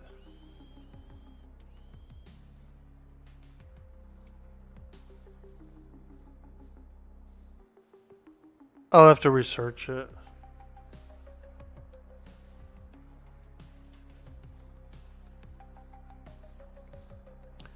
They're doing some kind of Friday thing today, like a spooky thing. They got all these like pumpkins, these cool looking carved pumpkins.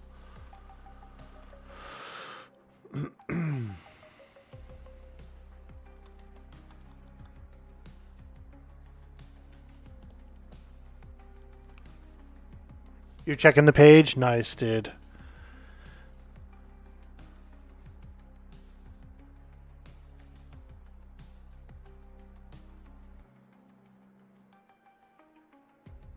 Twi'lek Dancer, dude. That's what I want to do. No, don't get me interested in SWG.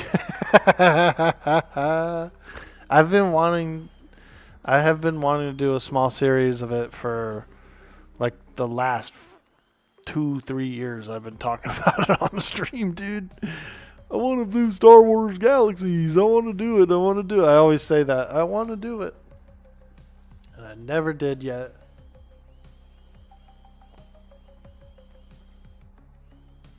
If you do, you'll join up. Ooh, nice, dude. Right now, we know we have Eminem in about a week and a half. We're waiting on that Red Dead to pop back up, and so I'm like, you know, semi-committed to those.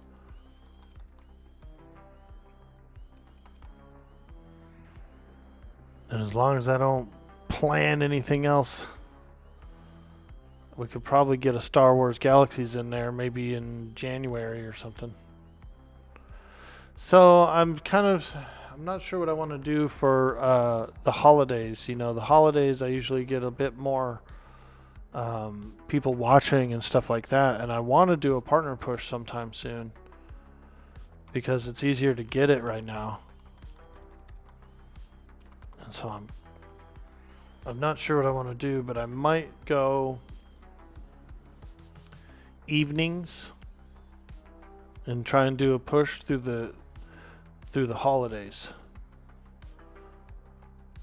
Last year, December and January were my highest viewed months,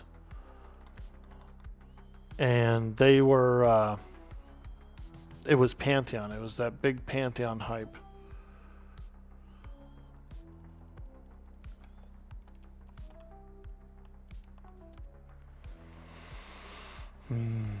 Crystalline Watcher here is just beating the hell out of everybody.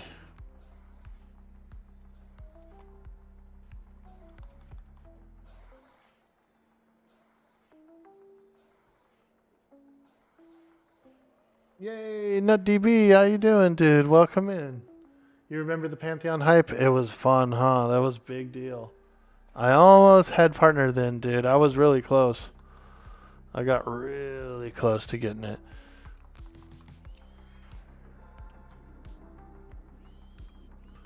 But what I'm considering is maybe if those are really good months, then maybe I can do a push around those months and do some EverQuest, you know. Just stick with quest, just go quest, hardcore quest. Quest is my best category. Those were my best months, you know, so maybe logically, maybe that's when I should do a push and do a bunch of EverQuest. Hey, Wongton Fooey, what's up? Wah, wah, wah. Wah, wah, wah. Man, they shut down my Red Dead server on me. there was a lot of bugs and stuff, and so they decided the best way to fix them and get it all fixed up was to do a full wipe, boot the server back up, load all the stuff they want to load in and get it all working correctly, and then open it up again. So relaunch it. So I'm kind of in between in it, and I am looking forward to doing some more Red Dead because it is so fun. It simply won't do. Nice. Are you here? Oh boy, there he is. Look at him. He's trying to hide, looking like a barbarian. I see you back there. I see how handsome you are back there.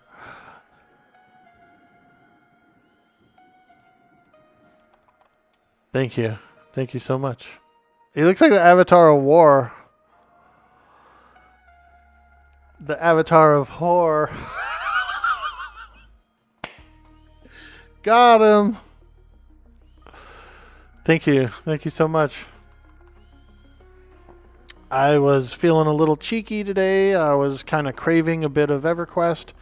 So, decided I was going to boot up and play some EQ. My last session, we got level 60, and we got about halfway through. Now I'm working on AAs, and I'm almost at 2 AA.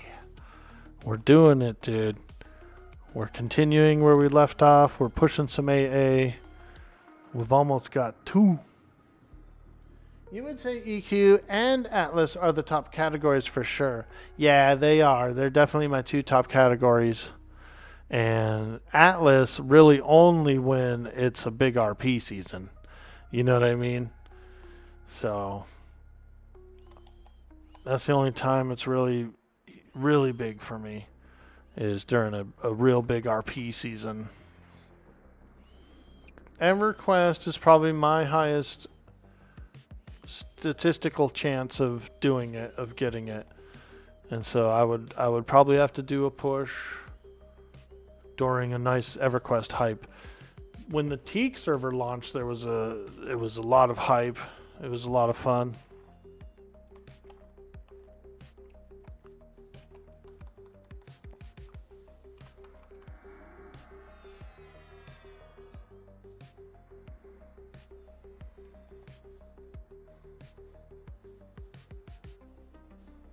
Thank you, Wongton.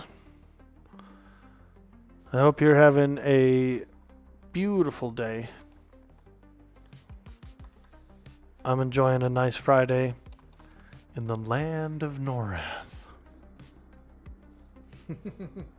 Yeah, DSRP is huge. They normally do run a server in October, but they skip it this year. They did an RP season last October, and then they turned around and did another RP season. I think it was like February or March or whatever. And so they already had a 2025 season earlier in the year, back in the spring. And that's when we were doing the Verdella farms and that kind of thing. So that was pretty fun.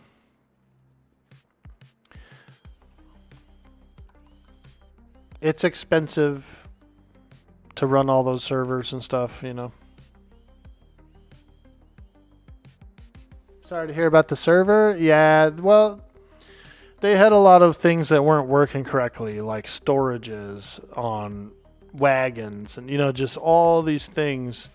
Some of the stables didn't work. You couldn't pull certain horses out or shop, or, you know, there was just so many things that the guy who they hired to fix it, he didn't set up the server, but he was willing to come in and try and help fix it. He was like, well, shit, this sucks, because it's better when you're making the server, it's better to put your asset down, like a gun shop, for example. You put your gun shop in, you code it all out right then and there, get it all working, and then you go to the next thing. This particular map had all kinds of things all over the map that weren't working correctly, And it was much harder for him to try and go around to each one and find them and figure them all out and fix them. Rather than, it was much better just to completely reload the server and do everything as he's putting them in. And I agree. You know, I could see that.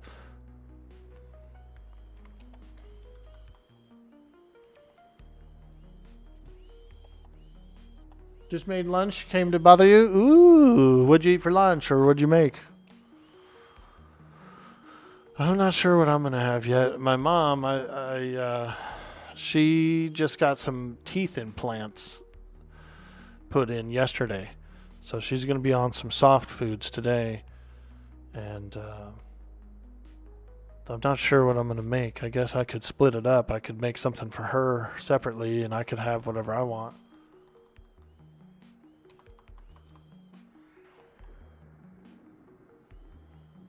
I'm kind of in the mood for...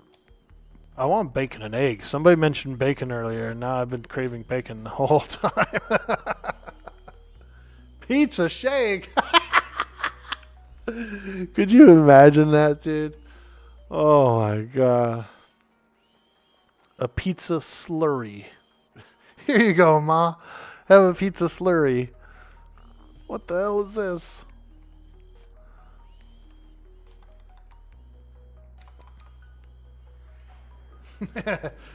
One of your bros broke his jaw when he was young. And he did it. He did the slurry. Oh, man. Might as well, right? He said he loved pizza and Coke blended together into a smoothie. You almost threw up. Oh, man. The Coke part funks it up. Like, what I would do is I suppose I would go with like some more sauce, right? Blend it up with some pizza sauce, maybe a little water. And there you go.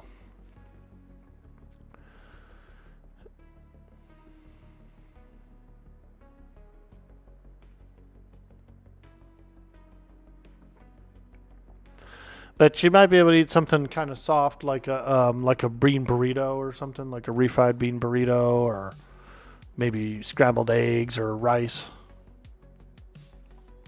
So we'll see. We'll see what she's in the mood for. She might want just a tub of ice cream. Say, here you go, Ma.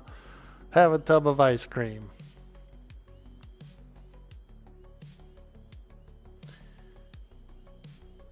Yo, Bright Ludens, what up, dude? It all ends up together in the end anyways, you guess? That's true, that's true. My little sister, when I was in high school, she would get so disgusted with me because I would mix my corn into my potatoes and just like eat it, you know? And she thought it was just the grossest thing. She was just a kid. I was a teenager, but it was funny because I would troll her a little bit with it. I'd start mixing more stuff into it. Get some stuffing in there, you know. Just make a blob. But that's what I would tell her. I would tell her the same thing, Verithius. I'd say, well, it all ends up in the stomach mixed up anyway. So you're still mixing it. Like you're mixing it too, you know. I would point at her and tell her, you're mixing it too. When you eat it, it goes down and in and mixes. And I just remember her face the first time I told her that. Like, she was like shell shocked. Bacon and egg smoothie. Let's go, Cool Jim. What's up, dude? Holy smokes.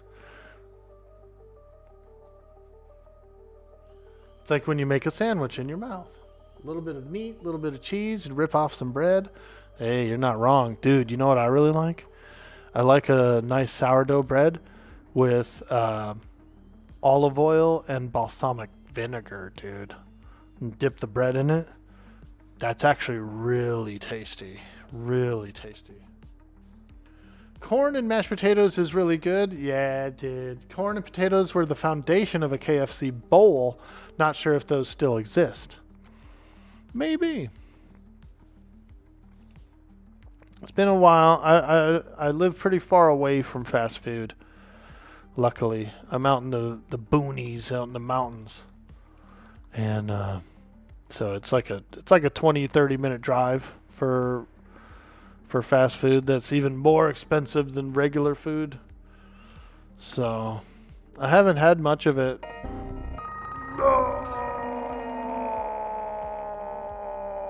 Oh, I crashed my computer, dude. Oh.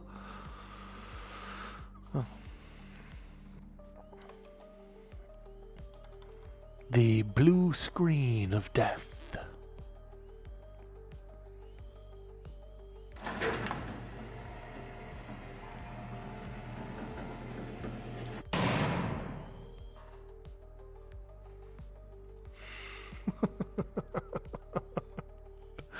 You'll never keep me in here alive. You'll never keep me locked up.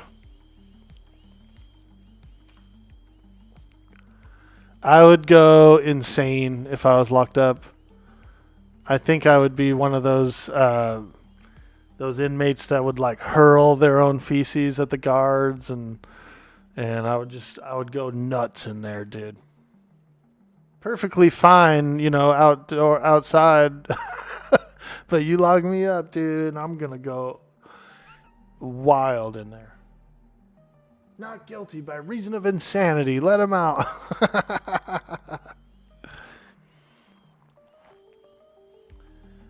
Send in pet, go to jail. Don't send in the pet, also jail.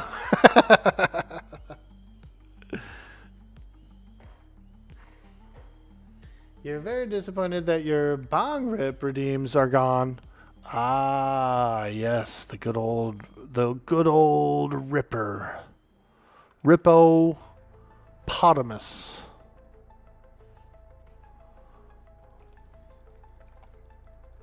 Oops, I sent my pet in just a little too soon there. Getting a little excited. Putting in my pet too soon. Yeah, I might revamp the redeems around a little bit. We could get the bong rip back. I traded the bong rips for farts. Rips for farts. It's a different kind of rip.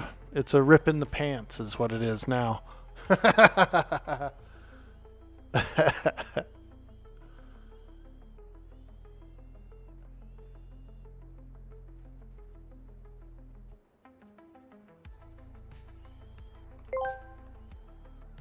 The Face of Dave asked me, if it isn't cool to do drugs, why do only cool kids get free drugs?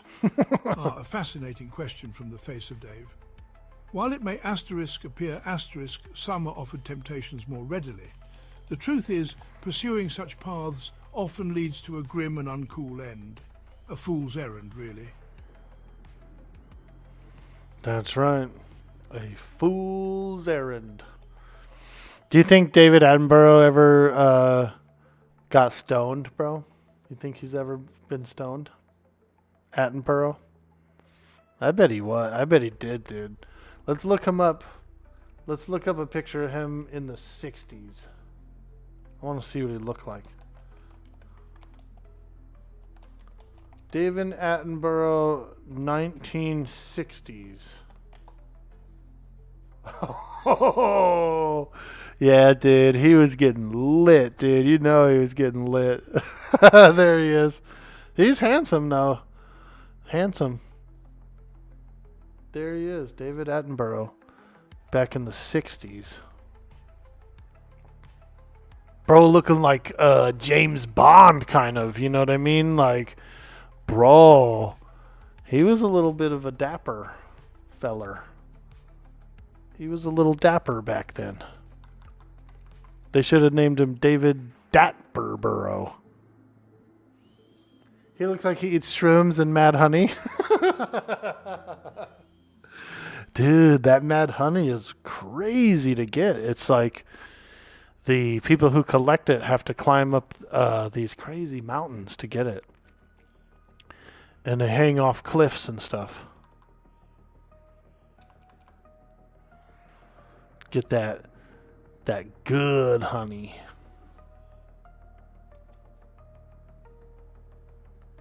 You've never heard of mad honey? There's some kind of bee or whatever that collects nectar from toxic plants. And then the honey itself is kind of like, it'll get you lit. Also, there's bees. If bees collect honey strictly from eucalyptus tree, their honey is green, dude.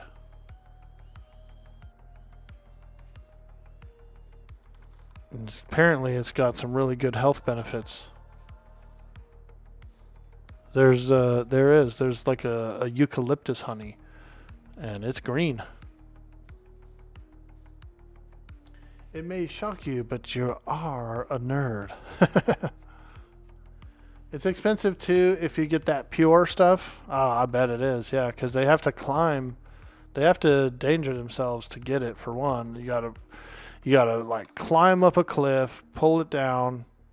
The bees are stinging you. It's like wasps or something too. It's not even, I don't know what it is, but they're not little honeybees. They're like, they will kick your ass if you're messing with their hive.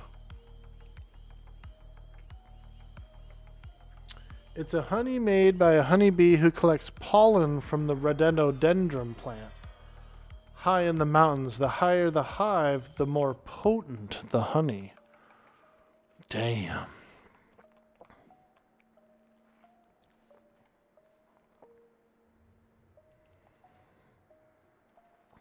Yeah, I saw kind of like a little blurb about it before, like a little documentary blurb.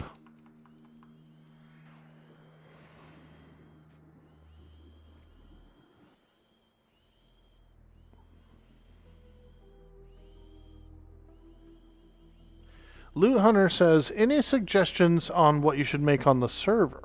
Well,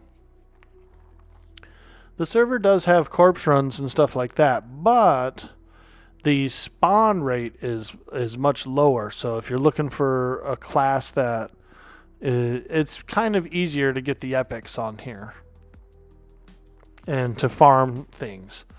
So like if you were thinking Necro, for example, just to be, you could do Necro. It's very powerful, very secure. You can summon your own corpse. You can do some pretty cool stuff with the Necro. I like Mage. I've always really liked Mage. That's why I've got this Mage. I have a Cleric alt and I have a Shadow Knight alt. Enchanters are highly sought after. All the tanks are highly sought after. Ooh, looks like we got a named back there. The Blizzard Hunter.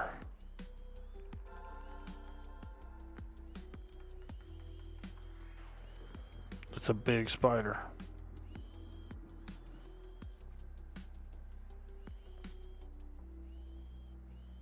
Work call, lurk. Thank you, Dave. We appreciate you. Ixar Necro, very powerful.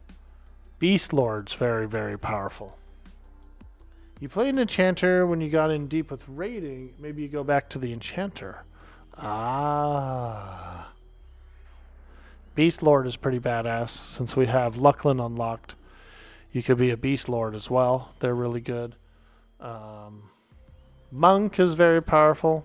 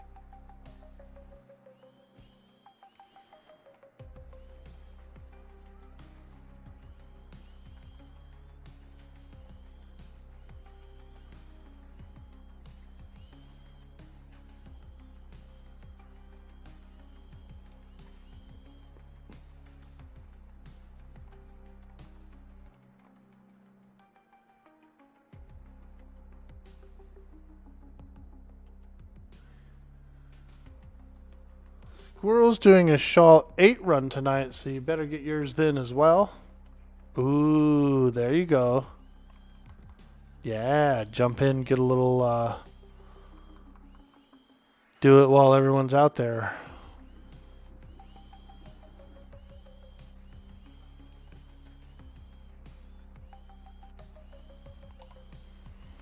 Let's see. Ooh, we're pretty close to our second AA point.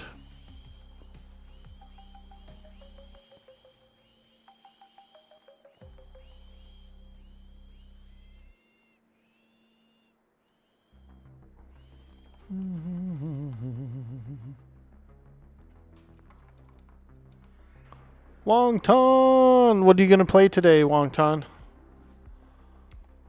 What's on the agenda?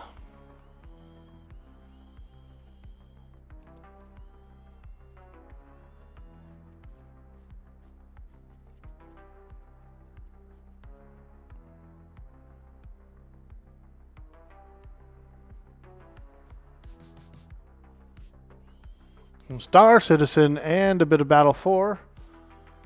Nice, dude. I've never tried Star Citizen. I have a bunch of friends who like it.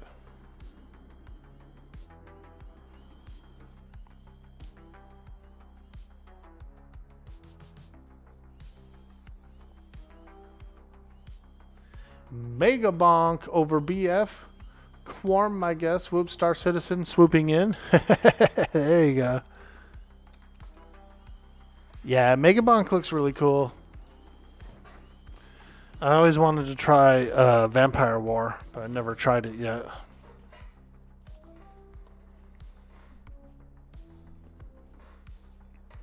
And so Mega Bonk is kind of like a play on that, you know, a little more 3D. Looks pretty good. I know a lot of people have been having fun playing it.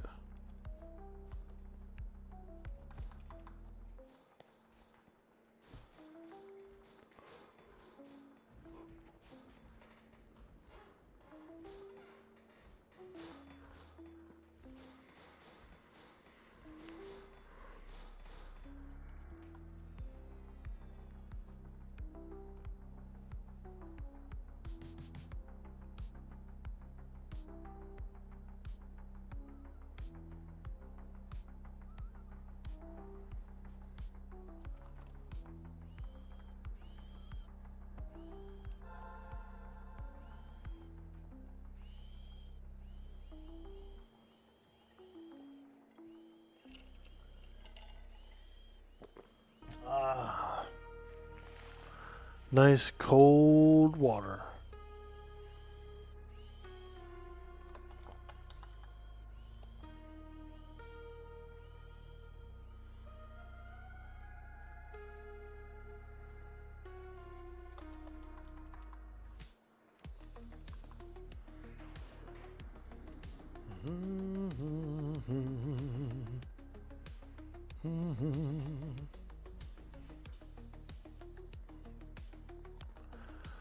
We got Dangleberry Jelly Bottoms here in the group. Doing a fantastic job.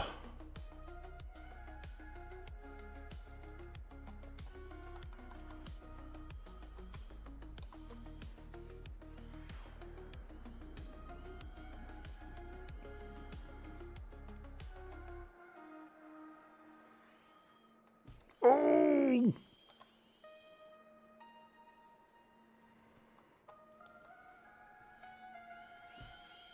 Ah! Every spider wants to bite me. These spiders are biters.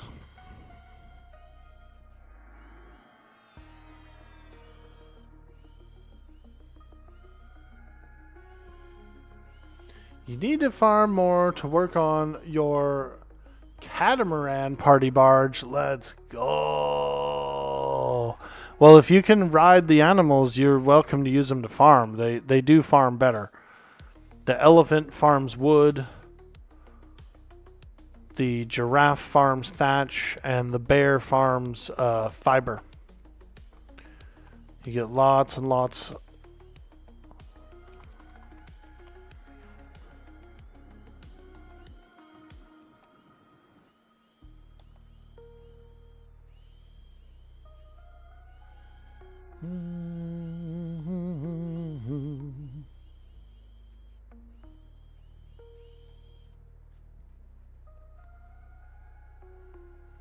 Yeah.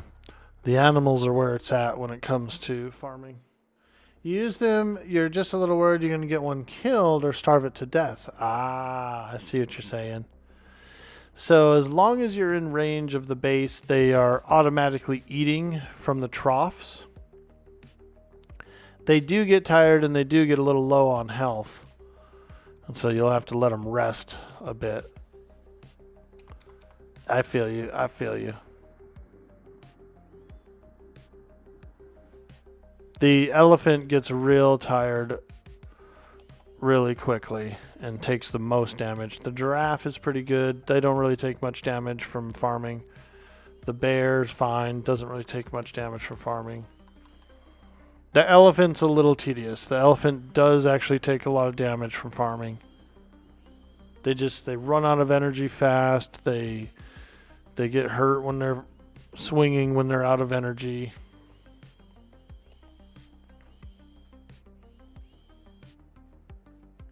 Plus, what does one do with 10,000 cilantro? You make tacos. No, I'm just kidding. Yeah, I always throw it on the floor. Throw it away. We already have like 20,000 cilantro in the food storage. I just drop it. You press O to drop. So if you're hovering over an item and you hit the O button, it'll throw it on the floor.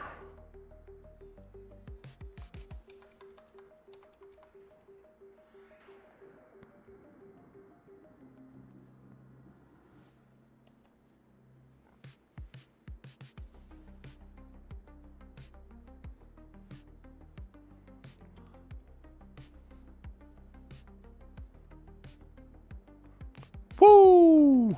Let's go!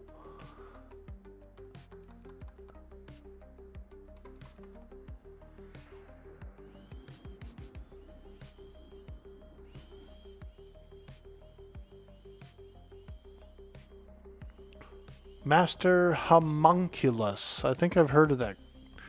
I've heard of a creature called a homunculus before.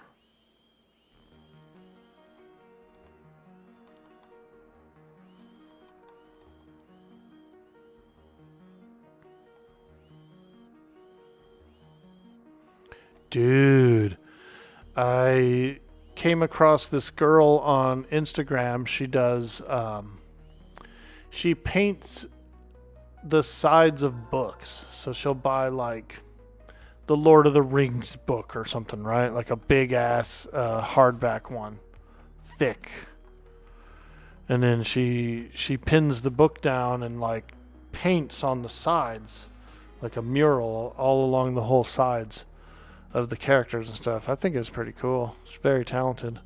The books look really cool.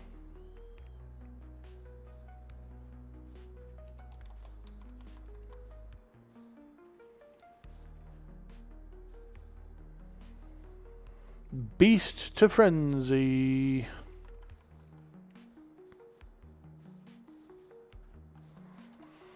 Did I get my other AA? Oh, I did. I didn't hear it. I didn't hear dun dun dun dun dun dun.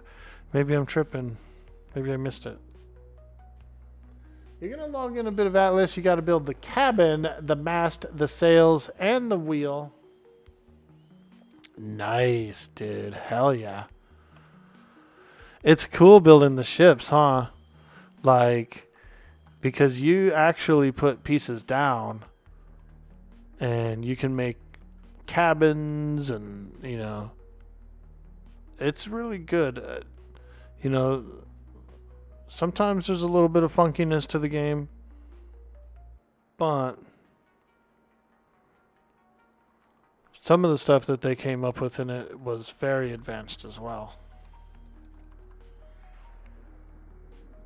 Yeah, you like it. You didn't know that all the materials are just for the frame. Those planks take a lot of mats. Yes, they do, dude. Yeah, they do, dude.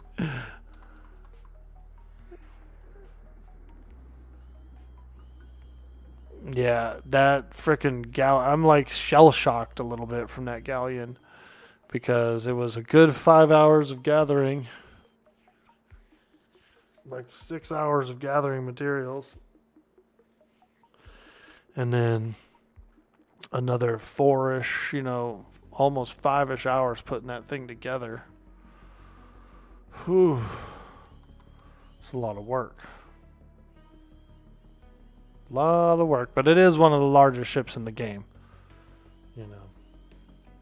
And it's kind of designed for, like, if you're a big company, you're supposed to have like 10, 20 people. It would cut the time down and quite significantly.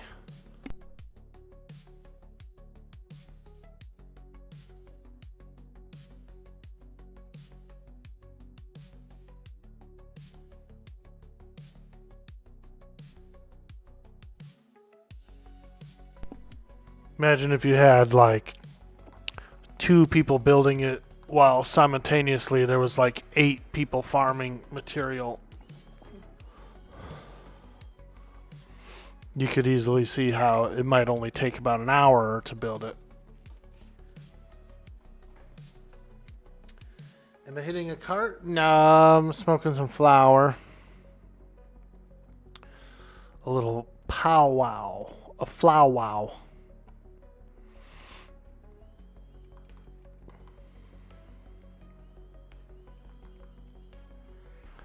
I do have some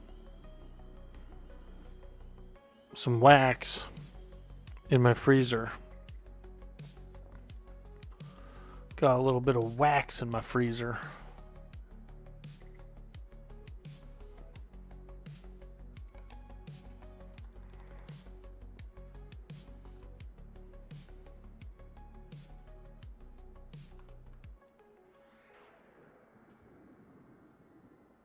What animal farms metal? Good question. The rhino. The rhinoceros does stone and metal.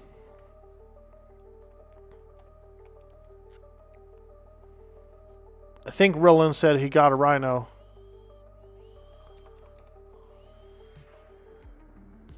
You got a little Mamba pound cake left. You're going to smoke a little bit of it before Atlas. Hell yeah, dude. Ooh.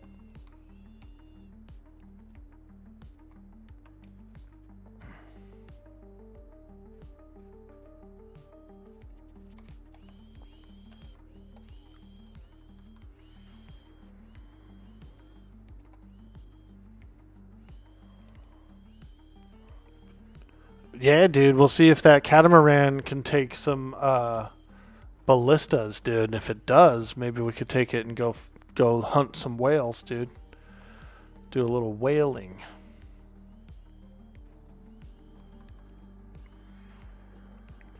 Whaling is really fun. You can get some good treasure from them too.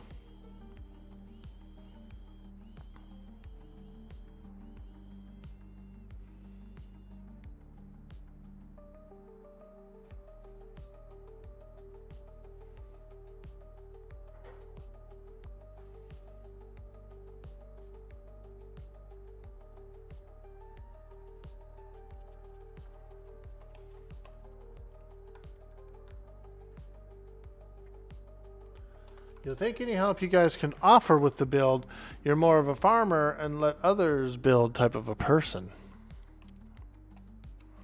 Well, pretty much once you get the frame built up, right, you got to put on all the planks, all the decks, and then you got to get a resource box on there for repairs. Some storage, some beds to respawn on, the wheel, the sails, obviously. I would say put the sails on before you start filling in. Before you start putting like stations down and storage down.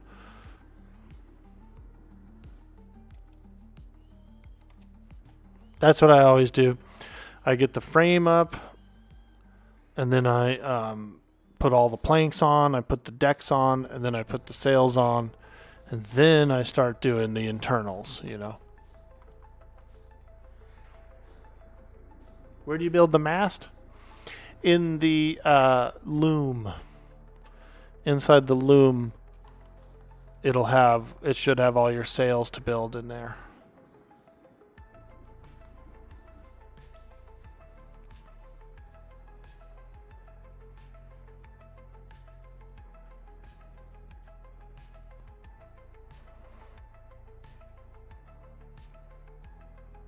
So depending on what type of sail you make, it will already have the mast, you know what I mean?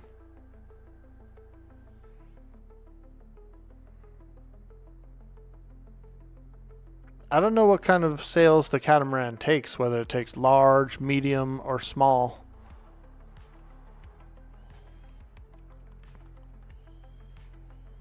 The way the sail system works is the ship itself has a certain amount of points that you can use for sails. So, for example,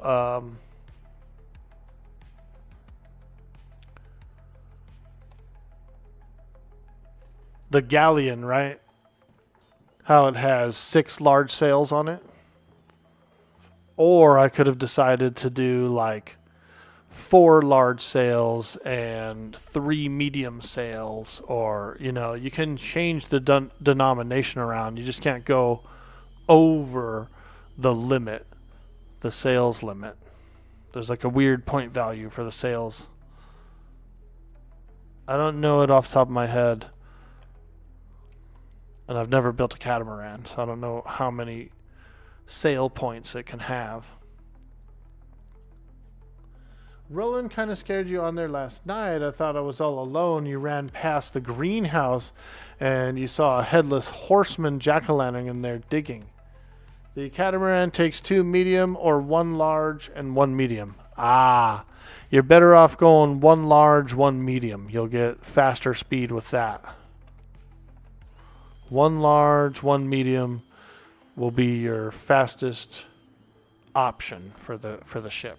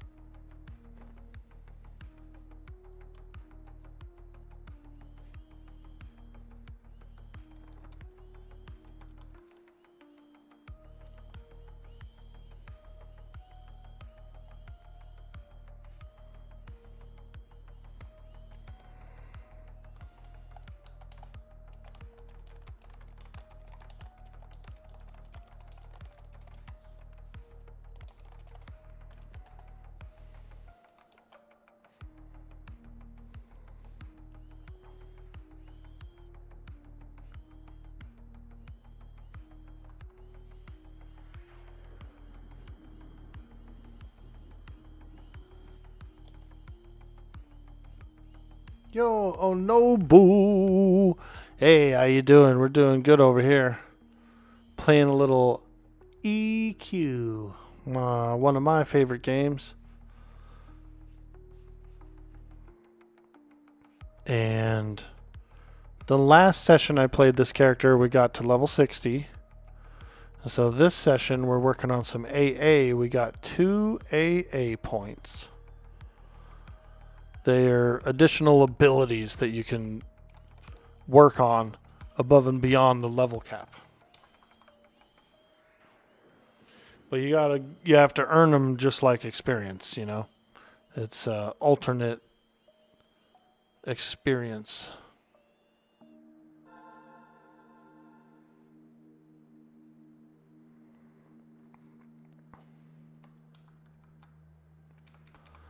But I'm starting to get hungry, so I'm going to try and get these guys to replace me and then get out of here and go make some food, see what's going on.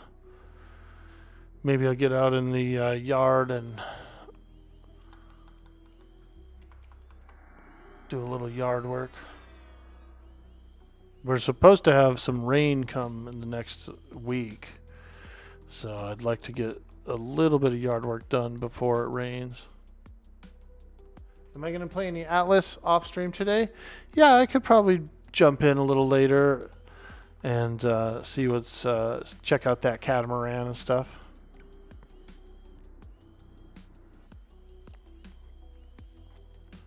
Check out that catamaran. I need to cook food too, like more fish and chipses and more pies.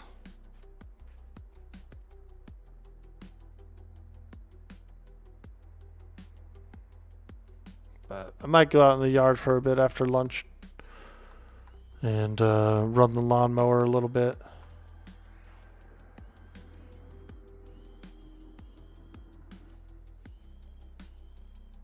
Oh.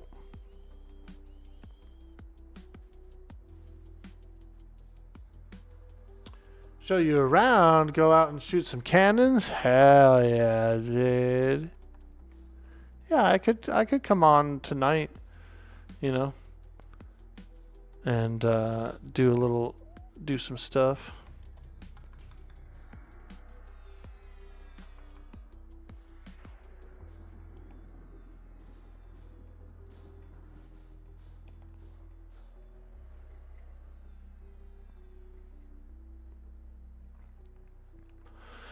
We could do some Mace Gang. Actually, we could do it. If we really wanted to get cheeky, we could do a few maps, and that's real good XP. Grab a couple of bears and go do maps. Do at least a map or two. We probably have a treasure map or two that are nearby.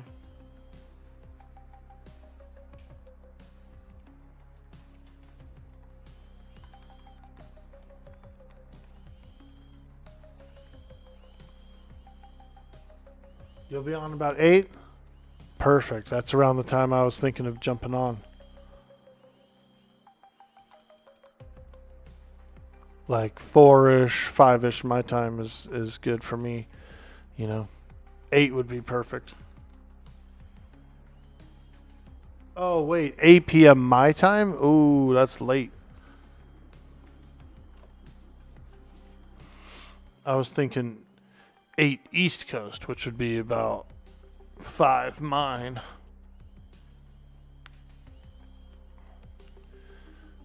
It's Friday night.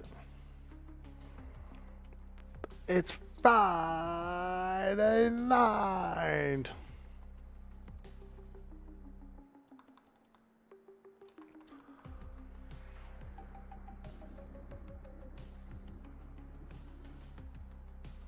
Mm-hmm. 11 p.m. East is when you got to get off. Yeah. So that's 8 my time. So if you're on at 8 Eastern, that would be around like 5 my time. You know what I mean? That would work.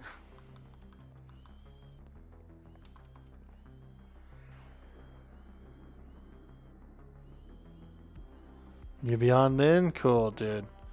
Yeah, I'll jump in.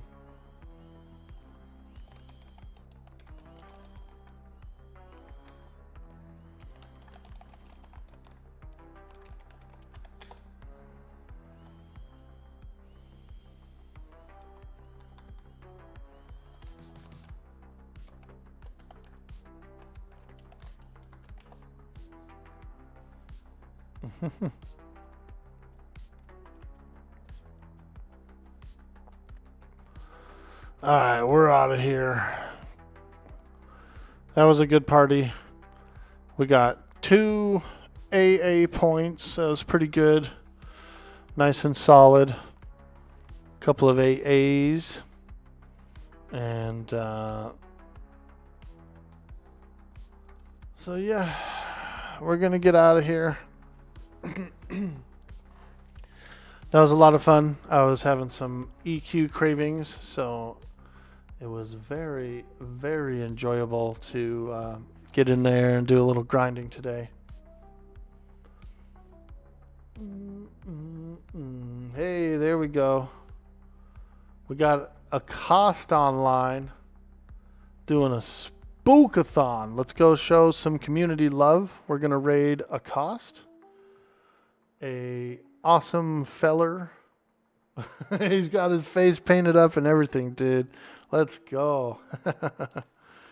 Thank you guys so much for stopping by the stream today. You guys are absolutely amazing. Had a really fun time. And so thank you again for supporting the stream, stopping by. If you aren't following, please follow. Also, I noticed that most of our viewers over on YouTube are not subscribed. We would appreciate a subscribe over on YouTube if you have a YouTube account. It really helps us out. We are pushing for partner on YouTube. We need 500 followers. We got about 220 something, so we're about halfway there. We're getting there, getting close. So we appreciate that a lot. That does help us grow. Anyways, guys, have a beautiful day. Peace out. Much love. And we will see you on the next stream. Thank you. Have a good night. Ooh, ah. Bye-bye.